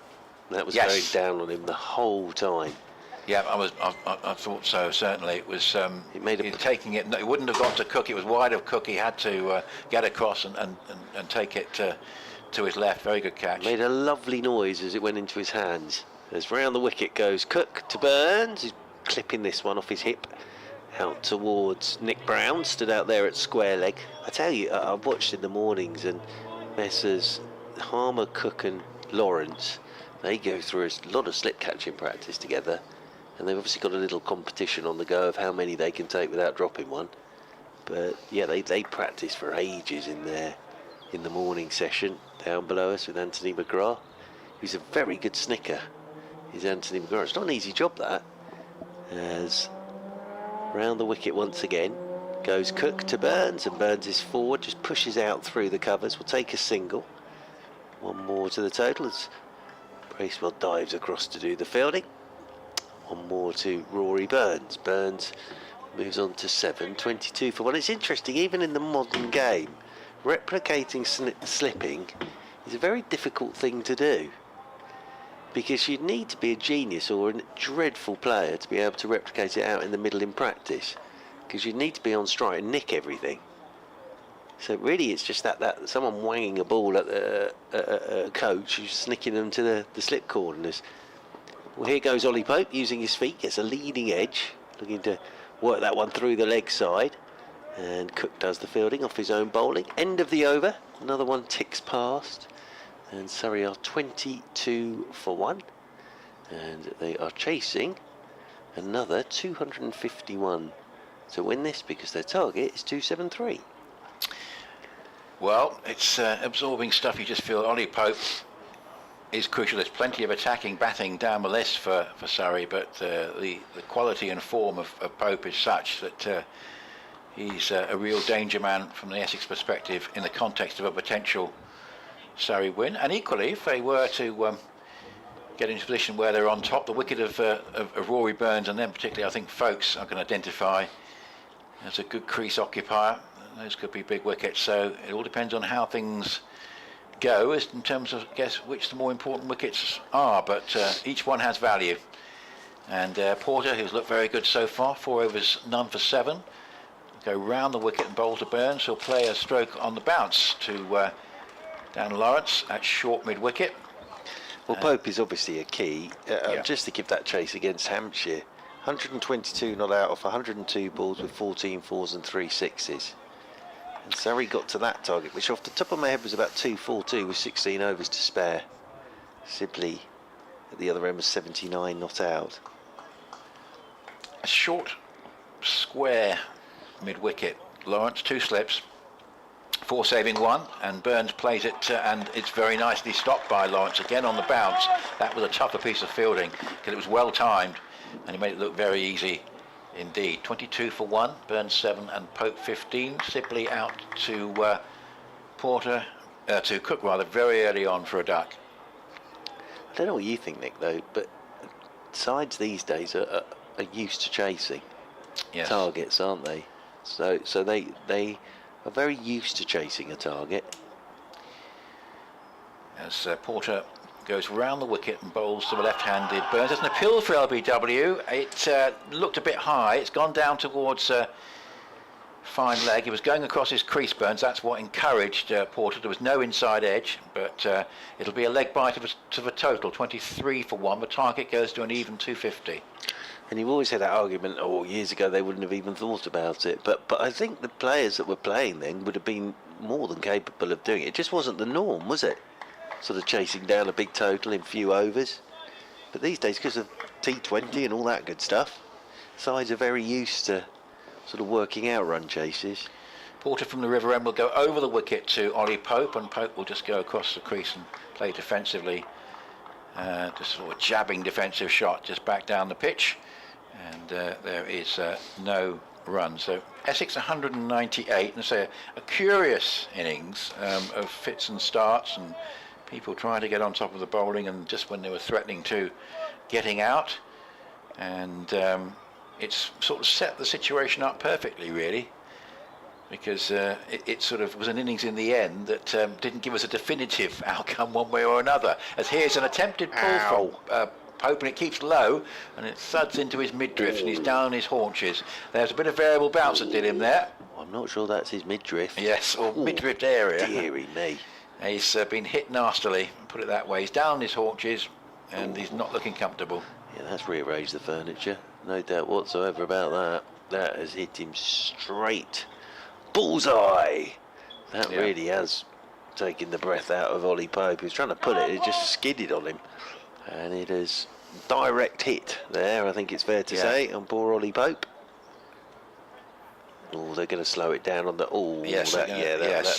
that's going to chafe. Yeah, so I think he expected it to get up that ball a little bit more than it did. 2 slips and a short mid-wicket.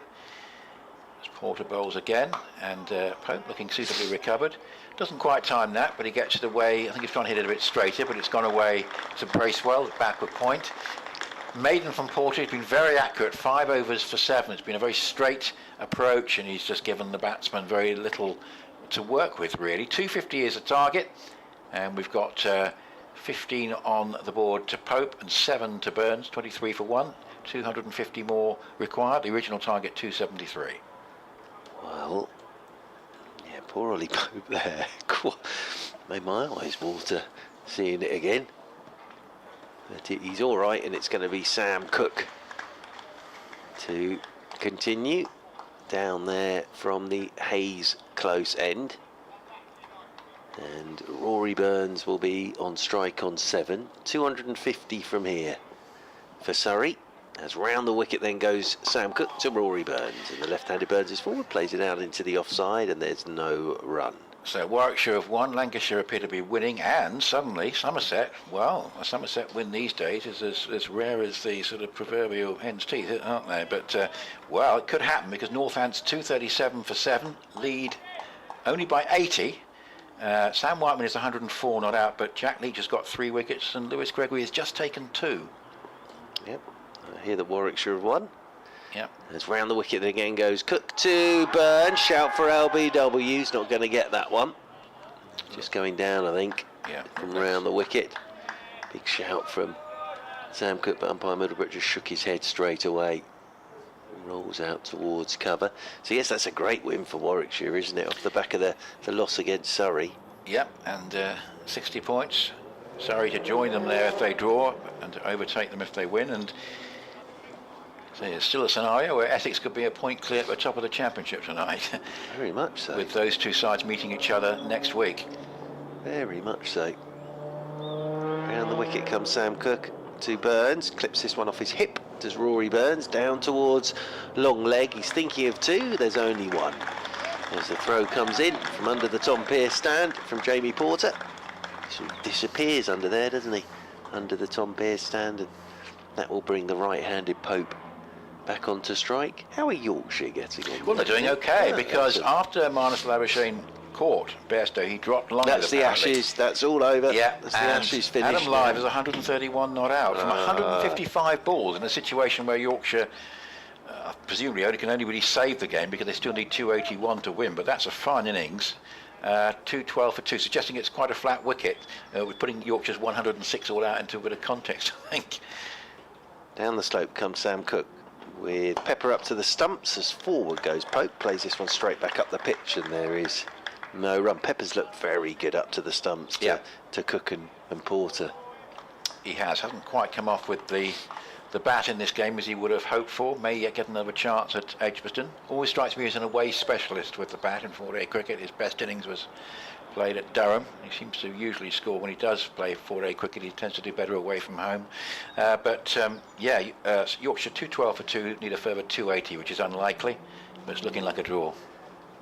Cook once more, right arm over the wicket he comes. Oh, and Ollie Pope's had a big old go at this. Now, just from the reaction, Pepper's up to the stumps, it just hit his pads. Don't think there was a nick on that, but it sort of just kept a bit low again on Ollie Pope. He really did go after that. Ended up down on one knee, did Ollie Pope. Just hit Pepper's pads, ricocheted away.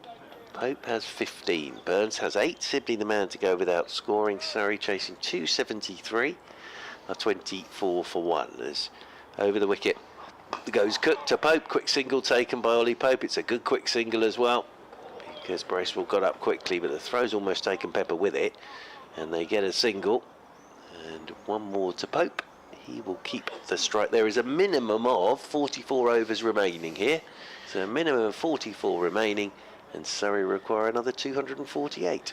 One suspects we'll see Simon Harmer before tea, but we're going to see Shane Snater a little bit earlier than that, namely right now. Worcestershire at New Road, 179 for 5, 74 ahead of Sussex, so hanging on a bit, but Azhar Ali is 70 not out, so odds on a draw there. And Leicestershire have done well because they've been helped by the weather, but they were miles behind in that game against Derbyshire. It's 168 for 4, 60 behind, but still with a realistic chance of getting a draw in that game, which would be quite an unlikely save if they were to manage it. Just to repeat, Warwickshire beaten Hampshire by an innings and 84 runs. Extraordinary Hampshire second innings. They were 35 for 9. Chris Rushworth took 7 for 38. James Vince finished 52 not out. And a big last wicket stand as his Snater bowling. And again, as straight as Porter was earlier, and giving Pope little room for manoeuvre, and he just plays defensively back down the pitch. But what a signing Rushworth looks like being for Warwickshire. Indeed, Ed Barnard a pretty useful one as well. Some good reinforcements there, and it's going to be quite a challenge for Essex next week, but they'd much rather be facing the challenge a point ahead of Warwickshire on the table, which they'll be if they win this game. Here is Snater again, up to the wicket bowls. There's a pill for OEW here, and didn't actually get to see the full replay in the end, but probably going down as Pope was looking to just flick it away into the onside. Yeah, and Ollie Pope there has just thrown it a little early. Again, Pepper's up to the stumps here, so Ollie Pope can't. Well, he still can if he wants to, but he's got to be careful to come down the pitch towards Snater, with Pepper up to the stumps. Snater again starts to move in, straight approach, bowls, and that is going down the leg side, and Pope's interested in the leg glance, doesn't make any contact. Again, Pepper very active behind the stumps, whips off the bails, but no great significance there. 43 overs left after this, but tea will be at 3:40, so it'll be a fairly long final session if it goes a distance. Of course, there is a scenario where it doesn't, where we get it into a bit of a stalemate. And certainly the Essex bowling at the moment pretty accurate, and we did think run scoring quickly on this pitch with good bowling could be tricky, and good as Pope has looked, and that's largely how it's looking at the moment against good bowling. A Snater bowls, and here Pope gets one on his pads, which is going to flick away for at least one. They're going to come back for the second run as the throw comes in from Critchley. That one a little bit over pitched, and Pope was able to just ease it away for two fairly comfortable runs. 18 to him, 27 for one, and 246 more needed to win. It's a lovely piece of keeping from Pepper down the leg side the previous Yeah. one. Of course, blessed with one of the greatest here for many years, James Foster. Yes, who we were talking about on day one. Yes, thinking how much, in a way, how much stronger the Essex side might be at the moment with Foster's runs, as this next delivery is, not to say is keeping, is played defensively up into the offside, and there's no run. The thing about Foster, of course, his England career came a long time before his peak as a batsman. He was always very strong as a keeper, but his brief England career was well before it was almost a decade before he peaked as a batsman. Yeah, and he got injured at the wrong time as well.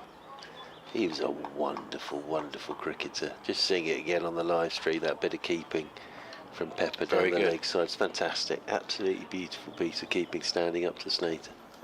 27 for one, the original target 273 in a minimum of 54 overs, and here Pope looks for a quick single into the offside, picks up and throws and hits Pope, which is one way of making sure you're not run out, but it was a sharp single, but in the end I think a reasonably safe piece of running, and Bracewell coming into the covers, picked up and thrown. In the end his throw actually hit Ollie Pope. 28 for one with Burns 8 and Pope 19. And pretty good start there from Snater, and Essex have been pretty accurate so far. Yeah, great piece of running that from Ollie Pope. Dropped it and went. Burns is on his toes at the non-striker's end. Just getting a little bit of a drink in as well. And Doug Bracewell is coming into the attack. But yeah, we're blessed with some wonderful keeping talent in this country, aren't we, over the years and now. And obviously Folkes is the man in possession at the moment, but Foster was outstanding. Unbelievable keeper, that bloke. Really was. I've got to be honest, I thought Harmer would bowl before we saw the four-seamer, given there's only a few overs to go before tea, but it's not worked out like that. I'm sure Harmer will come into the equation fairly soon. He might yet bowl before tea, but it would mean a very short spell for either Snater or Bracewell. Yes, it might be a one-over spell in that case. So it's going to be Bracewell, who, as I said on the first day's action, reminds me so much of Craig White. Yes. He bowled pretty well in the first innings, did Mr. Bracewell. He's going to be coming down the slope to the right-handed Ollie Pope, and his first ball Pope's forward to, just hopped a touch on him, that one, and Ollie Pope plays it out into the offside. It's a glorious afternoon now. Here we've got blue sky and sun out, and actually you'd have to say, Nick, even on the last day, sort of nice batting conditions these compared to what we had this morning. Yes, I think albeit the pitch is doing a little bit just to make run scoring tricky, but it looks like you've got a decent chance of staying in on this wicket. In comes Bracewell, and here goes Pope. Pick that one out. He's just danced down the pitch, taking it off a length and got it up and over the top of mid-on and away down to the long on boundary rope for four. And this is typical Ollie Pope, really, just sort of saying to Bracewell, I'm going to come at you. If you keep hitting that same spot, I'm going to come at you. And we saw Lawrence do it with Jordan Clark this morning. Yes. It's a very modern way of going about things, but it's very effective if you get it right. It's interesting. We're seeing a deep mid wicket already out for Pope, so that's an interesting. We might see a bit more of that as time goes on. It's in again, and that's short, and this is cut by Pope. Behind square, down towards third man. I think the fielder will get round. Yes, they will, because we can't see Critchley down there because he's under the Tom Pearce stand, but it's 2 more to Ollie Pope. And Ollie Pope will move on to 25, and Surrey move on to 34 for 1. Yeah, a couple of nice strokes from Pope in this over. Really, it is because of his absolute class. There's plenty of class to come in the batting order, but lots in abundance here. Waits again does Ollie Pope. Bracewell's into him, and again he's just opening the face and guiding a back of a length delivery down towards Critchley at third man. They'll stroll a single.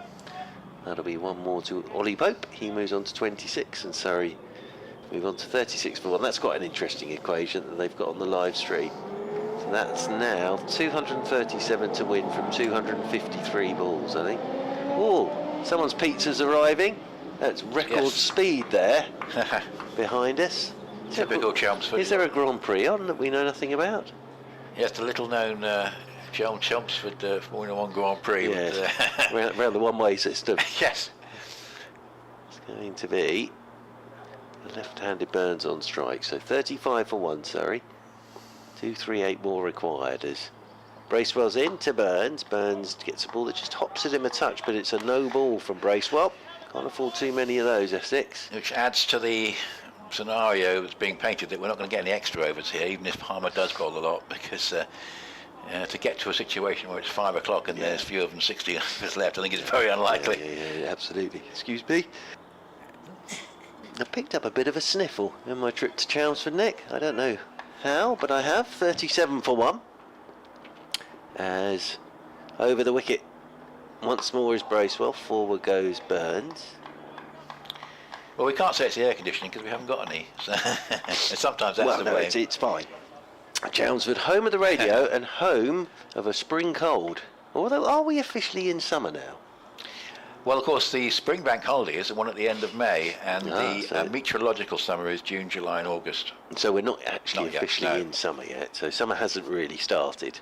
Although it feels nice now with the sun out. As Bracewell's in once again to Burns, and Burns forward. They'll want a quick single, they'll get a quick single again. It's good running from Burns and Pope. It's not even a call there really, it's just a little look at each other and off they go. So that'll be 1 more to Rory Burns. He will keep the strike. The end of the over. First one from Bracewell today. 38 for 1, another 235 required from 252 deliveries. Another way of looking at that in other currency is 42 overs.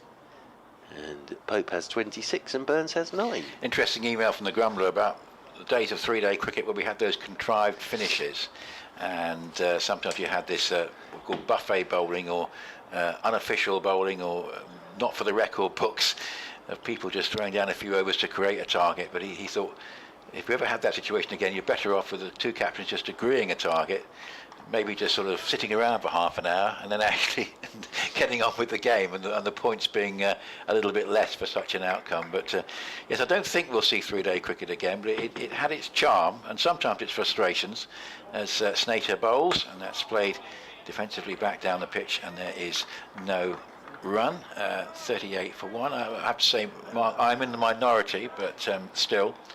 But I'm not convinced you need more than 354 overs for a Bazball test, and I like the idea of Thursday to Sunday test matches in England with the Duke's ball. I know, yes, you could get a wet summer, but we might get, after all this rain in the spring, by the time the test matches arrive, we might get several weeks of baking heat, as we, of course, we have had in recent times. Snater bowls, and that's squeezed away down towards wide third man for a single to Burns, and he goes into double figures. 10 from 39, it's 39 for 1. That'd be an irony, wouldn't it? Was it Michael's email who was sort of saying, could we have a 5-day championship and then you cut test matches to 4 days? It's just, I've got a few fears about, the future of Test cricket. I said the best thing that happened during the winter was Test cricket in Pakistan. The worst thing was the agreement between Australia and India to make that series five-match tests. You're starting to run out of opportunities for teams to tour the major countries with that sort of decision. I think this sort of your Grand Slams might be the thing that happens. Here's the next delivery from Snater, played to short mid-wicket. And maybe just a hint of low bounce there, but Pope dealt with it fairly well. And it's a question of these two getting through to tea in just a few minutes for Surrey and then reasserting. It's an okay start, isn't it? 39 for 1. You're not too worried about the run rate at this stage. It's going to be looking at like a sort of a runner ball situation, but I think Surrey will come out, if they don't lose a wicket 40, come out positively after the break. Interesting to see how they approach Harmer when he bowls. That's going to be fascinating. They were quite aggressive towards Harmer in the first innings. As here Pope hits that slightly uppishly to start with, but it goes to the orthodox mid-wicket. It was just a little bit aerial, it seemed, momentarily. Lawrence threw his hands up. He's looking for the one that stops. There's a bit of grip in this pitch. That's Lawrence being there at short mid-wicket for just that. When Pope goes on the on-drive, the ball stops and it potentially just goes straight to the man. Just look at what Surrey were at tea on that Hampshire chase. They had 35 overs before tea, and they were 98 for 1. It's 39 for 1 here. Target 273, and Pope gets another straight delivery from Snater. The bowling from this end really has been metronomic in its accuracy, and largely the same at the Hayes Close end as well, to be honest. 39 for 1, just played defensively into the offside. Pope 26 has just been a little bit becalmed in terms of in comparison to his start, but critical for Surrey that he's still there at tea. Yeah, and that was 243 to win, and then, well, they won with 16 overs to spare at 247 for 1. Yes, here's Snater again up to the wicket. He's played defensively to short mid-wicket. I think we'll probably have one more over before tea. Looking at the pavilion clock, that suggests a likely outcome. Good over from Snater, 2 overs for 4, 39 for 1, with Sibley out for a duck. Burns 10, Pope 26, 234 more needed, and it looks like our last session will be 40 overs because there's 41 to go. Well, that would be a nice round number, 40. So they obviously have more time against Hampshire and less to get, which again just shows, you know, run chases are not straightforward things. 234 more required. This will be the last over before tea.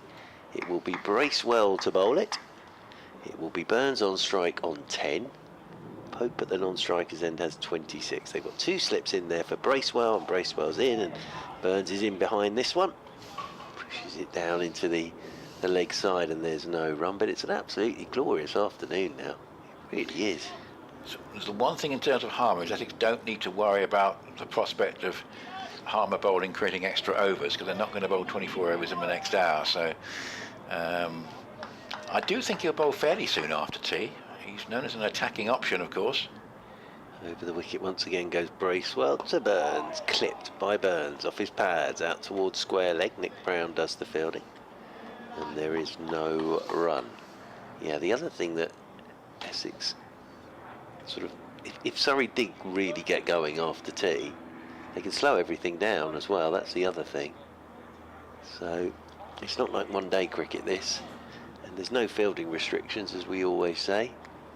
The other thing about my point about 4-day tests in England, sides have to bowl the overs, and you start at 10:30 on subsequent mornings if there's rain. In over the wicket once again comes Bracewell. This one's pushed by Burns out into the offside. End of this scenario where you just take it as read. Oh, it's been a decent day. Doesn't matter if only 78 overs were sent down. The crowd have had their money's worth. I've never quite bought into that. And I think you ultimately need run penalties if sides can't bowl. I would say at least 14 overs an hour. Well, I've been saying that for Test match cricket and for the IPL. I think a gentleman should walk out with a big briefcase full of notes, and every player slowly they start taking the notes out, and that's the money you're losing and the umpires. That'll get everyone to get on with it, wouldn't it? Get seagulls to pick the notes up. On the wicket once again is Bracewell driving. Is Burns? What a catch from Simon Harmer at second slip. Flung himself to his left and has pulled the ball down. That is a quite stunning catch from Simon Harmer. And Rory Burns goes for 10 on the stroke of tea. Bracewell has the wicket, but Simon Harmer take a bow. That is a stupendous grab. And Surrey are 39 for 2. Well, I was predicting that Harmer might come into the action before tea, but I was thinking it might be bowling from the river end rather than standing at second slip. But no, that is a miracle catch, because for all the world you just thought, well, that's going to go away for 4, that's going to go over second slip. But I think we've yet to see a replay, but it's just a marvellous grab, and it's given Essex a real lift, because Burns is the sort of guy who can play in a couple of different ways in this situation, and to get rid of him at this stage is a big bonus. Round the wicket delivery, which Burns got quite a lot of bat on as he was trying to go for a square drive, and it's brilliantly taken in the air by Harmer with his left hand outstretched. Just a brilliant piece of fielding. Wow, it's all set up.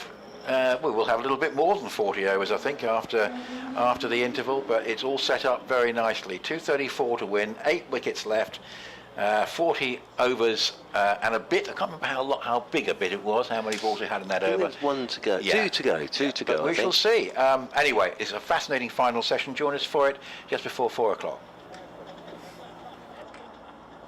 Lovely. Now, would you like to tackle the whole of this final session, or would you like a break?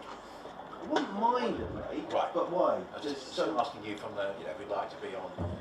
But I wouldn't mind a break. Right. So are you happy to? Do you want me to 4 start? or 5 or? But what you Whatever tell you like. me, Nick. It's going to be quite a long session, so.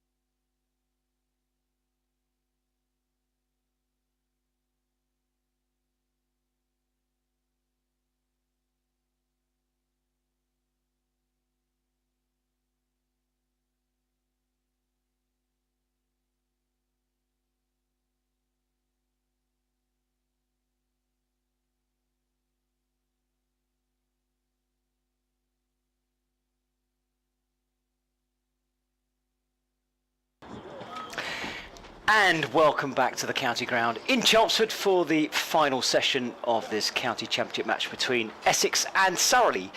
My name's David Brett. With me is Mark Church, and soon to join us will be Nick Gledhill in about half an hour's time. Mark, delicately poised at the moment. Yeah, perfectly poised at the moment. Surrey requiring another 234 off 40.2 overs, which I think is what we'll get.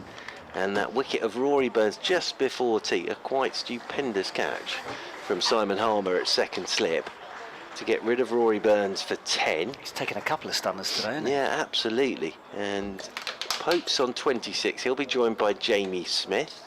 Surrey will still fancy this, without a shadow of a doubt. But as we said right at the start, Essex can bowl Surrey out. So I think all results still possible, which is a nice way to go into the final session with the sun shining as well.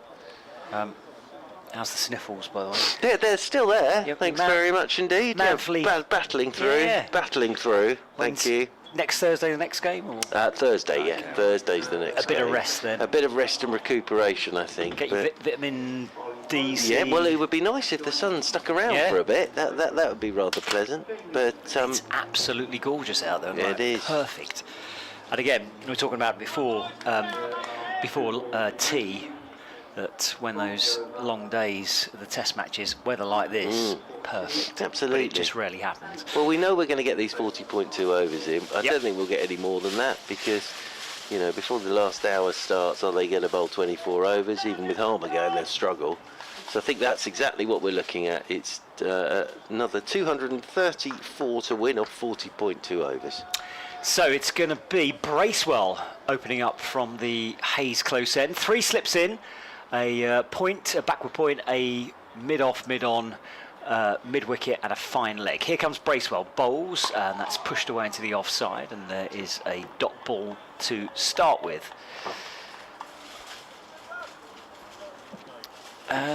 Two balls to go. Who's the new batsman? Jamie Smith is out there with Ollie Pope. They haven't updated the scoreboard yet. So yeah, there's 2 balls, 1 ball to go in the Bracewell over because of that wicket of Burns, and then it's exactly 40 overs after this delivery.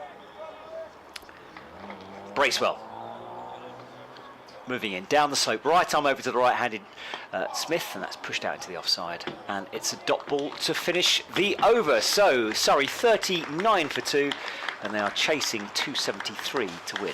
Yeah, and you know, Ollie Pope will be key here from a Surrey point of view, especially with the way he batted when they chased those runs down against Hampshire, and he'll love the challenge of this, will Ollie Pope. I'm quite interested to see how Folkes bats when he comes in. He'll just bat normally. He can put the ball into areas he needs to, and manoeuvre the field if he needs to. I was reading an interview, or listening to an interview. Yeah, no, listening. He was on Tailenders actually, and he was talking about the fact that he can't play a game like Bairstow or something like that. They were refreshingly honest about it. Absolutely, but the other thing with him is he can still tick along at a good rate. Yeah. But he's not going to be launching balls towards Chelmsford city centre. He will be hitting gaps and running hard between the wickets. His average before this game was over 100 for the season. It's back down to 80 because he was out relatively cheaply in the first innings. He's got experience as well of chasing totals down. So you don't need to turn me on to Folkes.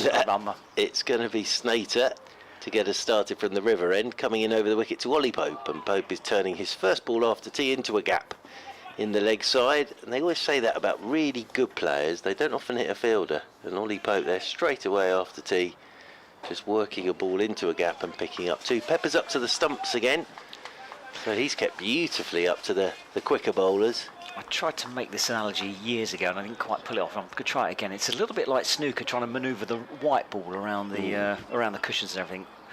An expert batsman can pick out those little gaps in the field. As I say, they don't often hit a fielder. Snater is into Pope, and Pope is solidly forward, playing a nice looking defensive shot straight up the ground there to James Porter. Stood up at mid-on. It does sound like there is a Grand Prix taking place in Chelmsford today. Up the bypass. There's some fast moving traffic. It's a Grand Prix in Miami today, isn't it? Is it the Miami Grand Prix, is it today? Well, there's many similarities between Miami and Chelmsford. Oh, absolutely, yeah. As waiting once more is the right-handed Pope, And Snater's in, and Pope drives back down the pitch, and so straight it hits the stumps at the bowler's end, ricochets away, and Tom Wesley just picks the ball up, and there's no run. There's a bright yellow orb in the sky, just like there is in Miami. That was probably the same temperature, really. This is, as I say, there's many similarities between Chelmsford and Miami. But it does sound a little bit like up the one-way system. There is a Grand Prix taking place today. Maybe it's the boy racing afternoon in Essex. As over the wicket once more, here's Snater forward, goes Pope, and plays this one out into the offside. Rolls up there towards Tom Wesley. I mean, it's good batting by Pope. He was 13 off 30. Well, he's about 13 off 9, wasn't he? So they have slowed him down, but even with keeper up to the stumps, fielders in key positions, he's still managing to find the runs out there for his team. Well, the rate required, and this is excellent on the Essex Live stream, is there 5.9. It's creeping up, isn't But it? you couldn't. I think here, as long as you run sixes, I think you'd always think you could at Chelmsford. Snater's in again. Oh, that's taken off. That's beaten everybody. That has beaten. Those runs. Oh no, it's gone off the bat. Oh. Flown off the edge. I thought that had beaten everybody. There's no way Pepper's getting anywhere near that. Well, it beat Cook at first slip. And it has whistled up. I thought Ollie Pope had dropped the hands on that, but it's obviously hit the glove or the edge of the bat, and Yep. it's almost taken Pepper with it. Definitely glove. Definitely glove. Took a deflection. Let's see the replay. Yeah, it's a good bit of bowling from Snater. There's a good spot there that he's just found. Oof. And that has flown. And Alistair Cook, like a despairing goalkeeper, as it goes in the top right-hand corner. Snater's in again to Pope. Pope's just helping this one down towards backward point. There is no run. End of the over. Pope has 32. Smith's yet to get off the mark. Surrey are 45 for 2 and require another 228 to win in 39 overs. I can give no higher praise. I think Snater might be the new Ryan Tendescarter for Essex. That is high praise. If he gets his batting together, look, because his bowling is just spot on. I really enjoy watching him bowl. Well, Tendescarter was a quite wonderful cricketer. Oh, We were amazing. watching him yesterday, weren't we, on that Yeah. replay of the 2008 final, but magnificent cricketer. And the thing I loved about Tendescarter was the game was never over until he was out. He could always win you a game of cricket. Here comes Bracewell down the slope, up to the stumps, ball right arm over, driven back past the batsman, straight onto the stumps. Half an appeal. His body's all over the pitch, My but it's God, not like out. a scene from Casualty, this. Ollie Pope's lying face down. Everyone's having a laugh about it. Bracewell was trying to get his foot to it. Umpire's taken evasive action. It's a lovely shot from Jamie Smith. He's just hit it too straight. But yes, look at Ollie Pope here on that. Oh, down he goes. Look at that. I think he did deflect it, didn't he? One shot. One shot has sent players tumbling. Bracewell in again, 2 slips in, bowls, and on his toes just punched out into the leg side. It's 2 fielders fairly close to each other at mid-wicket. One does the fielding, and there's no run. But yeah, no, it's beautifully poised, this, at the moment. And I was saying with Nick before tea, you know, sides a few years ago wouldn't have even contemplated this. Not because they didn't have the players, they just weren't used to doing it. These players these days are very used to doing this now. Yeah, certainly with the invent of T20, they love a chase, don't they?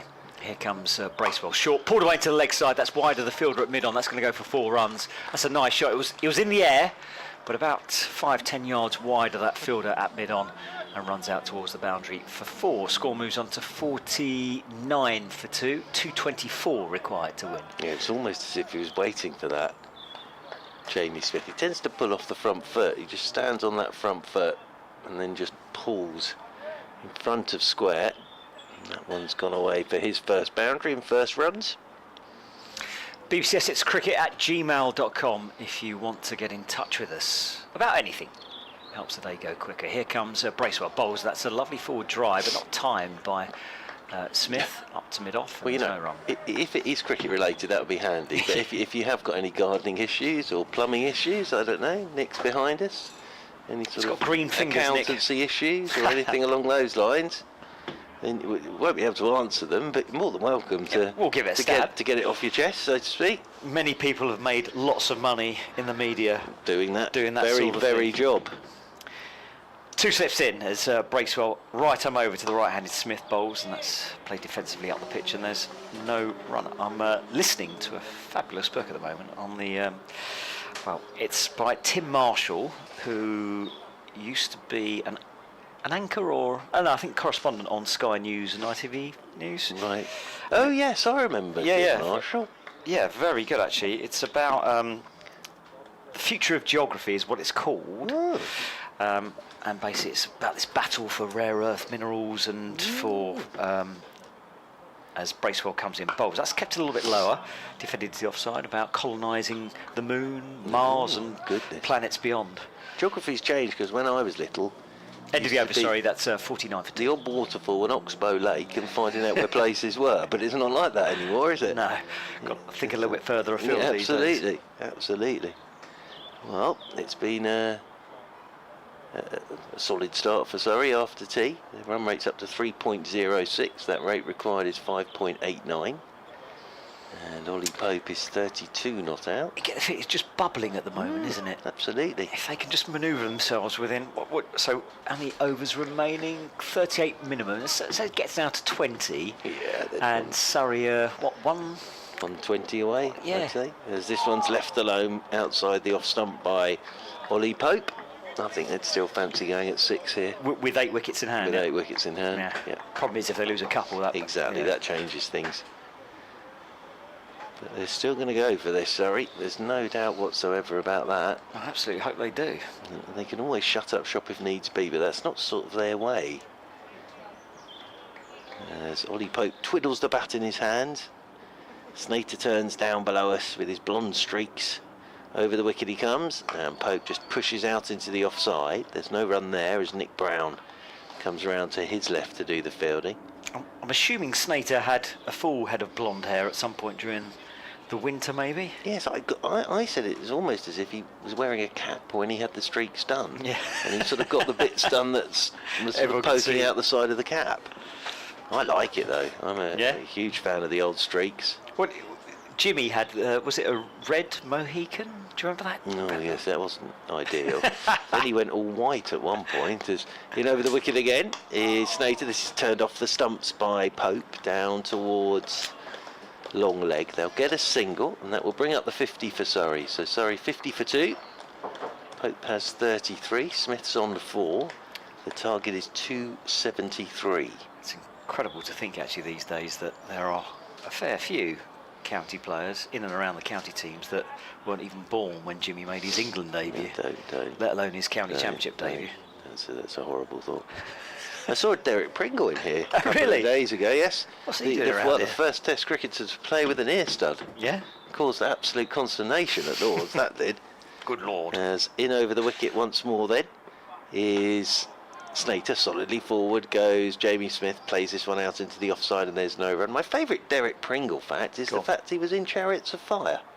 Oh really? Yes, in the I didn't know that. in the sort of society's fair scene, because they used all the students that were at Cambridge. Of course. So he was in that. I think he was actually, funnily enough, stood behind the sort of cricket club table. But yeah, Derek Pringle was in Chariots of Fire. There's 2 slips in there for Jamie Smith. Snater comes in over the wicket to him. He's looking to whip leg side. Height will be an issue here. He's trying to whip that leg side. It's hit him high up on the thigh. It's pretty straight. Yeah. But it's just too high, really, that. And he rehearses that pull shot off the front foot. Does Jamie Smith. Ollie Pope's down to do a bit of gardening. In a different way. In a different way, a bit like Lawrence earlier, but Pope's playing a different game to everyone else out there. He's 33 out of 50 at the moment, Ollie Pope. Snater is into Smith, and Smith is just turning this one in towards short mid-wicket. And there is no run. End of the over, 50 for 2 then. A good over from Snater, just a single off it. 4 to Jamie Smith, 33 to Ollie Pope. What's I don't think I've ever seen Pope play the short form of the game. What's he? Oh, he's very good. He's very good. Yeah, he wants to play as much as he can. So the reason he's a hell of a T20 player. The reason he's not in the England team is just because they've just got so many. But he'd like to end up one day playing it. But he's a heck of a T20 player as well. I must have seen him play Essex at Oh some yeah, point. he would. I must Yeah, have seen him. absolutely. But he's got all the shots, all these little tricky ramps and flicks, and he's got this periscope shot he sometimes plays, sort of down on both knees, where he knocks it over the keeper's head. Well, we might see it in a bit, depending on where Surrey are. 50 for 2 at the moment. Still require another 2-2-3 to win. And it's going to be Bracewell coming down the slope. Bowls down the pitch. Oh, that's thumped over long on for 6. That's a lovely shot. Just picked up by Pope. Seemingly all the time in the world. Picked up length straight away. Almost as if he knew where the bowler was going to bowl it. And he's clattered that over long on for 6. We've been fortunate today. We've seen Dan Lawrence play a shot off Jordan Clark, which was gorgeous over long off, and that is a gorgeous shot from Ollie Pope over long on. And the lovely thing about that as well is the back foot was in the air as he hit it. But he didn't look off balance, did he? Not at all. He picked that up as clean as a whistle, didn't he? Different class. 56 for 2. Bracewell again, down the pitch again, swiped away to the leg side this time. So Pope on the charge here. It's just going to be a single. Didn't quite time that one, all along the ground. And 1 to the total. 57 for 2 target. Oh, sorry, runs required 216.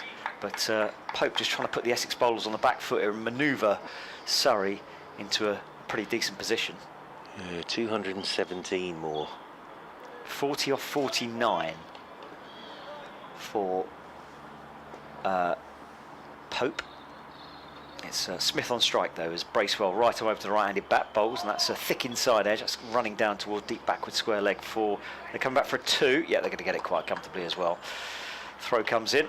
Not a very good throw either. 59 for 2. The thing is with Ollie Pope, I hope he's absolutely loving this. He just loves batting, and he loves the challenge being set. And the other thing he does is he sort of takes a bit of pressure off the bloke at the other end. Well, he's playing like that, he absolutely does, yeah. It's what's quite distressing to see him, like a year ago before he came into his rich vein of form, as Bracewell in bowls, and that's back of a length and on his toes. Defensively played down the pitch by Smith, and there's no run. When he's scratching round at the crease and everything, almost uncertain of himself. I think we all forget, and I tend to, how young he still is. He's still only 24. So he's still a very young man. And he's hugely talented. Everybody knows that about Ollie Pope. And I like the way he sort of said, I want to bat 3. He told Stokes that. If you need a number 3, I'll bat 3. He's made the position his own, hasn't he? Bracewell in full of length this time, driven down the ground nicely by Smith. That might go for 4. It's slowing up a little bit. There's a slide coming in. In fact, it's comfortably stopped well within reach of the boundary. Oh, Ollie Pope, be careful. Oh, hello. Is he twisted his... Oh, he's all right. He's all right, just fallen over. 2 runs to the total, 61 for 2. That looked a little bit nasty for a second there. No, he's all right. And what they'd have done as well with him is they'll have left the bag of Haribos out at tea time, just to get him going. Yeah. But he's all right. He fell over. He's cool himself. Probably a new pair of gloves. Yeah. Bracewell moving again. Just the 2 slips in. Smith on strike. Bowls pulled away down towards the leg side. I think that's going to be 4 runs. That's going to beat the fielder. Dives down towards long leg. Well struck by Smith. A loose delivery from Bracewell, helped along its way by Smith. 4 runs to finish the over. An expensive one for Essex, and it's 65 for 2. Runs required 208. Yeah, that's not the length from Bracewell. The problem is he's not getting that high enough to get Jamie Smith to get out of control, so he's able just to help it round the corner, and that is an expensive over. It's that 15 off the over, so Essex can't afford too many of those. Yes. And that run rate's suddenly gone up to 3.61 now. Smith's 12 or 15, Pope 40 or 49, and I would say at the moment, if I was on the Surrey, in the Surrey dressing room, I'd be feeling pretty confident. Yeah, I think they would have done at tea time, to be fair, but things can change. Interesting, we haven't seen anything of harm yet as well. I don't think we'll be waiting too long. Snater it is from the river end, coming into Ollie Pope, and Ollie Pope uses his feet, chips it, just over the top of Jamie Porter. He's just got enough on that, as Ollie Pope. Jamie Porter did his level best to get round to that, but it was always just getting over the top of him. And Pope again here, he's targeting the first ball of the over, just to take a little bit of pressure off the rest of the over. He hasn't got all of that, and it's one of those despairing ones. from Jamie Porter. All I'd say is if Paul Walter was at mid-on, that might have been a comfortable catch. It's not one of those where if you're holding a balloon and it goes out your hand and you're trying to get it back. Snater is in again to Pope, and Pope is forward and works this one into the leg side. He's just going to go wicket to wicket here, Snater. And they've got that normal field for that with the short mid-wicket, 2 slips, and then the mid-off and the mid-on to get Ollie Pope playing back down towards him. And if we got that ball to Will Jacks that was straight and shot along the floor. So they want him to bowl straight here. Snater turns down below us once more. Pope on 44. Snater over the wicket to Ollie Pope, and Pope, that's a straight delivery that he just pushes back up the pitch. And there is Jamie Porter to do the fielding, and there is no run. Yeah, Porter did everything to get across to that, but it was always just getting out of his reach. A bit like when it's one of those skylight things, when you're trying to shut that sometimes you have to keep jumping up to try and pull it down. He was a little bit like that and couldn't quite reach the handle.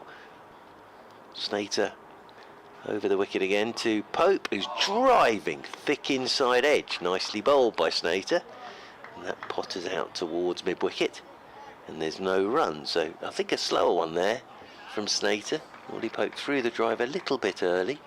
You see what he's done by taking a boundary off that first ball of the over. He's keeping them up with where they need to be at this stage, Surrey. Yeah, run rate just creeping up towards that 4 and over now. Required rate still around 6 though, but well within touching distance. Yeah, 35 to go after this one. As in over the wicket again goes Snater to Pope. Covers up again. It's good bowling this from Snater. He's just cut his pace here. He's just going stump to stump to Ollie Pope. I guess they're all probably off cutters as well, aren't they? He's hoping he can find that spot again that he found to Will Jacks, where it just shot along the floor and hit him on the boot. Comes wandering back towards us once more, does Snater, shining it up again. Down below us is Snater. Jamie Smith at the non-strikers ends on 12. Snater comes in over the wicket to Pope, and it's down the leg side, and it's flicked away by Pope off his hip. Down towards long leg. He'll keep the strike. 5 off that over. Pope moves on to 45. Surrey move on to 70 for 2, which means they need another 203 from 35 overs. Nick's been in touch, very jealous. He's sitting in the sun at a beach bar in Crete. Oh, lovely. That's nice, isn't it? We talked about this, the length of this winter just seems to be interminable. Yeah, nice in Crete. Trying to move abroad somewhere. Sun is shining, beer in hand, waiting for an Essex win, he says. Does life get any better? Come on, Essex. Well, it's going to be nip and tuck, I think, Nick. I think both teams will be confident. I think Surrey at the moment more confident than Essex of getting the win, but we shall see. It shows that Westie's a little concerned because he's bringing Sam Cook into the attack now, just to try and get him a wicket. Yeah. Well, Bracewell got carted for 15 in his last over. So Cook coming on from the Hayes close end. A few clouds dotted about, but otherwise an absolutely glorious afternoon. In fact, those clouds just take the edge off the heat. Keeper up to the stumps as Cook bowls to Pope. Tickles it off his legs down towards deep back with square leg for a single. One to the total, 71 for 2. Target, runs required 202. Good afternoon again, says Gary. If we want to go back to 3-day cricket, would you like to see a limited overs in the first innings? Oh, are we going back to 3-day cricket now, are we? Is that what everybody's talking about? That's what Nick was talking about. Yes. Yeah, but Nick wants 4-day test matches. No, he's... So I was saying the irony would be if we then went to 5-day championship cricket and 4-day test matches. Problem is Nick's too much of a loose cannon. He is a loose cannon. 2 slips in as Cook goes down and keepers back to Smith, who just defends that way into the leg side. I would like Nick, as chief exec of the ECB, be a right old maverick, wouldn't he? I'll give you another reason for it. Yes, here we are. Well, he's got another reason. And there he is at the back of the box. He'd probably appoint someone nothing to do with cricket in charge of the... lovely. Probably Roy Hodgson in charge of the cricket. lovely. In charge of scheduling. Yes. Here comes Bracewell again. Shadow starting to stretch from the pavilions in the sun as that one's turned away into the leg side. They'll come through for a quick single. Oh, shy at the stumps, but I think he was comfortably back. Bracewell with the fielding there. P.S. says Gary, just a quick question for Mark. Remember me? Probably not. Hey, let me have a look. It's difficult to remember. Oh no, Gary. I'm sure if you gave me a bit more information, I might do. but best wishes anyway, Yeah. Gary. I hope it's all good when I met you. Probably Mark. He's such a celebrity, you know. No, you get all not these at all. people coming I'm up. just terrible with my memory. Bracewell in, keep up to the stumps again to Pope, turns it off the legs. There's going to be a single there. Will they come back for a second? No. Fielders come in from the deep very quickly. It's Snater out there, just one for the total, 73 for 2. I think they'll continue with Snater for at least another over, and then I think we'll see Harmer. I don't know, Gary Money or something. Or, I think that sounded threatening. Finished the plumbing job. I never got done. Oh dear. There was a little bit of menace behind that. There was. Remember me. Remember me. Well, oh dear. Here comes Cook driven away through the offside. Oh, that's a lovely bit of fielding. That's Nick Brown diving away to his left-hand side. Had he not got that, that was 4 all the way. Lovely bit of cricket that was. Gorgeous shot from Jamie Smith. Brilliant bit of work from Nick Brown. But off the bat, you think this is 4. And this is going to be just one of those that on social media. Look at that! But that is a brilliant bit of work from Nick Brown. So great bit of cricket all round there. High elbow. Yeah, good camera work as well. Absolutely. Very good camera work. It's on his toes. He is.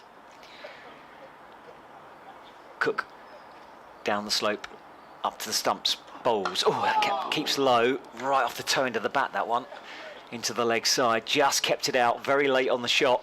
But importantly for Surrey, wicket still intact. 73 for 2, 200 more required to win off a minimum of 34 overs. It's going to be a late one. It is going to be a late one. It's going to be a tense one as well, I think. You know, we're looking at a 6 o'clock finish here tonight. It's rather ruined my social. A bit later. Ruined my social plans a little bit. I was going to go up to London, but I don't think I'm bothered now. Well, the thing is, you can never plan anything around a day of Championship cricket because you have Absolutely. no idea when it's going to end. Yeah.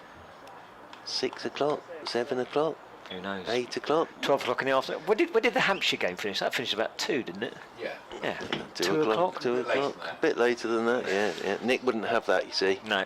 Nick would, if the game finished early on the Start- third day, start again. Start again. No, and play another 2 days for double points. Winner takes all. Yeah. Snater Double or nothing. from the River Egg coming into Ollie Pope, who's driving in the air. Will go. Ollie Pope has got a ball that's just hopped on him as he looked for the drive. It's exactly what Essex were looking for. Brown takes the catch. Snater just going stump to stump, and it just hopped a touch on Ollie Pope. It's gone off the splice of his bat, and it has plopped straight into the hands of Cook. That's a big wicket. 47 for Ollie Pope. Big wicket for Essex. 73 for 3. Yeah, Brown, you could see how much that meant to him. Just they absolutely went up there. Huge hugs all round. Snater's been bowling superbly as well. Like you say, wicket to wicket, not giving the batsman any room. And eventually he forced the mistake from the excellent Pope, 47 off 57. And yeah, there was definitely a little bit of panic out there for the Essex players whilst Pope was still at the crease. Oh, absolutely. You know, Pope has done it already this season. Has got Surrey over the line on a run chase. It's interesting. Will Jacks coming out at 5. So here comes Will Jacks. They're probably keeping Pope's back a bit in case it does go slightly wrong, because you know he is very capable of just shutting up shop if needs be. But yeah, all that happened there was Ollie Pope threw the shot a bit early and it just hopped at him, and it's a good bit of bowling from Snater, and it came sort of straight off the splice of his bat. And it's one of those agonising ones for the batter where you know what's going to happen, but it all sort of takes an age to get to Brown. But they'll be delighted with that to get rid of Pope. 47 of the 73 in this run chase, but here comes Will Jacks out into the middle. I'm just imagining Nick at the beach bar in Crete just grabbing himself another beer. No, he's always just thrown his one he's got all over the beach bar, I would have thought. Beers all round, Pope's out. Yes, there you go. So 73 for 3. It's turning into a terrific day of cricket. It really is. If we could commentate from Creek, what a job that would Oh, be. that'd be absolutely marvellous. A few pina coladas on the go as well. Lovely. Will Jacks out there in the middle, and of course Snater got him with that shooter in the first innings, so he'll definitely be looking to just go towards that middle stump again and be praying he can find that spot just back of a length where the ball kept low on Will Jacks. First ball for Jacks then. And over the wicket goes Snater to him. Oh, and he beats him on the outside with an absolute cracker. Beautifully taken by Pepper. So now all of a sudden the crowd are going again. The coaches in the Tom Palmer stand are shouting instructions again now. And down comes Will Jacks to do a touch of gardening. But it's a great first delivery. Again, it just bounces a touch on Jacks. Great take again from Pepper. He's good behind the stumps, isn't terrific, absolutely terrific. It's not easy, this. Snater over the wicket he comes to. Well, Jacks is forward, pushes this one up towards mid-off. And there is no run, as Tom Wesley will be feeling a bit happier now to have got rid of Pope. There at mid-off. From what I've seen in the one-day competition, Essex supporters should have a lot of confidence in their young setup. There's a few youngsters coming through that look absolutely superb. Absolutely. Just trying to keep hold of them at the moment. That's the only problem. With the bright lights of the big cities of the IPL and everything. Yep. There are some bright lights at those IPL games. As in over the wicket again comes Snater. Oh, hello. Will Jacks has picked him up a short ball and slung him onto the marquee. So that's gone for 6. So yeah, Will Jacks hasn't hung around with that one. If Snater's going to bang it in at this pace, even if it's his third ball, Will Jacks is going to do that. So yeah, that's gone a long way. Do you know where that's gone? That's gone up into the top tier of the pavilion. I thought it had hit the marquee, but it's gone up into the top tier of the pavilion. Yeah, one of the Essex staff is climbed. Health and safety. Yeah, climbed onto the roof of the pavilion. There's somebody looking in the window now. So this will be a delay as we try and get the ball down from the top of the pavilion. But it's fair to say Will Jacks got a lot of that. So whoever that member of the coaching staff, as you can see on the live stream, they've disappeared now. And they're going to do the old school lob it back here. Go on. Yeah, good arm, good arm. Lovely. Solid arm. Lovely. My favourite is that when... McGrath? I'm not quite sure it is. I think it's Max. My favourite is always when you lob it off the roof like that and you get it slightly wrong, it just goes straight down and lands in someone's pint or something. But it's good work there, but that was nailed by Will Jacks. Huge. Now the ball's back in the hands of Snater. And Will Jacks settles himself down over his bat once more. 79 for 3 then. Snater over the wicket to Jacks. Better length, and Jacks pushes this one off the back foot down towards backward point. And there is no run. I think it's fair to say that Snater won't be shoving any short balls again in the near future. Well, the other thing is it's the short boundary, isn't it? Yeah. Off towards the pavilion. I think that would have probably gone for 6 anywhere, in the fact that it hit the roof of the pavilion and bounced back. Must be expecting another one, because whoever the member of the coaching staff is still up there watching. Good view from up there. Snater's in again, and Jacks turns this one off his pads down towards long leg. They'll stroll a single, but still a very good over from Snater, because he's picked up the big wicket of Ollie Pope. End of the over. David's vacating. Nick Gledhill is coming in with more plans of a maverick nature for the future of cricket in this country. And Surrey 80 for 3. The target is 273.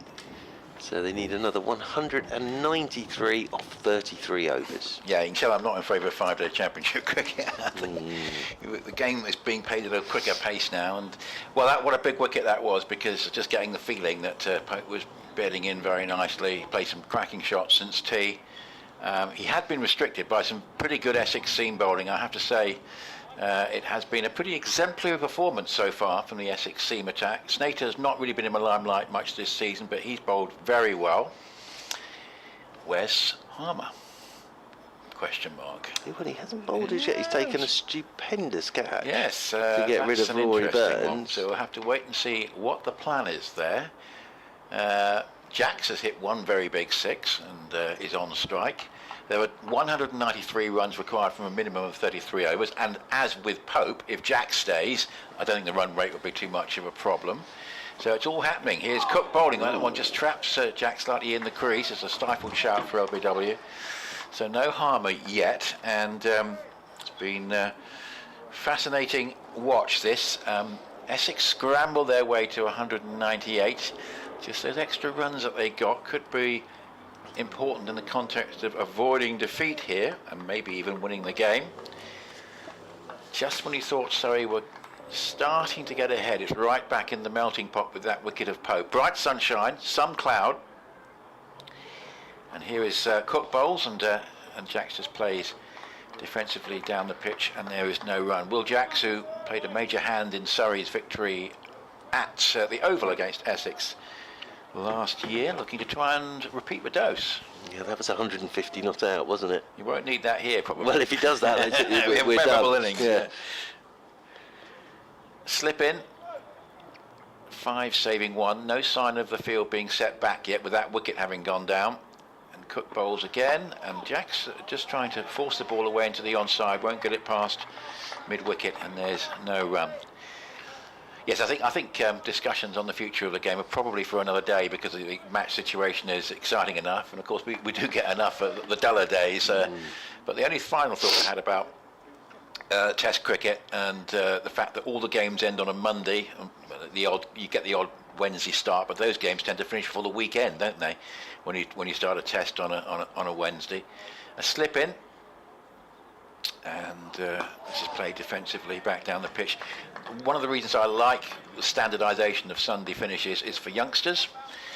All but the Oval Test match will be finished during the school holidays. And I think that is a thought, because it's such a special thing for a youngster to actually be at a ground on a cheap rate or watch it on television to a great finish to a Test match. And that's something that's going to be cut off for people, with only the last Test being finished on a Monday in term time, in holiday time, the rest all in term time. Anyway, we'll come back to that another day. 80 for 3, as this is driven up into the covers, and there's no run. So another good over this from Cook. I say it really has been.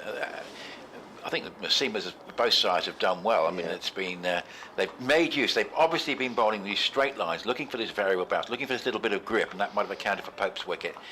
And I think both bowling attacks have really bowled to the plan, and that's maybe why we haven't seen Harmer. 80 for 3, target 273, and Cook bowls, and again onto the back foot. Jacks just plays it down on the bounce back to the bowler. Very good over. Jacks not able to add to that splendid 6 he hit in the earlier over.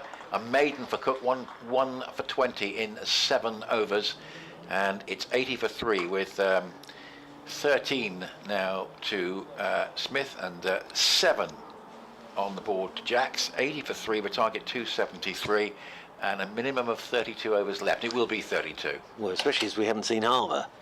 So yes, it's definitely going to be 32. We will see Harmer, and I think it'd be very interesting if he came into the attack, because Jacks would take him on. Yes. So it must be in the back of Westie's mind. But as you say, the seamers are doing a very good job at the moment, so that's why he's still going with the seamers, trying to make run scoring as hard as possible here. For Surrey, maybe he's waiting for Harmer if Surrey decide they can't get the runs, and then he'll have men round the batters. Here is Snater. Oh my lord, that has beaten the outside edge of Smith's bat. And this shows how difficult it is on this pitch, with the bowler cutting his pace, and as we keep saying, it's just going stump to stump here to the right-hander. Yeah, Snater's executing the plan very well. I wasn't here on Friday, but Harmer was relatively expensive by his standards. Who in the Surrey's batting lineup got after him a little bit? Well, Sibley slog swept him for a couple of 6s straight away, yes. So here comes Snater once again, and solidly forward goes Smith. Plays this one down to backward point. There's no run once again, but I just wonder if that might be the thinking of Wesley here. That if Surrey did sort of lose a couple now and shut up shop, he could whip Harmer into the attack with men round the bat. He's a very difficult guy to defend, is Harmer. But at the moment, I think the main reason being that the seamers are doing a very good job here for Tom Wesley and Essex. Snater is bustling in once again to Smith, and Smith covers up, pushes this one straight back up the pitch. Snater does the fielding off his own bowling, and again there's no run. Yeah, so earlier we had that thumping victory for Warwickshire by an innings in 84. Extraordinary Hampshire second innings. 10 wickets in the match for Chris Rushworth. Hampshire were 35 for 9, got to 97 all out, unbeaten 50 for James Vince. That's small consolation. So Warwickshire top at the moment on 60 points. Snater comes running in once more to Jamie Smith, and Smith is forward. pushes this one once again down to backward point. So excellent bowling this from Snater, almost saying to whoever's on strike, you're going to have to take a gamble because I'm not going to come off this line and length. Should Surrey win, they go back clear at the top. Should it be a draw, Surrey would be top on the basis of fewer defeats, equal on points with Warwickshire, and should Essex win, they'll sneak ahead of Warwickshire by 1 point with the two teams meeting on Thursday. Lot to play for then. As Snater, right arm over the wicket he comes again, and Smith's up on his toes, just pushes straight back down the pitch. So 1 ball to go of the over, no runs as yet. So very tight stuff this from Snater. 80 for 3, Surrey. Target is 273. And after this over, there will be 31 to go to get those runs. 193 more of them required by Surrey, 7 wickets needed by Essex. Snater is over the wicket to Smith, and Smith has a fiddle at one outside his off stump, beats the edge, taken by Pepper, made it over. Good one from Snater, and Surrey are 80 for 3. Yeah, building pressure very impressively here. Snater, it's been a very, very good spell from him, 1 for 23 and 7 overs. I mean, that was damaged by the 6, has to be said, from Jacks, but it's been a really impressive spell. Nottinghamshire set 295 by Lancashire, were 52 for 2, then 55 for 6, and now 97 for 6. And it's Brett Hutton and Joe Clark who are holding Lancashire up. Apparently Jimmy's getting a bit frustrated, kicking the turf. Maybe Lancashire is still going to have to wait for this first win. Very frustrating for them, but Lancashire, not 7th wicket pair, are doing the job to save the game at the moment. 80 for 3 with 2 slips and a keeper standing up, and a pull shot here off the first ball of a new over from Cook out towards deep mid wicket. Gets Jacks a single. So it was a deep mid wicket back. Just to say welcome to listeners on 5 Sports Extra, and we've got a very exciting final day on our hands here, because Surrey are chasing 273 to win the game, and they are 81 for 3. Ollie Pope has just gone for 47. Jamie Smith is there on 13. Will Jacks is on 8. And after this over from Sam Cook, we've got 30 overs remaining in the day. Cook comes in once more, bowls to Smith, who this time plays it up into the onside. It goes just over a bit of matting and up to Dan Lawrence, who batted nicely earlier on for a 28 cameo off 25 balls. But like the other Essex batsmen, he was rather cut off in his prime. Just as they were threatening to get on top, they all tended to get out. But have Essex got at least enough runs to avoid defeat and possibly win the game? Another dot ball added, 81 for 3. Yeah, Essex were all out for 198. Started the day 24 without loss. Cook has been very impressive again. All round, very good performance from the Essex seamers. From the Hayes close end, he bowls to Smith, who just gets right behind that and plays it up towards Brown in the covers. We've seen some belligerence from Surrey, notably Ollie Pope, who batted beautifully while he was there, and then just perhaps a little bit of grip in the pitch accounted for a full shot, and Nick Brown was threatening to juggle the catch a little bit in the covers, but he held on, and that could prove to be a pivotal moment, but still plenty of batting to come. Sun shining brightly.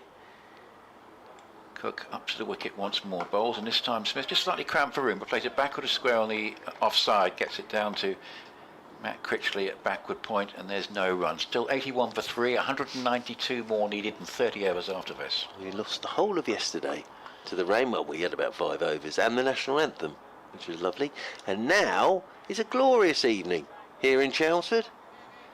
Blue sky, sun out, exciting game of cricket on our hands. Perfect conditions for this. Here's Cook once more, bowls, and that's just played into a gap, just backward a square on the onside, goes down to Porter at long leg, and there'll be a single there. So 82 for 3, and one thing to add for our 5 Sports Extra listeners, you might be wondering, has Simon Harmer come into the equation? Well, not with the ball, he hasn't bowled yet, but he certainly has in the field with a brilliant one-handed catch right on the stroke of tee to remove Rory Burns off Doug Bracewell. It was a ridiculous catch, actually. He had no right to hang on to that, Simon Harmer, but he did. again could be a big moment in the game, as here this is played obviously initially and then through backward point. It's going to go down to Snater, who comes around at wide third man and makes sure there's no more than a single. So the end of Cook's over, and Smith, who settled in quite nicely. He's got to 14 so far. Jacks with that 1-6 in his 9 on 13 balls. 83 for 3, but difficult for Surrey to force the pace against this very accurate Essex seam bowling on a pitch that's offering a bit of grip and some variable bounce. So 190 more needed, 83 for 3. Yeah, nicely boys this. They say, Nick Ledhill, and you might know this, but I won't because I've never shaken it, Simon Harmer has massive hands, they say, and that's why he can get so much rip on the ball and big fingers on the seam. Helps with taking the catch. Well, that's what I mean, absolutely. He's got absolute spades for hands. And it was a quite brilliant catch at second slip. High to his left, flung himself and came up with it one-handed. Here's Snater then, from the river end. He is coming into Will Jacks with Pepper up to the stumps. Jacks is out. He's driven this off a thick inside edge, straight to short mid-wicket. He's looking for the big on drive. And again, on this pitch, it's just held a touch in the pitch. Snater's doing a great job here for Essex. It's that old stump to stump with the keeper up. And the catch is taken in there at short mid-wicket by Critchley. And Jacks goes. Big wicket for Essex. Jacks goes for 9. And they're sending Cameron Steele out next. So they're basically, I think, keeping Ben Folkes back. I think they're keeping Folkes back, just in case it does all go horribly wrong, and then they can get Folkes in there to get his head down. Well, apologies, it's Sean Abbott. Now, here you go. Now this is what Surrey are thinking. They have sent Sean Abbott out there at number 6. So Sean Abbott is striding out there at 6 to join Jamie Smith. So the chase is still on, Nick Ledhill. That's what I'm thinking. So at what point do Surrey think this is quite awkward to force the pace on this pitch with the ball gripping in the surface? Very similar to the Pope dismissal. Again, the ball just stopping on the batsman as he went through with the drive, and it pops up to mid-wicket on the onside. 83 for 4. This is going to be difficult for Surrey. They may just feel they want to give it one more dart, and then we're looking at the number of overs left, which is less than 30. And I think if you're just playing to survive on this pitch, you probably will be okay. I'll tell you then, Harmer comes into play. Yes, because that's what I mean. That's issue. why they've held Harmer back. Because if Surrey was to lose another one now, and they decide, right, that's it, Harmer comes straight into the attack with men all round the bat. Yeah. And then Surrey go for it again. Because there's nobody on that. Yes. No, that probably anything could happen. But it's all very exciting, and that was a good catch from Critchley in there at short mid-wicket. But very good stuff this from Snater. 2 for 23, the big wickets of Ollie Pope and Will Jacks. But Sean Abbott has been sent out at number 6 for Surrey. Getting ready for his first delivery as Snater's into him, and Abbott's off the mark straight away, clips him into the leg side out towards deep mid-wicket. Extremely experienced sort of shorter form batter is Abbott. Very good first-class cricketer as well, of course. He's off the mark with a single, and Jamie Smith comes on to strike on 14. And a handy number 9 or so, which is where he normally bats, isn't it? Yes, very much so, yes. But he can play. There's no doubt whatsoever about that. And he's a strong fella as well. I think you need a bit of that on this pitch. With Snater taking the pace off it, it's more power, really, as much as anything, to get it up and over the boundary rope. So something's been spotted. Harmer's sort of jogged out from second slip now. Snater gets ready to come in with his blonde streaks in his hair over the wicket to Jamie Smith, and Smith clips this one into the leg side, gets it in front of square, will swing round the deep mid-wicket. That's Sam Cook out there in front of the pavilion, and Jamie Smith picks up a couple of runs. Jamie Smith moves on to 16, and Surrey move on to 86 for 4 in this final session. Their target is 273, and after this over there are 29 remaining. So either side could still win it from here, and that's what you want going into the last day, especially when he lost a whole day yesterday. Snater, over the wicket he comes, and forward goes Smith, plays this one down into the the leg side and there's no run. I did bump into a gentleman this morning who was lamenting the fact that this was going to be a very dull day. Just going to watch Essex back till 5. I thought, well, I'm not quite sure that will happen. Yeah, you never know, do you? I mean, it all depends. We said earlier that the Essex innings was a thing of fits and starts, and it sort of bumbled along, and occasionally there were batsmen threatening to get on top, but it ended up neither one thing nor the other, and it ended with a situation where we got this interesting chase. Snater, over the wicket he comes once again. To Smith, covers up, plays it down into the leg side once more. It's just at the moment Snater's doing a great job here, and we've seen a bit of this season across the board really in the Championship. Cuts his pace, 2 slips, keeper up, short mid-wicket, and basically saying, I'm going to hit a length, stump to stump, you decide what you want to do with it. And there Will Jacks was trying to look for the big on drive over the top and got a thick inside edge, and it just pootled out to Critchley really. You know, you need to be as good as Ollie Pope to be able to get down the pitch and loft it away for 6, which he did. Snater, over the wicket he comes again to Smith. Smith covers up, plays it down into the leg side. Critchley comes up to do the fielding, so good over from Snater, gets that wicket of Will Jacks, just the 3 runs off it. So Surrey 86 for 4, they require a further 187 to win, and there are 29 overs remaining.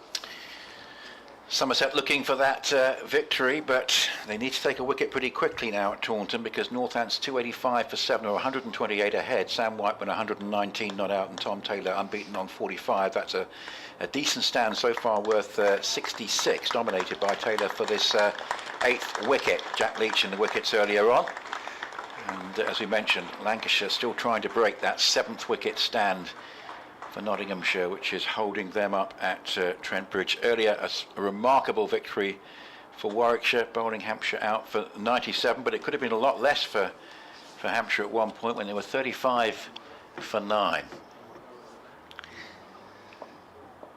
So, real key, interesting part of the proceedings now as this wicket-to-wicket attack continues, and it's Sam Cook bowling, and that's just played into the offside by Abbott. I wonder how he's going to approach Cook here. Will he take a bit of a chance? Slip, 2 slips back, and the keeper up to the stumps.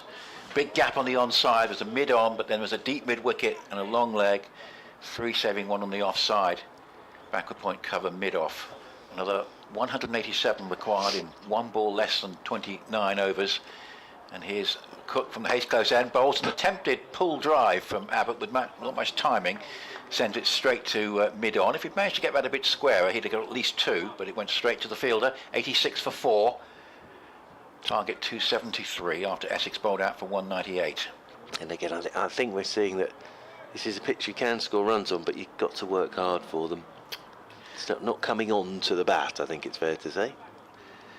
No, and perhaps progressively more so as the game is moving on. It's probably a little bit easier to bat on the opening day. Now, interestingly, Pepper is going back. He's been standing up, he's going back, and there's 1 slip with him, Alistair Cook. A mid-wicket's gone in. As this is drive and sliced away down towards 3rd man by Abbott. He's going to get just a single down there because there is a fielder out of our sight. And just the 1 to the total. Didn't quite get that, Abbott, going for the cover drive and slicing it, but it stayed down. 1 more goes to a total. Interesting tactical change that, though, with Pepper going back and now standing up again. Yep, standing up for Jamie Smith. Yep, and going back for Abbott. So Cook is now a solitary slip, and a very deep slip he looks at the moment. Here is Cook again from the Hayes close end up to the wicket bowls and played defensively. Just a nice comfortable defensive shot that from Smith, who's looking relatively comfortable. And from the Surrey point of view, if they do end up just looking for the 5 points, Smith is established and looking reasonably comfortable at the crease. 87 for 4. Yeah, and I think that's why you've got Steele and Folkes just as your sort of safety valve really. Cook again, moving in from the Hayes close end, up to the wicket he bowls. That's a bouncer, and it goes to everyone for 4, and it'll be byes. And that was quite an ambitious bouncer to the extent that it was far too much for the keeper standing up, and even for Alistair Cook, who can work miracles, but at slip, even he wasn't able to get across and field that one. I'm not sure Pepper will be over the moon with that, really, but it was banged in by Cook. He doesn't bowl many bouncers, really, does he? He decided to there with Pepper up to the stumps, and he just flew over the top of everybody. Talk about double bluff, and certainly a triple bluff as far as Pepper was concerned. Pepper's kept very nicely, hasn't he? No, he's been very good up to the stumps. Mid-wicket, mid-on, mid-off cover, point and a slip as this is played through a gap on the leg side by Smith. He'll collect another run. 17 to him now, 92 for 4. Surrey with a draw will join Warwickshire on 60 points. The London Derby coming up during the week. Exciting set of matches coming up on Thursday. I think we mentioned earlier that everyone's playing in both divisions, which is good stuff.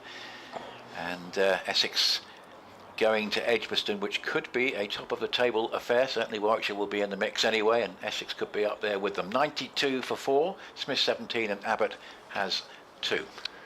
And Snater it will be to continue from the river end of the ground. Jamie Smith will be on strike. So the 4 to go so far. Sibley went without scoring, and then Rory Burns on the stroke of tee for 10. And then Ollie Pope for 47. And we've just seen Will Jacks departing as well for Surrey. So 4 down. And Snater coming in over the wicket to Jamie Smith, who pulls the bat inside the line of one. It just bounces and nips away a touch outside his off stump. Taken by Pepper away to his right hand side. Yeah, Smith sort of dropping anchor at the moment, and say it's easier, I think, if you're trying to survive rather than force the pace on this pitch. Snater really has bowled an exemplary spell. You'd normally expect on a final afternoon at Chelmsford at the river end it would be not much more than Simon Harmer, but not in this case. Snater comes in once more over the wicket to Smith, and Smith covers up once again to a good straight delivery and full face of the bat. Plays this one down into the leg side. Critchley gets across to do the fielding, and there's no run. I suppose it's when Abbott's on strike and how he plays. 2 from 4 balls so far. I think he's obviously not going to play a daft shot, but he's obviously going to calculate his aggression. A sort of cameo from Abbott here might just set things up again for Surrey. That must be the thinking. Yep. It's over the wicket once again. It's Snater to Smith, and runs here for Smith. Are there? No. He's just pushed that behind himself through towards backward point, but the fielder gets round to do the fielding. Yeah, Jamie Smith is just at the moment keeping it steady. So it's another 181 required by Surrey. And another 6 wickets needed by Essex. Great finish to this game. Approaching 5 o'clock. Over the wicket again goes Snater, and Smith again just pushes him down towards backward point. Excellent stuff from Snater. It's not easy to do this, because he has cut his pace, and he has done exactly what his captain asked of him here. Cut his pace, brought his keeper up, and he's just bowling gun barrel straight here. And Essex, of course, with 4 seamers. You wouldn't have seen that much last year, particularly at Chelmsford, where it would have been 3 plus Harmer. Seen a little bit of Bracewell. Well, that's Jamie Smith. I think during this innings he's gone past 2,000 first-class runs, as this one's pushed by Smith. Up towards mid-on. There is Porter to do the fielding, moving round to his left-hand side. But Bracewell was quite expensive, 4 overs, 1 for 29, but the one was that wicket of Rory Burns, with that great catch from Harmer. Snater, very good spell this, keeping it tight in his 9th over, 2 for 26. Seen a couple of really good slip catches in this game. Burns took one in the first innings, and now that one from Harmer as Jamie Smith drives again, back up the pitch. Snater gets fingertip to it. There is no run. That's the end of the over. I will vacate. David Brett is here as it's 5 o'clock, and Snater now 9 overs, 2 maidens, 2 for 26. Thanks, Mark. So we've got bright sunshine here at Chelmsford, and the crowd all staying on. Decent crowd for a final day.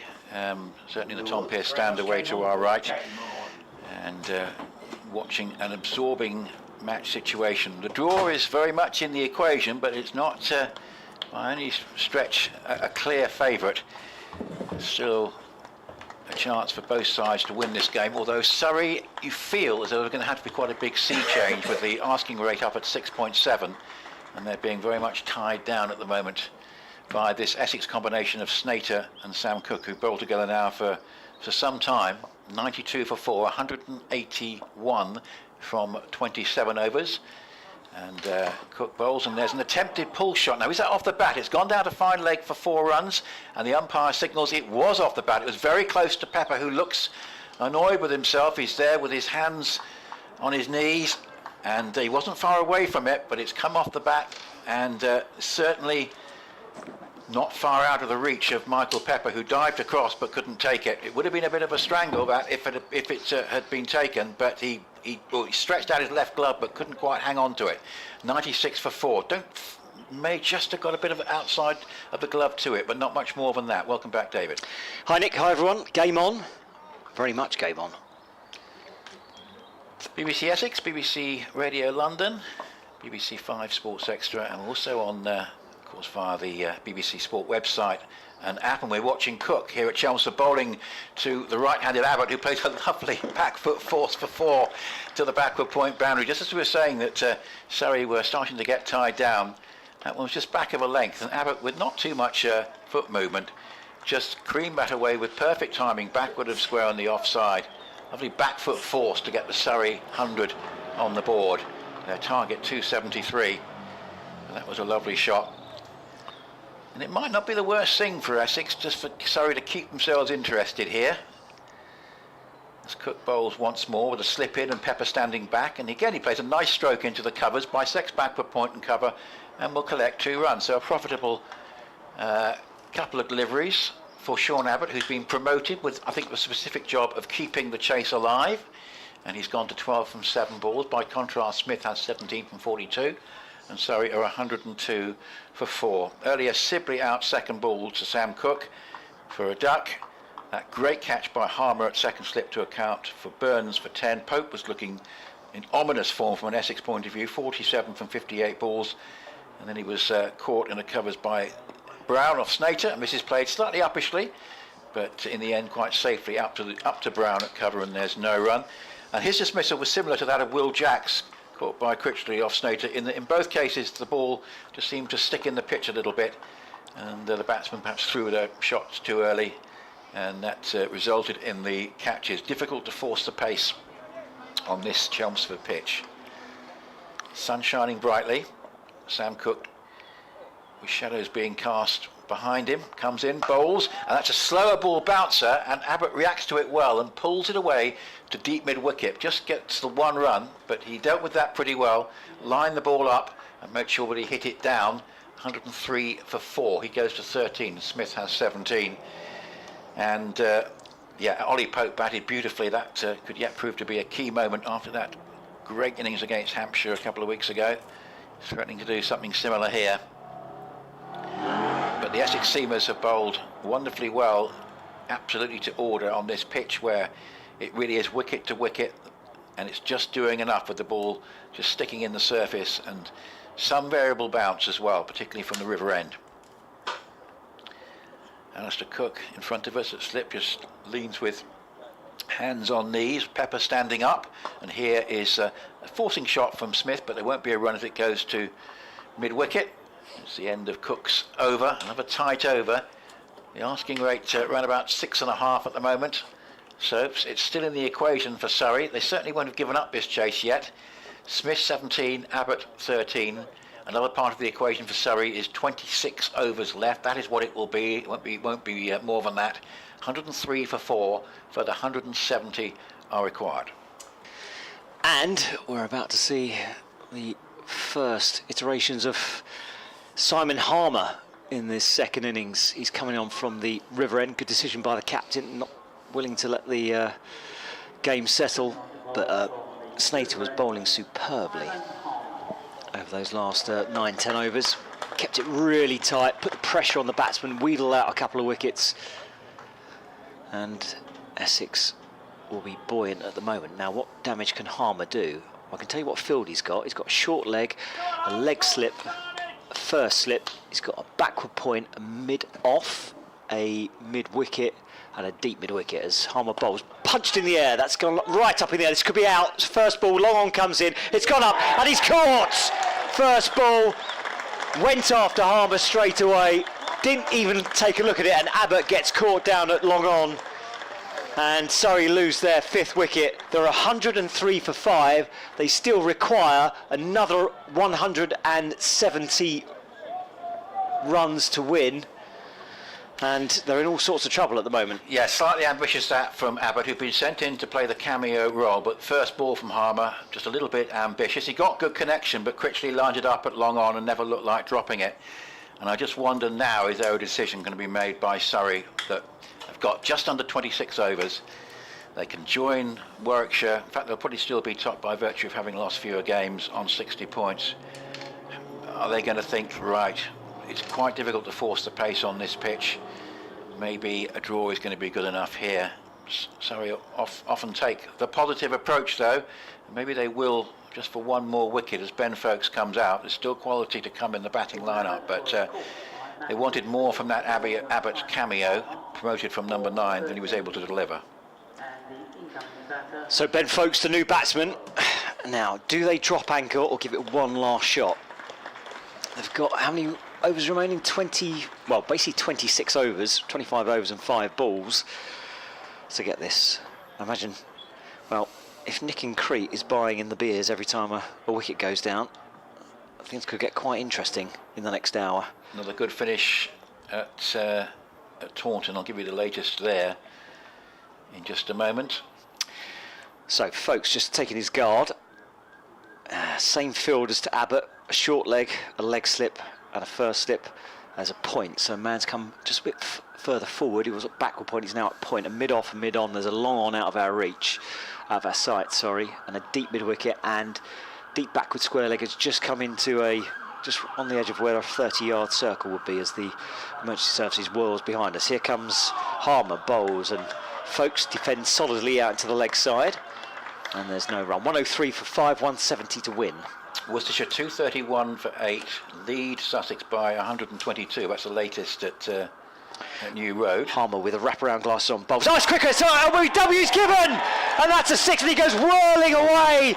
The 6th wicket falls, and Foakes caught plumb. LBW on the crease. The 6th wicket goes down, he goes for a duck. And Surrey in all sorts of trouble. It's spun a mile and it's 103 for 6. Well, we were just wondering the fact that Harmer hadn't been introduced until the 29th over, which is a lot longer than he normally has to wait at Chelmsford. And my word, what an impact he has made. You could say a little bit of over-ambition on the batsman's part in terms of the Abbott dismissal, but this is a key moment, and I think the end of a Surrey run chase. It just beat Foakes on the turn. It was a lovely piece of bowling, and Foakes, be disappointed with that, but he was just beaten on the forward shot, and it was going on to hit the stumps, I think, and I think that's the end of the Surrey run chase. It's all about survival now. If Essex can get it, it will be a great victory. 103 on the board for 6. And, well, Harmer had to wait. He's taken one blinding catch so far, and now he's got 2 wickets in his first over. Double wicket maiden at the moment. 3 balls gone in the over. Wicket dot wicket. And Essex are closing in on a victory here. Surrey 6 down. And as Nick said, it's unlikely they'll now go for that 170 they need in. There's still plenty of overs to go, but just not many wickets in hand. Still 25 overs remaining, so Essex will keep wheeling away until they get that final wicket. But it's whether Surrey's rearguard action can repel them. So a big conflab here between Snater, it's a sub-fielder on, isn't it? Number 47. Yeah, Robin Das. Yeah, Das is on. Captain's involved, Wesley. So too is Porter. They're looking over towards the pavilion. What are they looking for? Another helmet coming in. So they're going to have a short catching fielder, probably on the offside. They've already got a short leg in. So I guess there's going to be a silly mid-off. Field's coming in, probably going to have long off back. Or are they going to push the field right up to the new batsman? Yeah, 2 games in similar match situations, New Road and Taunton. So in Division 2, yeah, Worcester 235 for 8. They're 126 ahead of Sussex. There are 22 overs left. So basically, Sussex have got to get those 2 wickets straight away, but Azarali is 91 not out. Yeah, men around the bat. Silly Midoff has got him. Harmer bowls. Oh, it's a big LBW appeal and a catch appeal. And the umpire says not out. Oh, that again turned a mile. He's turning it off the pitch there. I don't think there's any deep footmarks out there. The ball is turning significantly for Harmer. And I think Northampton are looking fairly safe with 2 wickets still left at Taunton. Similar match situation, 299 for 8. They were 142 ahead of Somerset, but there, Sam Whiteman is 124 not out. Harmer bowls, tossed up again, turned away into the leg side. They won't run for that as backward square leg comes in. All fielders are up at the moment, keeping pressure on the batsman. Fielder furthest out is a mid-wicket, not quite deep mid-wicket. It's pretty much about 20 yards in from the boundary for that mistimed sweep into the leg side. Tense stuff this, as Essex try to snatch victory here. Harmer in, loops it up again, and that's well defended into the offside. Footed by Silly Midoff. Huge applause for Harmer. That's a double wicket maiden, and Surrey are 103 for 6. Yeah, I think we can be fairly sure that's the end of the run chase. It's just about survival now, but they're going to be facing quite a lot more of Harmer. What a great bowling performance this has been from Essex, and Harmer's introduction delayed, as I say, to the 29th over, and he comes on and takes 2 wickets, and the folks' wicket is huge. It really is. We know all about what he can do. Just to mention that Notts 7th wicket pair are still together. Lancashire may yet have to wait again for their first victory of the season. It's Joe Clark and Brett Hutton. Notts aren't going to get their target. They still need 185, but they could get a draw, and Lancashire still trying to break that 7th wicket stand, but they've been holding them up for quite a long time now. So, going to think it's Jamie Porter, I think, is going to come on. It's 25 overs to go. It's all about for 4 wickets now. I think we can forget about the target of 273. Surely all about the 4 wickets, and Jamie Smith is key. He's in, he's on 17. Still batting to come for Surrey. They do bat a long way down. And here is Porter up to the wicket. He bowls, and that's played defensively with head right over the ball up into the offside, and there's no run. 2 slips and a forward short leg, a mid-wicket mid-on. There's I think a mid-off and a cover who's at the moment just come in, and maybe he's going to go back to his no, short extra I think he's going to stay at. So let's have a little look and see what they do. Is it a leg slip coming in? Yeah, we're going to have a field change. Leg gully. Yeah, looks like it. So adding to the 2 slips and the short leg, we've got the leg gully. Now that cover has gone back from like short extra to a more orthodox cover, and there's a backward point. So 4 saving 1, a short leg, a leg gully, 2 slips and a long leg. So he's got to bowl straight here. Yeah, that's going to be the order of the day as Porter bowls, and just getting into line, Smith plays up into the offside, and there's no run. Smith is key now for Surrey if they are to save this game, because he's in. He's looked pretty comfortable so far for 17 from 45.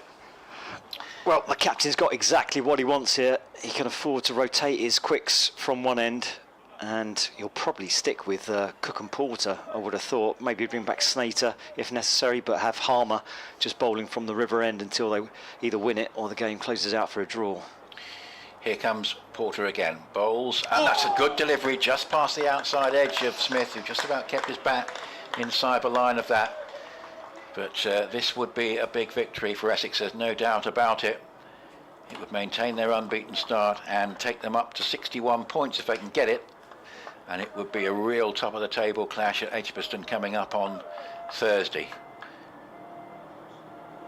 And a fascinating match that will be. Bright sunshine, still areas of clumpy white cloud, but there's more blue sky, or as much blue skies at any point in the day really. Certainly a lot more than there was yesterday. 103 for 6, and this is played run down off the open face for 2 down towards third man. It's going to be cut off just short of the boundary, and they collect that second run, but the runs don't particularly matter, I don't think, now. 105 for 6, all about survival. Talking of survival, in Division 2 Leicestershire have been up against it from the start against Derbyshire, but they may yet save the game with the help of a bit of weather. 254 for 7. Peter Hanscom is 58 not out. Chris Wright, renowned low order batsman, 37. Good stand that. And they're 26 ahead of Derbyshire with still 3 wickets left. They could yet save that one. Here is Porter again. Bowles and Smith playing defensively, head over the ball, up into the offside, and Porter moves across and fields in his follow through. 105 for 6. Excellent stuff from Essex. And as Mark Church was saying earlier, it's almost a blessing in disguise. They did get bowled out when they got bowled out, because they would have batted for longer, I think. Yes, I think that's probably the case. And sometimes you can win a game through not doing so well in your third innings. It's happened quite a few times. As Porter bowls once more, short leg waiting, and Smith getting into line and playing comfortably up to wide mid-on. Smith is a big wicket for me in this situation. He's looked really pretty comfortable so far. Interesting to see how he gets on against Harmer, of course. 105 for 6, talking of which, Harmer 1 over 1 maiden, 2 for none. I suspect will be kept on. 105 for 6 with 24 overs to go. Yeah, he has been. Yeah, surprising. Yeah, no doubt. Bowled superbly in that first over. Got 2 to nip back really sharply to get his the wicket of Folkes, and almost got the wicket of Steele first up as well. Big appeal both for LBW and bat pad, but the umpire unmoved. Men round the bat, as you might expect. There's 2 leg slips in. There's a conventional slip, a silly mid-off, a short leg, a mid-off, a mid-on, a straightish mid-wicket, and a deepish mid-wicket. It's just coming a little bit square at the moment. So Harmer is into bowl to Still, and it's full, and Still props forward and just dabs it out into the offside defensively, and it's fielded by Critchley. No run. Big news earlier, Warwickshire beating Hampshire by an innings and 84. Chris Rushworth, 10 wickets in the match. Harmer. Oh, that really does turn a little bit of loop wide of off stump. It just jagged back in, and that's the line that's causing the batsman some issues there. It really is nipping off the seam, off the surface, and batsman tied himself up there. There's no run. Rushworth 7 for 38 in the second innings. The leg slips and the short leg all interested here as the ball is bowled, and that's defended into the leg side, but not convincingly defended. It's come off a thick inside edge. I think it was through the legs down into the leg side, and there's no run. Really, really exhilarating phase of the game, this. Harmer, number 11 on his back, loops this one up. Oh, that's ticked into the leg side, an appeal for a catch, but that's come off the pad, and it's turning a mile out there, isn't it? Yes, remarkable to think that Harmer's introduction to the attack was so long delayed, because we haven't really seen much, or very little today, of nothing from the Surrey spinners today, not much in the match. Here comes Harmer again, bowls, big sweep into the leg side. Now that's uppishly, but I think it swept wide of the fielder down on the deep mid-wicket boundary. He tumbles to stop it, bounced a couple of times, and there's a run to the total. So Still is off the mark. Surrey 105 for 6, but as Nick was mentioning, the runs really don't matter now. Still the best part of 170 runs to get to win in 23 overs. Last ball of the over. Harmer flatter this time, and Jacks defends into the legs. Smith defends into the leg side, and that is the end of the over. So Harmer ruins his figures there, doesn't he? 2 overs, 1 maiden, 2 for 1. Innings of a day from Adam Lyth, 169 not out from 217 balls, matching Marnus Labuschagne yesterday actually. 3 sixes and 23 fours. Yorkshire 308 for 4. Need 184 to win. I might just check the number of overs left there. Sounds very unlikely, but at least that's given the Yorkshire faithful some cause for optimism in what's been a disappointing season so far. So I assume Warwickshire pretty much got maximum points. Yeah, Warwickshire, yeah, pretty much. They're on 60 points now after that victory. They didn't get maximum points from the game because they were bowled out for 410, but as near as makes no difference. So they're on 60 points, but Essex will go for 61 if they win the game. Still a bit of work to do here. Now the umpires having a chat here about the ball. Essex trying to get it changed, but it's gone through the hoops. BBC Essex Cricket at gmail.com if you're still listening late on this Sunday afternoon. 19 overs left at Headingley, 184 runs, probably a bit unlikely, but what an innings from Adam Lyth. A lot of runs there last couple of days after Yorkshire only made 106. Here is Porter. There are 23 overs left. With 3 slips and a short leg, he bowls, and that's tucked away nicely actually by Steele for a single out towards long leg. The draws are only worth 5 points rather than 8 this season, but I think Surrey will have worked out that among their challengers this year could well be Essex, who may well end up a lot closer to the top than they were at any point last year, and therefore if they can get out of this game with 5 points, it wouldn't be a bad result at all. Smith back on strike. Steele went to 2 with that single.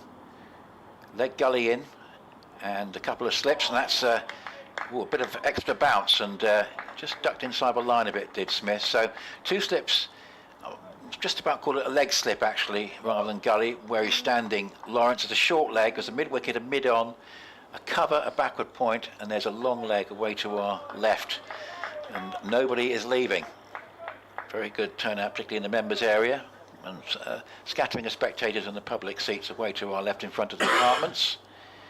And here is Porter again, bowls, and this time Smith just covers up, gets into line and plays defensively back down the pitch. 107 for 6, Smith 19, and Steele is with him, and it's a rear guard now for Surrey. The final moment really in terms of any chance of getting this target was that dismissal of Ben Folkes, second ball to Simon Harmer in a double wicket maiden. Simon Harmer's first over of the innings. He'd not particularly had things his own way in the first Surrey innings, as this is played up towards mid-wicket off Porter, but there's no additional run here for Smith.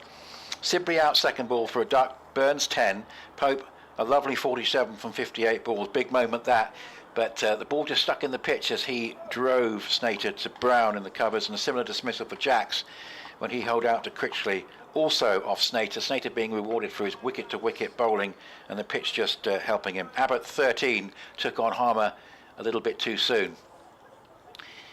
Here is Porter again, bowls, and Smith, who's been looking pretty comfortable but has largely stayed away from Harmer so far, looks comfortable against the seamers, plays that back of the square on the offside, and no run. And then after Abbott, Folkes, second ball, LBW to Harmer, the end of the Surrey run chase, and now just about whether Surrey can get what would be a very useful 5 points in this situation, to take them alongside Warwickshire on 60 points.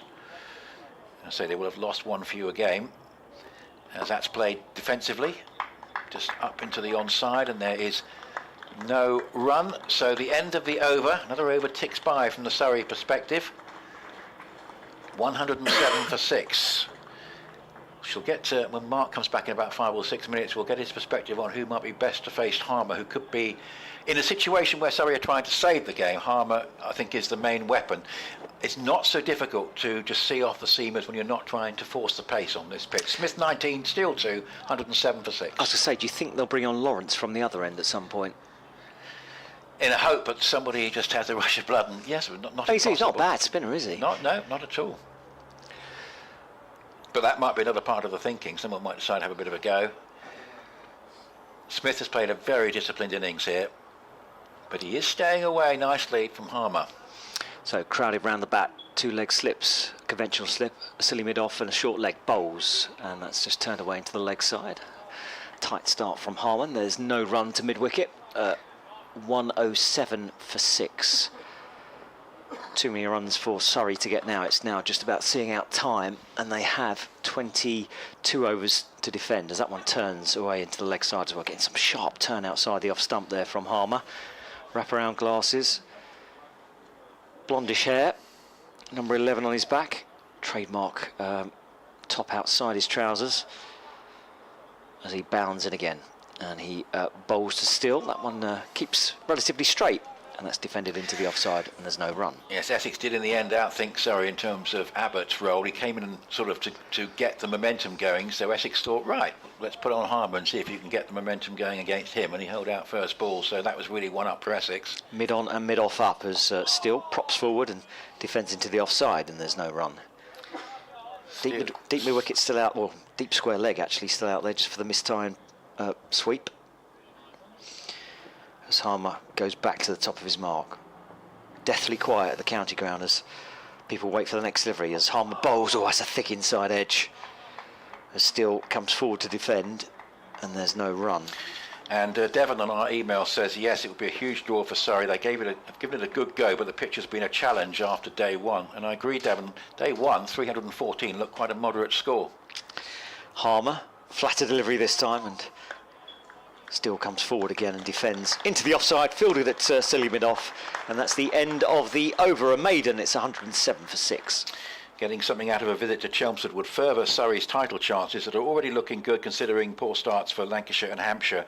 Harmer proves how spin assistive Chelmsford is these days. Verdi took an 8-for in the seconds a few days ago, but they still resist the urge to play a frontline spinner. Yes, thanks very much for that, Devon. Very hard to get your way into this Surrey side at the moment with, of course, the likes of Folkes and Pope available and plenty of seam bowling options. Will Jack sort of playing has bowled a few overs of spin in this match, but obviously Steele's batting comes into play in terms of their thinking. Here is Porter up to the wicket, bowls, and that's again just goes past the outstretched leg gully and down for 4. It's off the bat, and it was just whipped away off the pads there, but not too far away from the leg gully, who dived across. And was briefly interested in that one was Lawrence, but it was just out of his reach. Yep, close. Would have been a spectacular catch, and he managed to get there.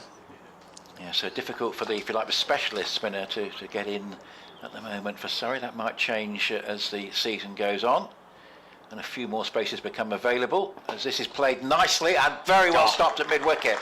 That was beautifully timed. Runs don't particularly matter, but it's just a little bit of a boost for the batsman when you're just trying to see the bowler out. You get a half volley, beautifully driven by Steele, but nicely stopped by Bracewell at mid-wicket, and there's no run. It's still 111 for 6. There are 20 overs left after this, with 4 balls left of this over. Yeah, Smith's looking comfortable at the crease at the moment, isn't he? Yeah, partly because he's staying at the seamer's end. Essex might not be too disappointed if he ends up at Harmer's end, but anyway, we'll see what happens. That's played defensively up towards mid-on, and there's no run. Steele has looked okay against Harmer so far. So it's just a question for Surrey of ticking off these overs, and I certainly agree with Devon's point that this would be a good draw for Surrey in the overall context of things.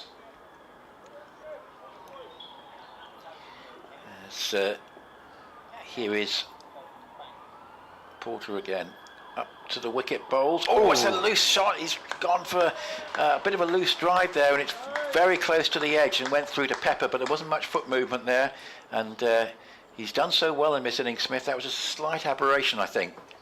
Yeah, strange shot. It wasn't really a defensive shot. It was quite an aggressive one. He was trying to drive. Yeah. Yes, he thought it was a half volley on off stump, but goodness me, it wasn't quite. And he got himself into a spot of bother there and was fortunate not to edge it. Essex's slip fielder's got to stay alert, and they've just brought in a short mid-off. Yes, here is Porter again. Bowles, and that's just played defensively up into the offside, so very consistent performance this from the Essex seamers. Bracewell was a little bit expensive, but he got a big wicket, and it's been very good indeed. That Nottinghamshire 7th wicket pair are still together, and it looks like more frustration for Lancashire.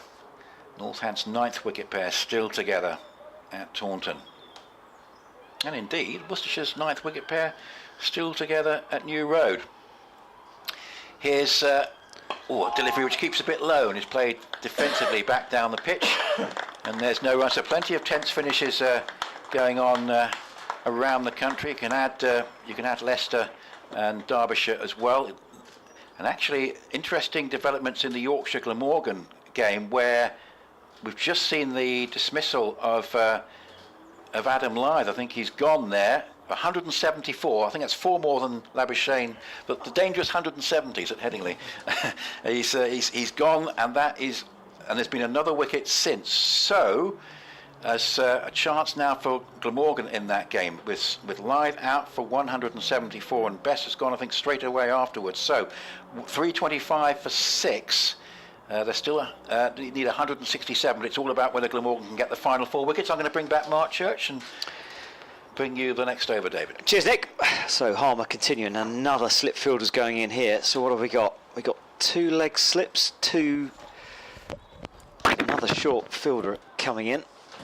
Just waiting to see where he's going to sit. Okay, so there is 2 leg slips, a square leg, a very short mid-on, a silly mid-off, and a first slip, all round the bat as Harmer bowls. That one turns again, and it's defended well by Steele. He's actually playing Harmer really well because he's getting some turn outside that off stump. And there's no run. 111 for 6, but runs don't matter at the moment. It's just 4 wickets for Essex to win. And 20 overs to get them in as Harmer loops this one up high in the air and Steele props forward, defends into the offside. Let's get a bit tense out there, isn't it, Mark? Well, it's very good from Essex, and it's quite brilliant from Harmer. We sort of spoke about it. If he comes into the attack and Surrey lose a couple of wickets, then this is what we were going to see. And he took those 2 wickets. Yeah, brilliant. As Harmer bowls flatter this time, that one turns and still watches it onto the bat, defends into the leg side. We had another fielder come in as well. So mid-ons come into a shortish mid-on position. There's a tiny little gap between short leg and the very, very short mid-on. And that's now filled by another short mid-on as that one's defended into the leg side. And that ball is turning from outside that off stump. Surrey knew they would get into this position if they lost wickets, but credit to them, they kept going for it. They were always going to try and win this game until Sean Abbott went, and then folks going straight away afterwards. Harmer bowls flatter, beaten the batsman outside the off stump. Well taken by Pepper, but no edge from the bat. Beautifully bowled. Yeah, it was a lovely delivery. Just goes on with the arm, and he's got all those men tucked round the leg side for the ball that spins back in, and that one just goes on with the arm. It's just lovely bowling from Harmer. Really the only man out is sort of the man inside the 30-yard circle on the leg side as this one keeps low and actually still does really well there. Kept his eye on the ball, just whipped it off his pads at the last minute, but that one just almost snuck through. End of the over, 19 remaining. Essex require 4 wickets to win. Yeah, very good from Cameron Steele, very good from Simon Harmer. This is sort of the nightmare scenario when Harmer comes into the attack, but you can see what Sean Abbott was thinking. Harmer's canny though, just dropped it in. Sean Abbott looking for the big one, didn't quite get hold of it. Critchley with the catch, and then straight away men all round the bat. Just a lovely bit of bowling to get rid of Ben Folkes. And now Surrey just looking to get through these 19 overs. They got themselves into a position to try and win it by bowling Essex out today. And then Essex, oh, very well. And Essex's plans have been excellent here. They've just gone stump to stump, the seamers, set the field accordingly. So Jamie Smith is having to do a rear guard here. 2 slips, 2 leg slips, short leg, short mid wicket, silly mid on, silly mid off. As over the wicket then comes Porter, and forward goes Jamie Smith. Solidly plays this one out into the offside. And there is no run. And this will be it now for the 19 overs, and we'll be here till the end because Harmer is perfectly capable of taking 4 in 4. That's the other thing. Just wonder if you actually need a backward point at this, because he's not going to play any cut shots, is he, Smith? I think that's the one that stops. I think that's the one that just holds in the pitch a bit. So wouldn't you have him at gully or something like that? No, because I think then at gully you've been struggling to hang on to it. It could just, we've seen it with Ollie Pope, just popped it up into the covers. I think that the reason he's there is if you go on the drive or the cut and it just holds on you a touch. Oh, sorry, I meant the man at backward point. Yeah, that's the one I'm talking about. Then he's in the game. Okay. If that happens when he's in the gully, he might not even see it.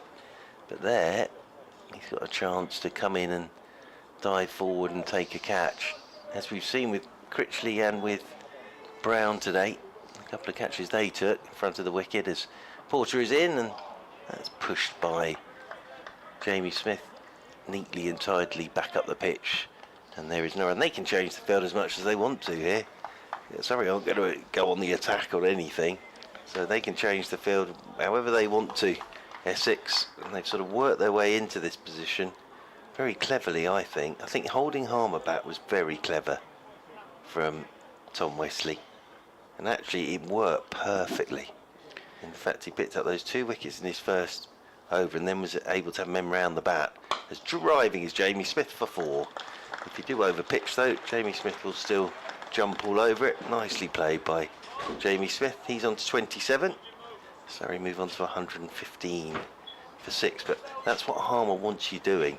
He doesn't want you attacking him. He doesn't mind you attacking him, but he wants you trying to defend him with men round the bat, because every ball is going to be a wicket-taking opportunity for Harmer. So it's very well done by Wesley. He's captained Essex superbly in this game, I think.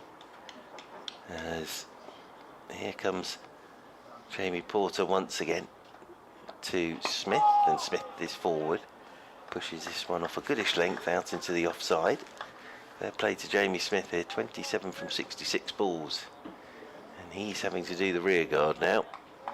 Came in at number 4, but Surrey did very well to set this up by bowling Essex out, and they were always going to go for it, Surrey. And actually, if you'd offered them that equation at the start of play, they would have taken it. But it's not an easy pitch to chase on this. No great pace to it.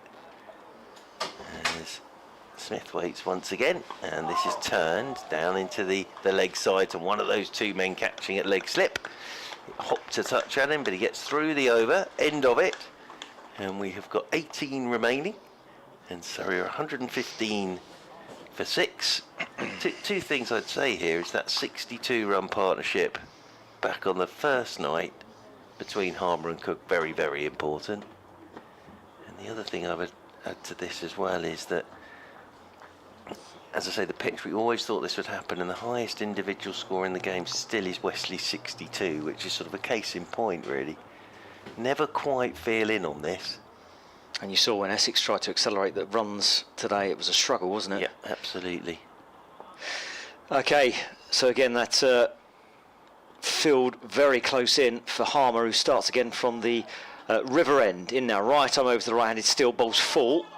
Defended into the offside. So just a reminder, there's a short mid-on, a very, very short mid-on, a short leg, 2 leg slips, a conventional slip, a silly mid-off, and now mid-off has come up to a very short mid-off position as well, as Harmer bowls well wide of off stump.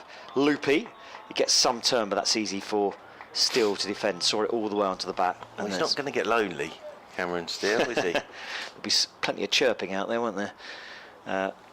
And the man just in front of square on the leg side, halfway between the wicket and the boundary, is still there as that's defended into the offside, and there is no run. Really rather fun listening to Sir Alistair Cook behind the stumps. So all he ever says is, well bowled, Simon Harmer. There's no, well bowled, Simon Harmer. Brilliant. Harmer in again.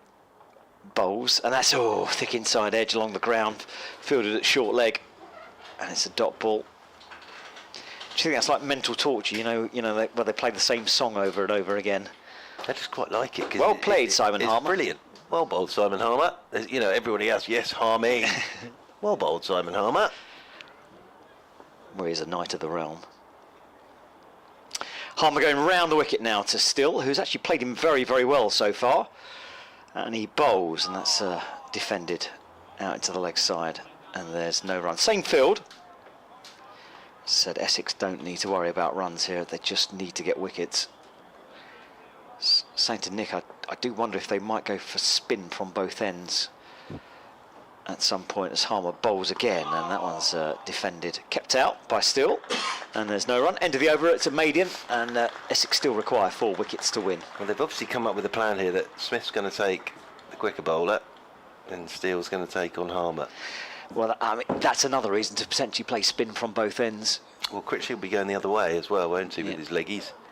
So he'd be taking it away from the right-hander.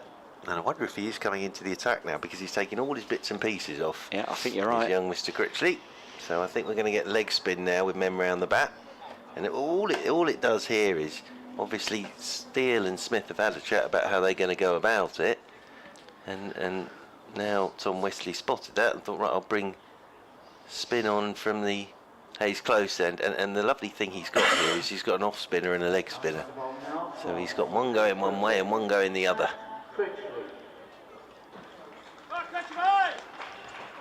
Come on, Critchley boy. Come on, Matthew Critchley. Yes, well, I rather like that. It's all very polite. So, yes, Matt Critchley is into the attack now. And it will be Jamie Smith on strike. Means that Dan Lawrence now has to put all his bits and pieces on. Lawrence is an option as well with his off break. Absolutely, yeah. I think they probably will go for spin right now until the else. Harmer's not coming off, is he? No. We've already got 17 overs to go. Well, Harmer here is 5 overs, 4 maidens, 2 wickets for 1 run. And it's sort of, as I say, that it was very good from Wesley to hold him back. And did wonder if the case was going to be, if a couple of wickets went and Surrey shut up shop, then Harmer could have all the men round the bat. But the thing was, it was Harmer who took the 2 wickets. Burns and Sibley opened up, Sibley going without scoring, then Burns for 10, and then we had Ollie Pope going for 47. Very good, Ollie Pope. God, Lawrence is in close there, isn't he? He is. Critchley's in, and a single straight away because Jamie Smith has turned this one into the leg side. Either Nick Leadhill has seen a score from somewhere else, or he's got another maverick idea for the future of county cricket. Smith's at Harmer's End. Smith's at Harmer's End. Oh, yes, very good, very good. As Critchley is in to Cameron Steele, not anymore, because Cameron Steele, unless he gets 2 here, yes, he will get 2. Just push that one out into the offside. Batted well so far, He still. has, he's played very well. He's opened, of course, in Championship cricket, and he's batted all the way up and down the order, really. 4 from 28, so doing his job at the moment. Still to come, Jordan Clark, Gus Atkinson and Kemar Roach. Forward goes Steele to Critchley. Pushes this one down into the offside. Ball's out there towards cover. It's short leg, silly point, leg slip, slip. Second slip, really. As quicker this time, driving his Steele. Oh, it's all along the floor to Harmer. In there in that sort of floating second slip position. Went after it, Cameron Steele, just got it up above his eye line. Nice over this from Critchley. He's in again, quicker one, and just pushed by Steele down towards backward point. And there is no run. The other thing for Critchley is he can experiment here. If he does bowl the odd long hop, it doesn't really matter too much because runs really aren't that important anymore.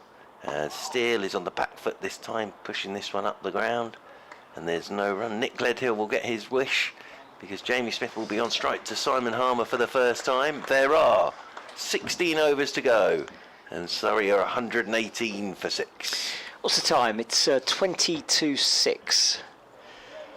So, Essex, just another 16 overs to get these last 4 wickets.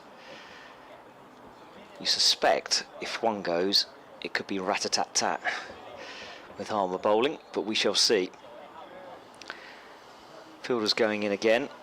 Wesley with his grubby trousers makes his way to a leg slip position. So again, that's silly mid-on, short leg, there's a short mid-wicket, there's a square leg, there's 2 leg slips, there's a slip, there's a silly mid-off, and a short mid-off. Here comes Harmer, bowls flatter, oh, that keeps low. Well defended by Smith, who has batted superbly, actually. Good player of spin as well, Jamie Smith. Toured Sri Lanka with the Lions during the winter. Just faced spin, I think, for a few weeks. Harmer in again, loopy delivery. Oh, that's a thick inside edge onto pad and out just in front of mid-off, silly mid-off. It's all on the ground though. Yeah, got to be careful. He's trying to whip that through the leg side. Got a thick inside edge onto his front pad. It could have ballooned to Dan Lawrence, but just bounced in front of the despairing grab of Lawrence. Flatter this time from Harmer and defended, kept out by Smith. You can see Harmer giving it a proper rip as well. He is a fantastic bowler, this fella. Yeah, didn't do himself justice in the test matches last summer. Not really the opportunity, bear in mind South Africa didn't get a big score on the board as he bowls, and that's defended into the leg side. What I love about him is he obviously just loves playing for Essex as well. Yeah. Who wouldn't? That's what you want, isn't it? Yeah, absolutely. You want players like that. You want your overseas players to be completely committed. Harmer in again, flatter, and that's defended into the offside, and there's no run. Yep, quicker one this time from Harmer that goes on, but Nicely played by Jamie Smith. And not much trouble so far for these two batsmen. Harmer back to the top of his mark again. In he comes. Bowles, again another flatter one, and Smith jabs the bat down on the ball, and that is the end of the over. Another maiden for Harmer. 118 for 6. 4 wickets to win. Yeah, and there's an artistry to this as well. There really is. You know, all the talk of England and England will never bat out for a draw. They won't get into that position to do that. But there is great tension about this, and this is terrific cricket. It really is. And it's been very, very interestingly poised, this. So we're into the last hour now. And settling himself down over his bat is Jamie Smith. It's Cameron Steele, apologies, on strike here to Critchley. Critchley to continue. They get another close catcher in. So Critchley's never had it so good, I don't think. All these men around the bat for him. And the close catcher at short extra coverage into Cameron Steele. Forward goes Steele. Just prods this one into Dan Lawrence at Silly Point. Wesley, the captain's under a helmet now at leg slip. Critchley's in once more. Forward goes Steele. Plays this one down in front of him. Rolls in there to Lawrence, who's literally stood on the edge of the square. His shadow is going right across Cameron Steele here. It's not on a length though, that's the key thing. There are two shadows for Critchley to sort of aim into there. He's got Sam Cook, as this one is pushed by Cameron Steele back up the pitch. He's got Sam Cook's shadow, and then he's got Lawrence's shadow. So if you can sort of pitch it in between those two, they're pretty good markers, those, for Critchley. He's in again. That's a little short of the Lawrence shadow. And it means that Cameron Steele can just go back and push it straight back up the pitch. And there is no run.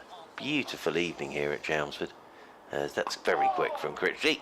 And Steele just waits for it.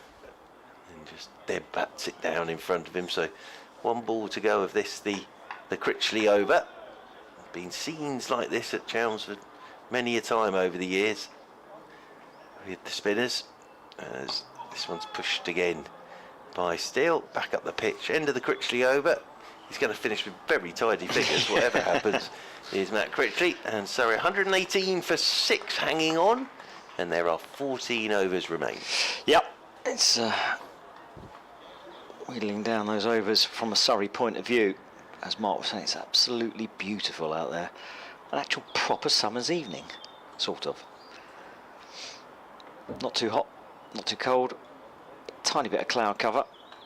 Every so often the sun dips behind it, but it's a lovely, lovely end to the, well, a Sunday evening, and still got tomorrow off as well. Yes, indeed, and well, I think everybody has, haven't they? Is it a bank holiday tomorrow as well? Oh, ball's being changed now. So there we go. So, ball's now being changed just to add to the tension. Out comes it. It's not going through the little hoop. Now the ball, it's gone out of shape. So they'll have to go in there and find a ball that's 40 overs old. Really all looks like it's 40 overs old. I rather like this bag of balls though. And they sort of then mark the ball, don't they? They're just seeing whether they can find one that's round at the moment with a seam on it. Our umpires Middlebrook and Burns. James Middlebrook, an off spinner himself, of course. Yeah, former Essex, yeah. Yeah, absolutely. Northants. Burns, very fine player as well. But yeah, I think they've found a ball, which is good because we can get on with the game. I've always wondered what they'd do if they couldn't find one.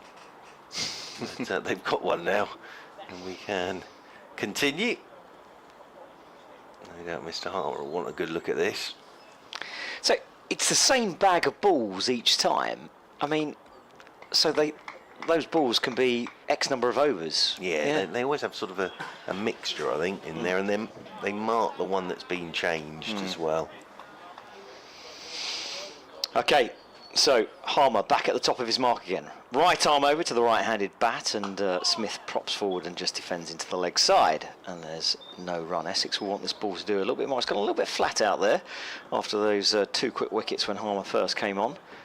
A couple of big turning deliveries in that first over. Could have had Steele first up as well, just avoided being given LBW. That one's defended into the leg side. It pops a little bit. Hand off the bat from Smith, fielded by short leg, and there's no run. Yeah. No one's leaving yet. Well, it's you know, we're going to get down to the last over, whatever happens, even if Surrey have still got 3 wickets in hand, you know.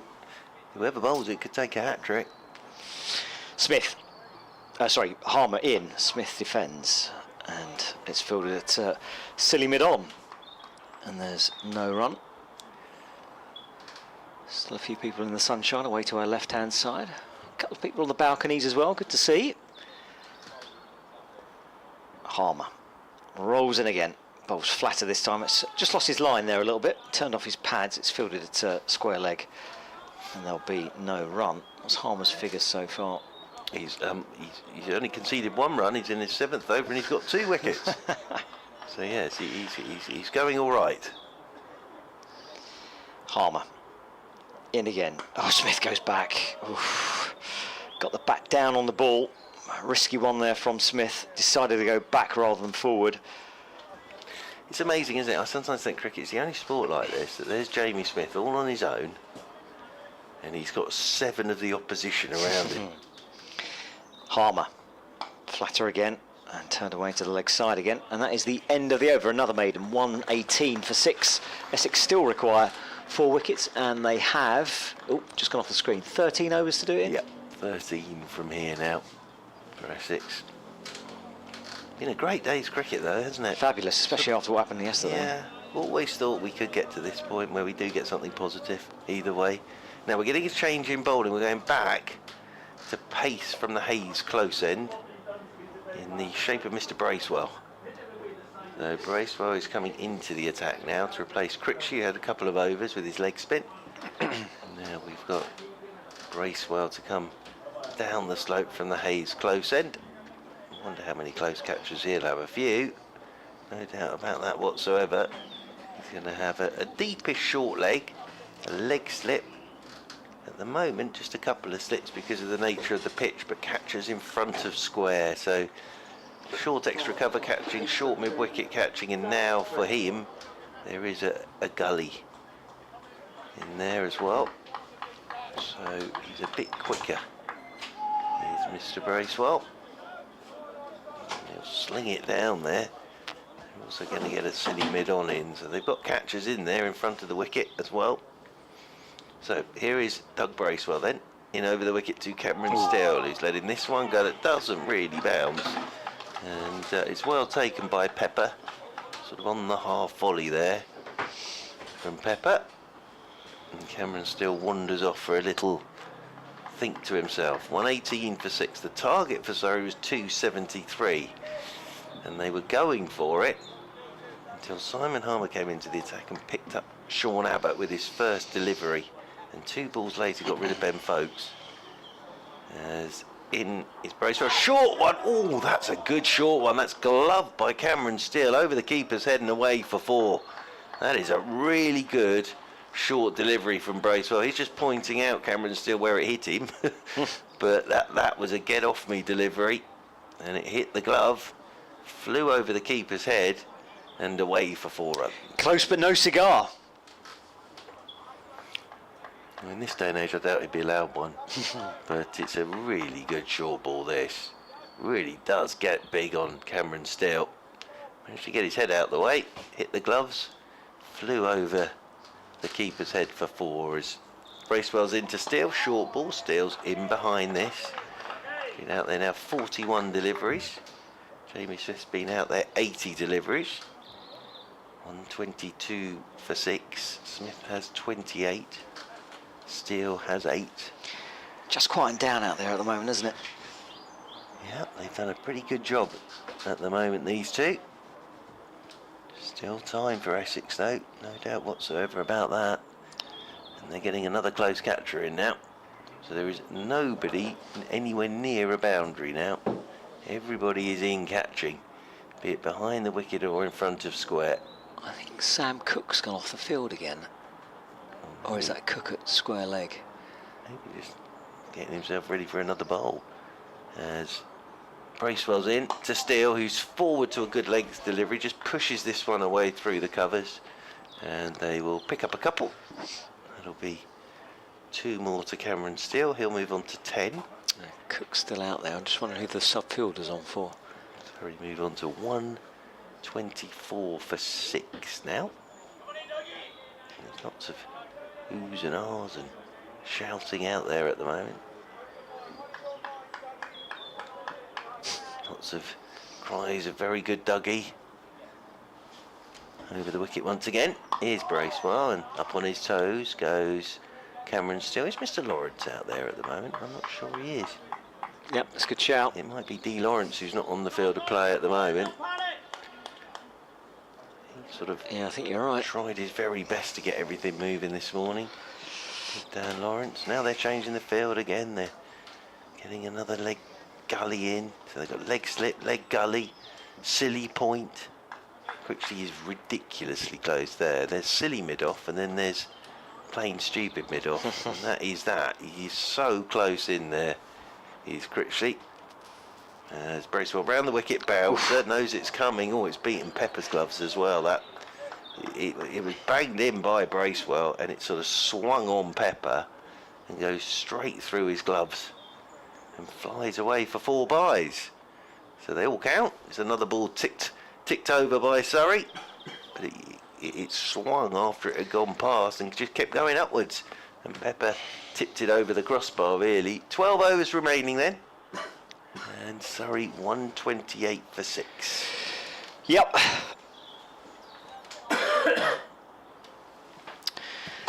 Essex driving at the moment, not creating opportunities since that 6th wicket fell. Harmer continuing from the River End though. BBC Essex Cricket at gmail.com if you want to get in touch with himself. David Brett, Mark Church, Nick Gledhill is going to be back in about 5 minutes time. You're on BBC Essex, BBC London. I think we're still on BBC 5 Live Sports section. No, we whipped off BBC.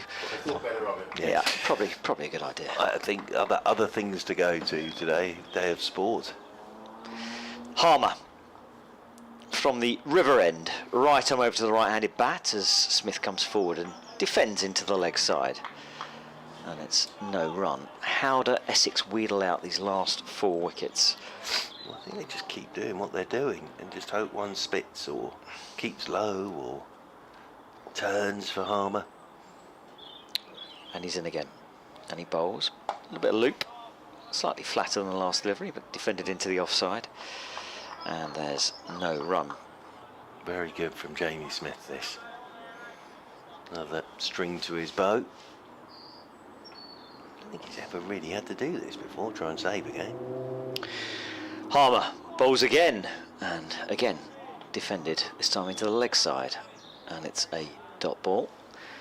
Cameraman just clearing his eyes. It's warm out there. It is, yeah, very warm.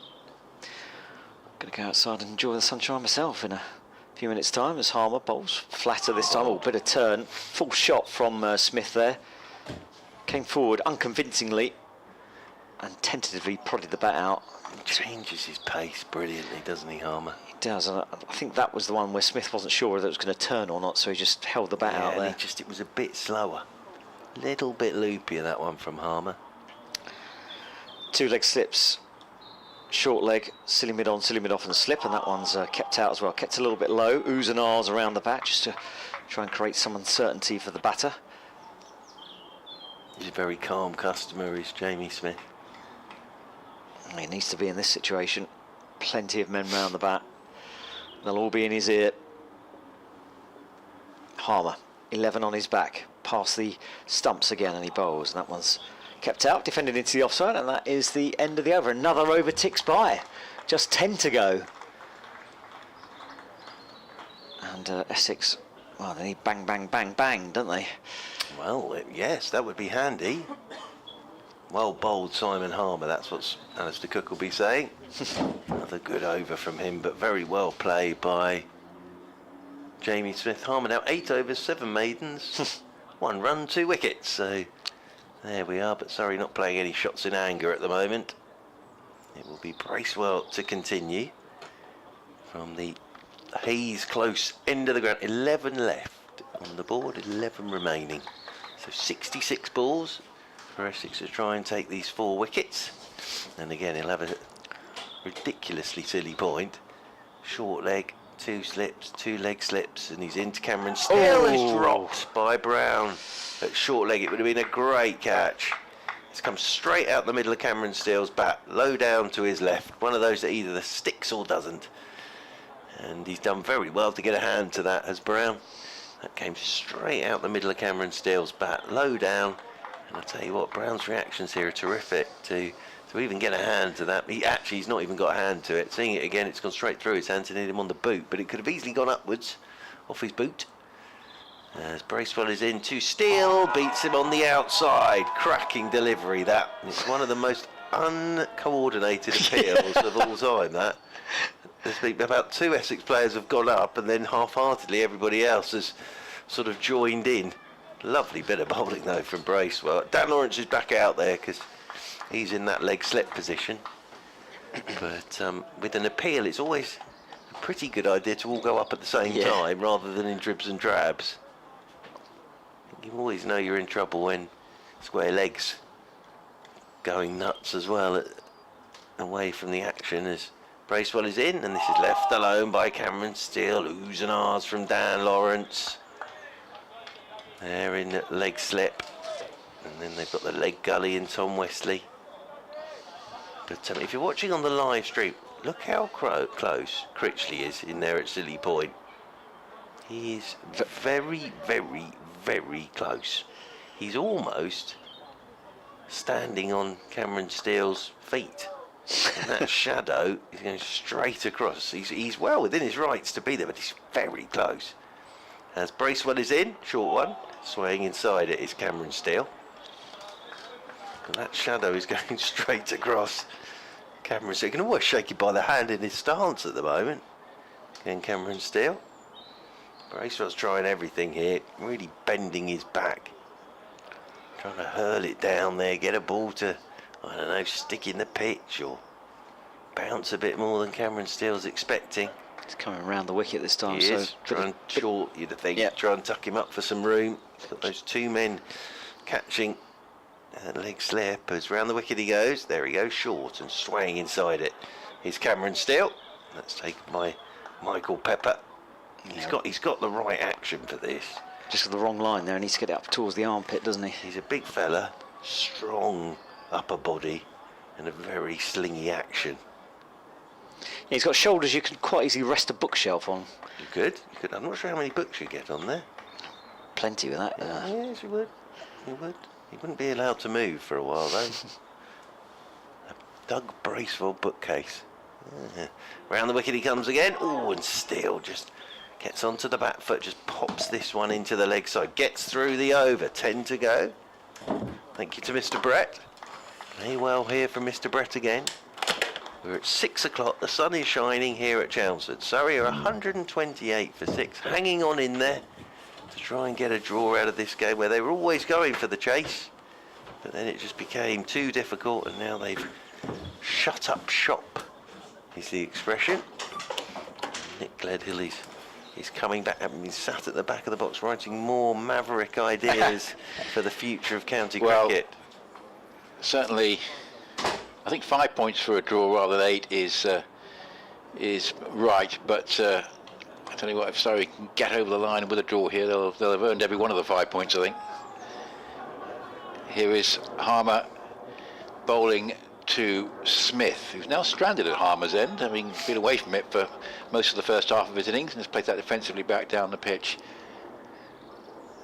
128 for 6, but the key thing is 9 overs and 5 balls for Essex to take 4 wickets in bright evening sunshine. And a few people have left from the Tom Pearce stand, but not many.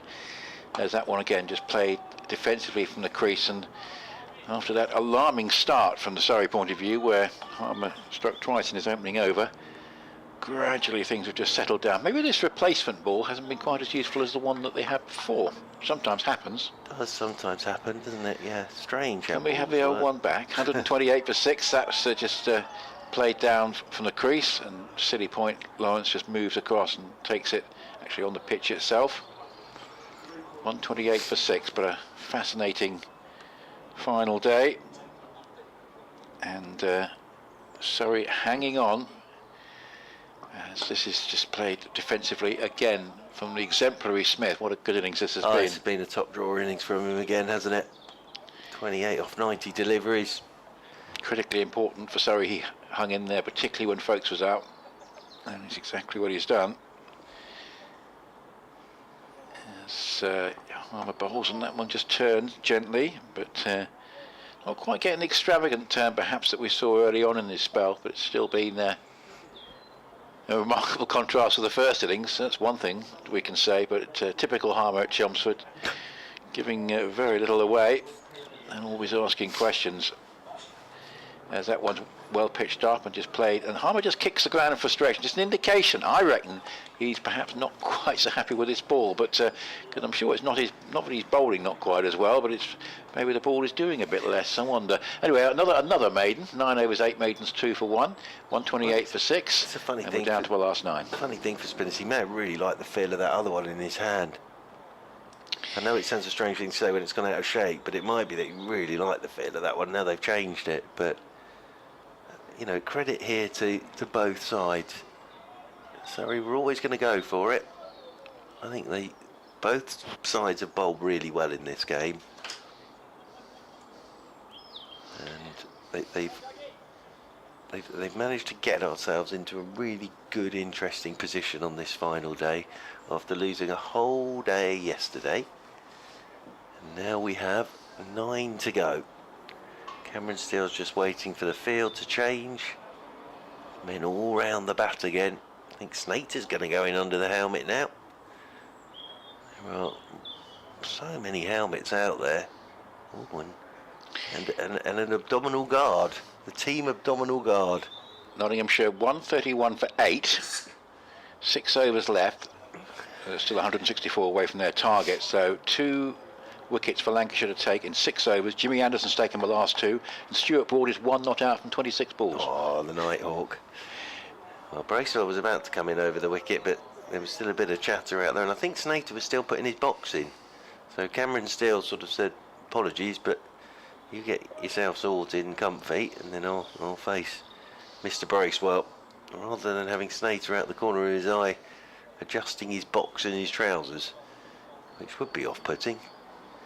As Cameron Steele settles over his bat, Bracewell in to him, and Steele is pushing off the back foot into the offside, won't take a run. Through the first delivery of the over. Somerset, Northampton draw, Warwickshire beat Hampshire. Interesting finishes in Division 2. How about this one? Leicestershire 275 for 9 with 6 overs and 5 balls left. They're still 47 behind. So basically, if Derbyshire can get the wicket in this over, they'll have 4 overs to get 48. Right. With all 10 wickets, so you probably back them. Yep, absolutely. Looks like they're chasing that pretty well. As in over the wicket comes Bracewell to Steele, shout for LBW, got him with the Yorker. That's really well bowled by Bracewell. Got it right up there on the bootstraps of Cameron Steele, and it looked like the finger was always going up. And Bracewell has the wicket of Cameron Steele. Really good bit of bowling that. Good quick Yorker. Took the pitch out of the equation there. Did Bracewell, and it's 128 for 7. Wow, that's just when you were starting to think that Surrey were entering into, the home straight, 10 overs to go. Lovely piece of bowling from Bracewell. All 4 Essex seamers have bowled well. Bracewell's figures don't look too great in terms of economy rate from the earlier part of his spell, but he's bowled very well in this spell, and Essex justifying having the 4 seamers. Still a question mark about, do they really only need 3 at Chelmsford with Harmer bowling a lot of overs and now Critchley having a bowl? But yeah, I mean, it's been a great performance by Essex. Is it going to be enough? It's still batting there, and of course a very useful batsman coming in at number 9 here in Jordan Clark. Yeah, it was actually seeing it again, a low full toss. Just sort of smashed into the pads of Cameron Steele, and up went the finger. At least from a Surrey point of view, there's only 4 more Harmer overs left. The question of whether they can keep out the seamers. Yeah, but it just makes it interesting again, that wicket. So Jordan Clark is out there in the middle. Gus Atkinson and Kemar Roach will be sitting watching away down there in the marquee. 2 short legs. Yep, 2 short legs. Silly point again, leg slip.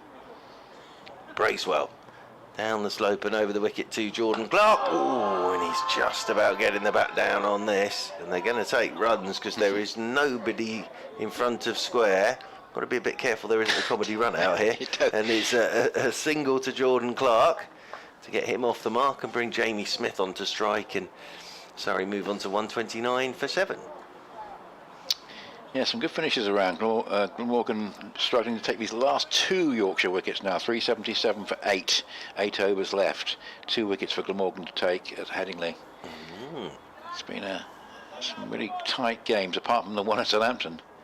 Yep, Warwickshire absolutely demolishing Yep. Hampshire today. So, Jamie Smith settling himself down over his bat once more. As he's forward, the on drive straight down the ground for 4. Lovely shot from Jamie Smith, and away for 4 it goes. And 133 for 7, and that's a very nice shot from Jamie Smith. Yes, and I guess one of the things for Essex, they've seen enough of Smith to think that they want him away from the strike, particularly with Clark new to the crease against Harmer potentially in the next over. So we've got just 2 balls left of this over. I think it's going to be tougher for Clark because he's a good batsman but new to the crease. That's going to be the issue for him. So he's waiting once again is Jamie Smith. Short leg in there is Nick Brown. As Bracewell is over the wicket to him, Smith gets a short ball and gets up on his toes and pushes this one away out into the offside. After this over there will be 8 remaining. 8 overs remaining. So I'm not quite sure how Bracewell's gone for 40 off 6 overs and 5 balls, but that's what the figures said. I think momentarily Pope and Jack Smith got off. Yeah, and he's attacked the whole time, hasn't he? That's the sort of bowler he is, really. He's bowled well. Whereas every sort of Cook and Porter and Snaith to cut their pace, he has just charged in here. As over the wicket he comes once again, and forward goes Jamie Smith. Pushes this one down to backward point. There is no run. Critchley does the fielding. End of a successful over from Bracewell. 8 left then, and Surrey hanging on in there on 133 for 7. He's sort of doing the Neil Wagner role here, isn't he? He is, and on a slow pitch, very effectively. So good breakthrough for Essex to get that 7th wicket, but they want the 8th fairly soon. Just the 8 overs to go. And at least from Harmer's point of view, he's got Clark to bowl at. He's only faced the 1 delivery. But Harmer just looking a bit frustrated with how the ball was coming out in the previous over, or what it was doing, more to the point. He has got a new man to bowl at, and plenty of company around the bat, including 2 short legs, a couple of leg gullies, a leg slip and a leg gully, and a slip and a silly point. He's got the right man on strike as well, hasn't he? Yeah. And he just comes to the crease, Jordan Clark. Harmer bowls to Clark, who just comes forward and just smothers any turn there, getting his front pad forward and playing it defensively. And it remains at 133 for 7. But the key figure, 7 overs and 5 balls, 3 wickets. Yep. 47 deliveries to go. Here's Harmer again, a slight adjustment. Another fielder comes in on the offside. As Harmer bowls, and this time Clark pops off the pad, and there's a big appeal for LBW. It's running down towards third man. They'll take runs. Interesting to see the umpire's signal here as to whether that's off the bat. It is off the pad only, so hence the vociferous shout. But it was quite a confident one. If I get a replay of it. Almost can't see the replays now. There's so many men around the bat, but I think we are going to get a second look at that one from Harmer to Clark. And yes, he just was outside the line. just outside the line, but otherwise would have been in a spot of bother. I think it hit his back pad as well, and I think he was just outside the line of that off stump. Not a good decision, that being the case. What it does mean is Smith is on strike, and that's played defensively I think Smith will not. Yes, he will not take a run now. Regarding Harmer, obviously, as a danger man with Clark as the new batsman. There was a run available, but he wisely, I think, decided not to take it. Yeah, it's good batting again from. He's approaching 100 balls here. Here's Jamie Smith. 7 overs and 3 balls. 45 deliveries left, and that one played defensively from Smith, who, like Steele, has played Harmer pretty well. Harmer would really have loved, well, A, that LBW decision to go in his favour, and B, to get the rest of the over at Clark. And neither has happened. Here's a delivery which turns and bounces a little bit, but he's able to get back into his crease here, Smith, and just play it in the area that he's comfortable with, immediately in front of him where the fielders aren't. 6 men around the bat of Jamie Smith. Dan Lawrence is on his knees here. He's doing a Trescothic. Yep. He's on his knees.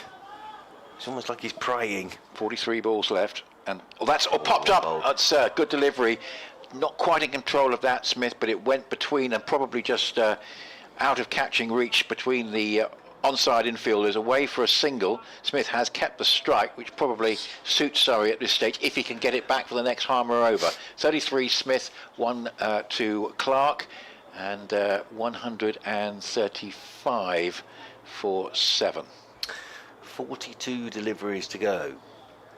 135 for 7 Surrey. Jamie Smith is playing a superb hand here. 33 not out from 99 deliveries. And Bracewell is getting himself ready to come charging down the slope there from the Hayes close end. And yes, as I say, Dan Lawrence there on his knees. Short leg for Harmer. We used to see Trescothic do that. So go down on his knees right in front of the batsman, just in case there's a little nick, and they're then ready to dive forward. For Bracewell, again, those 2 short legs really, leg slip, leg gully, slip.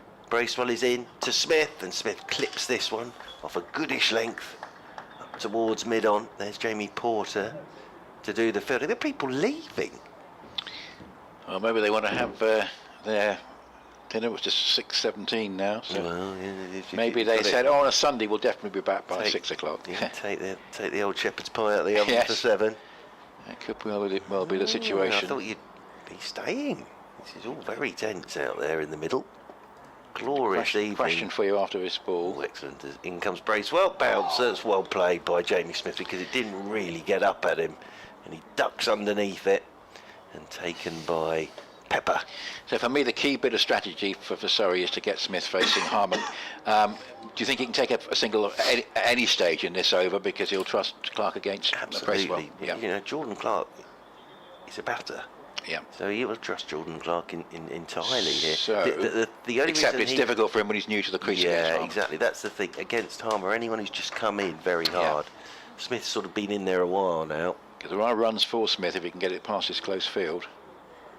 He just settles over his bat once again.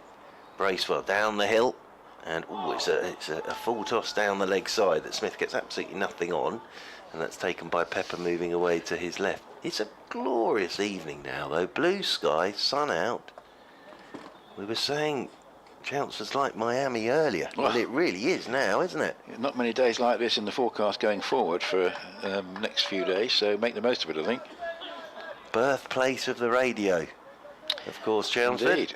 You may well be listening to us on the wireless as the Seagull goes past, as well as in comes Bracewell. Short ball, up on his toes goes the right-handed Smith. Very well played again. High elbow, full face of the bat. Feels like near the seaside now with the Seagulls as well. Indeed. Got the river behind us, of course. 2 balls left if he feels he needs to get the single. They'll be trying to keep Jordan Clark on strike, because against Harmer, very difficult against the off spinner when you're first in there. And Clark has only faced the 3 deliveries, so the field has spread a little bit here now, just to try and protect that single as much as anything, but still close catches in there. And Critchley's just being moved a little finer at that leg gully position. Doug Bracewell, right arm round the wicket to Smith, and Smith clips this off his hip. This will run away for 4. So Jamie Smith would have probably quite liked that, just to sort of hold up and run 3, but it's over the boundary rope and away for 4. And Critchley, quite rightly, is just allowing that ball to roll over the rope as well. Yes, if any danger, but it wasn't going to roll over the rope, he would have walked towards it.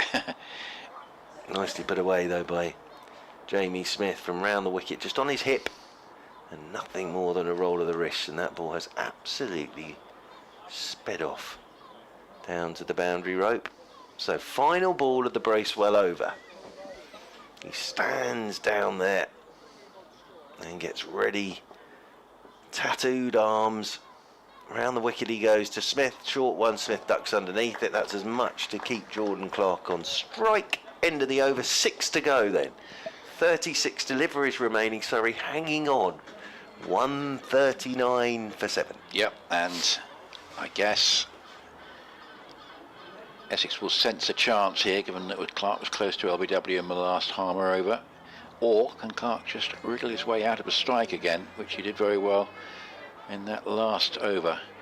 So 6 overs to go, 139 for 7. Harmer 2 for 2 in 10 overs. Bracewell by contrast 2 for 44 in 8. Both have bowled extremely well, albeit the economy rates are slightly different. And still, well, it's almost easier to tell you who isn't around the bat. There's a short cover and a sort of forward square leg, almost a sort of wide mid-wicket, halfway between the two really. And that virtually accounts for everybody. And having mentioned the cover, he's now gone over to the onside. That's Porter, and everybody else is around the batsman Jordan Clark. He's facing up now, comes forward and squeezes that slightly awkward. He gets to the pitch of it, but it takes the inside half of the bat and just rolls out to the forward short leg. Do you remember that magnificent test match where Shannon Gabriel walked out with West Indies trying to save it and went for a slog? Yes. No, bold. probably not going to see Clark go for that at the moment, but we'll see. And that's it's almost a chance for a run. It is, yes. It's come off the open face. It's just gone past Tom Wesley at a leg gully, and it's a single. That could be an important moment for Surrey, because he gets Smith back onto strike, and we're down to the last 34 balls. Yeah, that's why it's so difficult when you first get in there against Harmer. Yeah, he has looked uncomfortable against Harmer, but he's that one coming off the open face, but not to a catcher. So now Smith has to strike, and he will come forward and play a very comfortable looking shot, just sort of adding to the point we were making, the fact that Smith, now he's in, has looked much more comfortable against Harmer, and it's going to be what we call a long 2, because Porter had to run a long way back to bat at long on. The runs not mattering, except for the fact that Smith goes along to 39 from a personal point of view. 142 for 7. 33 left. And it's a little bit of turn there, but plays it well, rides the bounce, bit of bounce as well. 32 balls left, still 3 wickets for Essex to take to go top of the table by a point. Warwickshire 60, Essex will either be 50 or 61. Harmer bowls, and that's just very well played in the end, because that sort of went straight on, and it a late adjustment, and in the end played pretty effectively by Smith, and clearly part of the Surrey game plan is to have Smith on strike to Harmer as much as possible in these last 5 overs. 31 balls to go. Harmer bowls, and this time just played defensively back down the pitch, and there's no run. Again, well played Jamie Smith, 39 to him. Clark 2, 142 for 7. There are 30 balls left. Essex need 3 wickets. Odds on the draw, but another wicket very soon, particularly if it's Smith, and there'll be pressure back on. Yep, and Smith is playing very well here. 39 from 109 deliveries. His technique against Harmer has been exemplary so far. He's looked to play him as much as he can off the back foot, just to negate any turn, but got to be a good player to do that against Harmer in this situation as well. So 5 overs to go. 6 times 5 is 30, meaning there are 30 deliveries remaining for Essex to pick up wickets. Can they pick up one every 10 balls, Nick? That would do the trick, Well, that wouldn't would it? do a trick. Harbour, of course, could get a lot in the space of an over. Yes. Although I still think that this ball maybe is not quite doing as much for him as the first one. Right, so Jordan Clark is on strike. It's Doug Bracewell, 142 for 7 Surrey. As Bracewell is over the wicket term and forward goes Clark. They want the single, they get the single. That gets Smith onto strike. Lots of men around the bat again, but off the first ball of the over, Jordan Clark's sort of done his job there. He's got Jamie Smith onto strike. It sounds a strange thing to say because Jordan Clark is such a good player, but I just think Jamie Smith has been out there long enough now to be used to the pace of the pitch as he settles himself down over his bat once more. As in over the wicket goes Bracewell, Yorker, dug out by Smith. Really well played by Jamie Smith again. It's good bowling this from Bracewell. He's giving it absolutely everything here, isn't he? Yes, he has, and obviously he's not the batsman that Will Sutherland might have been for Essex, but he's a very useful change bowler indeed. And part of the equation for Essex of wanting to play 4 seamers to obviously keep Snater involved. Turns again, does Bracewell. Comes in to Smith, who's in behind a short ball once again. Plays this one up towards mid-on. Porter does the fielding. But as part of this Jamie Smith sort of career path, this is a new one for him, this. Sort of just having to shut the door. Done extremely well so far, but he'll know the job's not done yet. And there's still a great deal of tension around the county ground. Surrey's required run rate now is 28.89. As round the wicket goes Bracewell to Smith, short one, well played again by Jamie Smith, gets off his feet, Well, plays that one back up the pitch and there's no run. all I can say, if Shannon Gabriel was out there, he'd be thinking I better get a move on. That was still one of my favourite moments in cricket. I don't know what Shannon was thinking at that point. I don't think anybody knew what Shannon was thinking at that point. And he looked a bit upset that he hadn't smashed it out of the ground for 6. But at that point, the West Indies were hanging on for the draw. Was it the last over, I think? And he just had a massive yahoo. I think it was at Yasir Shah, wasn't it? And got bowled, neck and crop. Now it's gully slip, leg slip. As round the wicket goes Bracewell and dug out by Jamie Smith once again. Just indicates to Jordan Clark where Bracewell's getting that ball, right up on his toes. Lots of clapping going on from Dan Lawrence. One of those days where you'll get to the end of this and mentally the players will be exhausted. It's all about concentration this at the moment. 2 really good sides here. And we've had an excellent final day. Is there another twist to come? As round the wicket goes Bracewell to Smith. He gets up on his toes. He's played that very, very well. Back down the pitch it goes. I'm going to need a lie down after all this today. Nick Ledger? Yeah, it's been terrific stuff, hasn't it? And Notts 9 down. How many overs left? We'll check that. Notts 9 down. Fletcher has just gone to Hartley for 1. And yes, there's still some interest in what's going on elsewhere. A lot of games going the distance. Leicestershire bowled out for 281, which I think means Derbyshire need 54 in 3 overs. That's assuming they've already taken the 2 overs off. Otherwise, 54 in 1 would be quite difficult. But as it is, you think Leicestershire are probably going to be all right with some astute bowling down the leg side that's legal, which I think might well be the order of the day there. But wow, it's been some good interest in these games around the country, and certainly been, despite the weather, it's produced some riveting finishes. Just checking, there's only 4 balls left at Trent Bridge, and Notts have 1 wicket left. I'll keep an eye on that. Tom Hartley's bowling. Sam Cook's looking at the moment like he went to the coronation yesterday. Knelt down there again at short leg, and they've got Lawrence knelt down at leg slip. And they're all kneeling down before Jordan Clark. Here is Harmer bowling, and again, not quite off the middle of the bat, but he gets it safely back down the pitch. Clark. We're into the last 23 deliveries. Clark on strike, which will be what Essex want. Can they make this count? Harmer bowls to him, and that one just turns a little, keeps a touch low, but played pretty well by Clark, who's just, you feel, just starting to get in. Yeah, the proof's in the fact that Wesley's 62 is still the top individual scorer of this game. As this is off the inside edge, he's going to get that single to get off the strike again. He'll be pleased with that. Is it? No, it's being, let's say, escorted back towards the boundary. It won't go for 4, but there was a brief hope from Bracewell. We almost got to that point where you kick it over the rope, but not quite. It was too far away from the boundary. He wanted it to be 4, but it's only 1. How well has Jordan Clark done to thread that off the inside edge through 5 fielders round the bat on the leg side? Well, I would say he's found some very good gaps in that leg side close field. Here's Harmer again bowling to Smith, who continues his exemplary innings onto the back foot, using his height, just playing it down into the ground.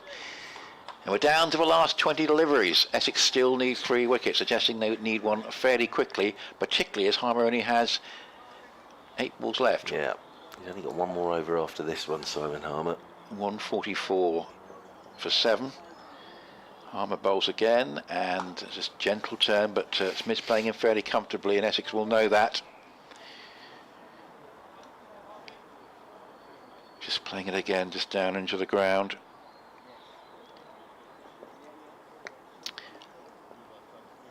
As this next delivery, again, just played, I think it goes into the boot of Silly Point, but it was not a realistic catching chance. Might have got into the fielder on the full there, the boot, but 144 for 7, and the end of the over. 3 overs to go, and Smith 39 and Clark has 4. I think David can come back, do the last few overs with you. Well, thank you, Nick. Been a pleasure as always, sir. 18 deliveries remaining then. Essex will take their time about this. Who are we going to get bowling? Sam Cook, I think, is going to come in and have a bowl from the Hayes close end. So Sam Cook, he'll get a couple of overs from the Hayes close end. Harmer's got 1 more from the river end, and there will be men all around the bats again of Jordan Clark and Jamie Smith. So Smith has 39 from 117 deliveries, Clark has 4 from 9.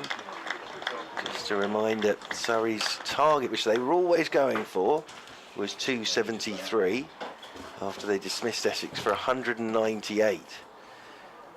And they were still going for it until Harmer came into the attack in his first over. His first ball got rid of Sean Abbott, and then 2 balls later got rid of Ben Folkes, and it was at that point that Smith and Steele shut up shop, so to speak. Welcome back, David. Well, hello, sir. Well, Didn't expect to be back, to be honest. Oh, well, here we are, 18 balls remaining. Absolutely. Can Sam Cook make something happen? Coming down the slope from the Hayes close end to Jordan Clark, short, and Jordan Clark pulls him for 4. So nothing wrong with that from Jordan Clark. With all the fielders in, it's basically another ball ticked off there. Nottinghamshire have drawn with Lancashire with 1 wicket remaining. Oh, they have. They've got Yeah. through it, have they? Well done to Nottinghamshire. Great game that as well. Yeah. Nottinghamshire, in fact, rather than Nottinghamshire. So Lancashire still looking for a first win. I think that's drawn 4 now for Lancashire this season. Just waiting for the ball to come back, because obviously with all the close fielders, it's taken a while to go and retrieve the ball at the longest side of the ground. Jordan Clark settles over his bat once more. Over the wicket goes Sam Cook to him. Clark's letting this go outside his off stump, and then there's a little hop from Jordan Clark. The field at the moment is Alistair Cook at first, then Simon Harmer at second, Critchley at leg slip, then you've got the leg gully, short leg, Silly Point, catcher at backward point, short mid wicket, short extra cover catching. That the field at the moment. Lawrence is very close in there at Silly Point as well. As Sam Cook is into Jordan Clark. Clark gets forward to a good length ball and just prods this straight back up the pitch. Cook does the fielding off his own bowling, and there's no run. Lawrence doing a bit of stretching in there at City Point. His shadow's going straight across the pitch at the moment. Dan Lawrence, Jordan Clark, solid looking figure. Jordan Clark settles himself down over his bat once more. Sam Cook is right arm over the wicket to him. It's a full toss, which he just slaps away down through backward point and down to the third man boundary rope for 4. So just looking for the Yorker, I'd have thought there, Sam Cook, but actually turned out to be a low full toss. And that was put away well by Jordan Clark. And that whistles away down to the boundary rope. And there are 15 balls remaining in this game. 3 from Sam Cook, and then another over of Mr. Harmer, and then probably another over of Mr. Cook. As in over the wicket he comes to, Jordan Clark lets him go outside the off stump. Always thought Jordan Clark he's a good fella to have sort of striding out there for your team, isn't he? Always feel I often say this, when he turns up, it's like the grown-ups have arrived with Jordan Clark. Especially at number 9. Absolutely. Well, Surrey sort of rejigged the batting order to keep going on the chase, didn't they? And then, as I said, those 2 wickets in an over from Simon Harmer, and actually, at that point, it was trouble. It still could be for Surrey, but Harmer would then had free licence for men around the bat. Waits again, there's Jordan Clark. Cook is into him, short ball. Clark has just poked this off his hip, back down the pitch, and there is no run. That's the end of the over from Sam Cook, so there were 2 to go. 12 balls remaining. Smith 39 from 117 balls. Clark 12 from 15 balls. Sorry, 152 for 7. 12 balls to survive. Yeah, looking like it's going to be a draw. A lot of work for Essex to do to wheedle out these last 3 wickets. To be fair, again, they haven't really looked in trouble, have they? Both Clark and Smith. Smith's been excellent. He's played really well here. Yeah. As I say, he's a good player. We all know that, but this has been a new sort of situation for him. He's got plenty of company again. 1, 2, 3, 4, 5 men on the leg side. 3 in front, 2 behind. A slip and a silly mid-off. And Harmer bowls. That pops up a little bit, but well played by Smith. Kept his wrists over the ball, down into the ground, and there's no run. There's also a straightish mid-on, sorry, a wideish mid-on, and a square leg, just for that, anything that pops up on the sweep. Harmer in, flatter, defended, and Sam Cook, who's right on his knees on the edge of the cut strip, lurches forward there, can't quite pouch the ball. There's no run. 4 balls left from Harmer. Still with his sunglasses on, although the pitch is in shade at the moment. Sun behind one of the few clouds about. Looped up again. That one takes the outside edge. Run down. That's going to be allowed to run. And no one's going to take a single either. Lovely bit of bowling. Beautifully played again by Smith. He's just got a bit of drift there as well as Harmer. He's tried everything here for Jamie Smith. He really has. Smith so far has had an answer to it. Yep, that's the prize wicket that Essex need if they're going to try and force the victory. Just 3 balls left from Harmer. He's in, flatter from Harmer. It turns, but it's comfortably defended into the leg side, and there's no run. A whole melee of players there just waiting to pouch something if it pops up into that leg side area. Almost a little bubble on that leg side for Smith as Harmer comes in again, bowls and turned into the leg side. Oohs and ahs, thick inside edge of the bat, almost through the defences, but Smith equal to it again. Doesn't matter what part of the bat you get on it, as long as you get enough to keep it out. 2 more balls left from sorry, 1 more ball left from Harmer, and then it'll be down to probably Cook. Harmer bowls outside the off. Oh, that turns, and that's well played by Smith. It did turn a lot. Harmer with his head in his hands, but he's played it well, turned it to the leg side, and that is probably going to be it for the game for Essex, unless Cook can do something remarkable in this last over. Yeah, well bowled Simon Harmer. I think you've got to give a lot of credit there to Cameron Steele, Jamie Smith and Jordan Clark. mainly Smith, the way he's played Simon Harmer there. Absolutely brilliant technique. Harmer can't quite believe it.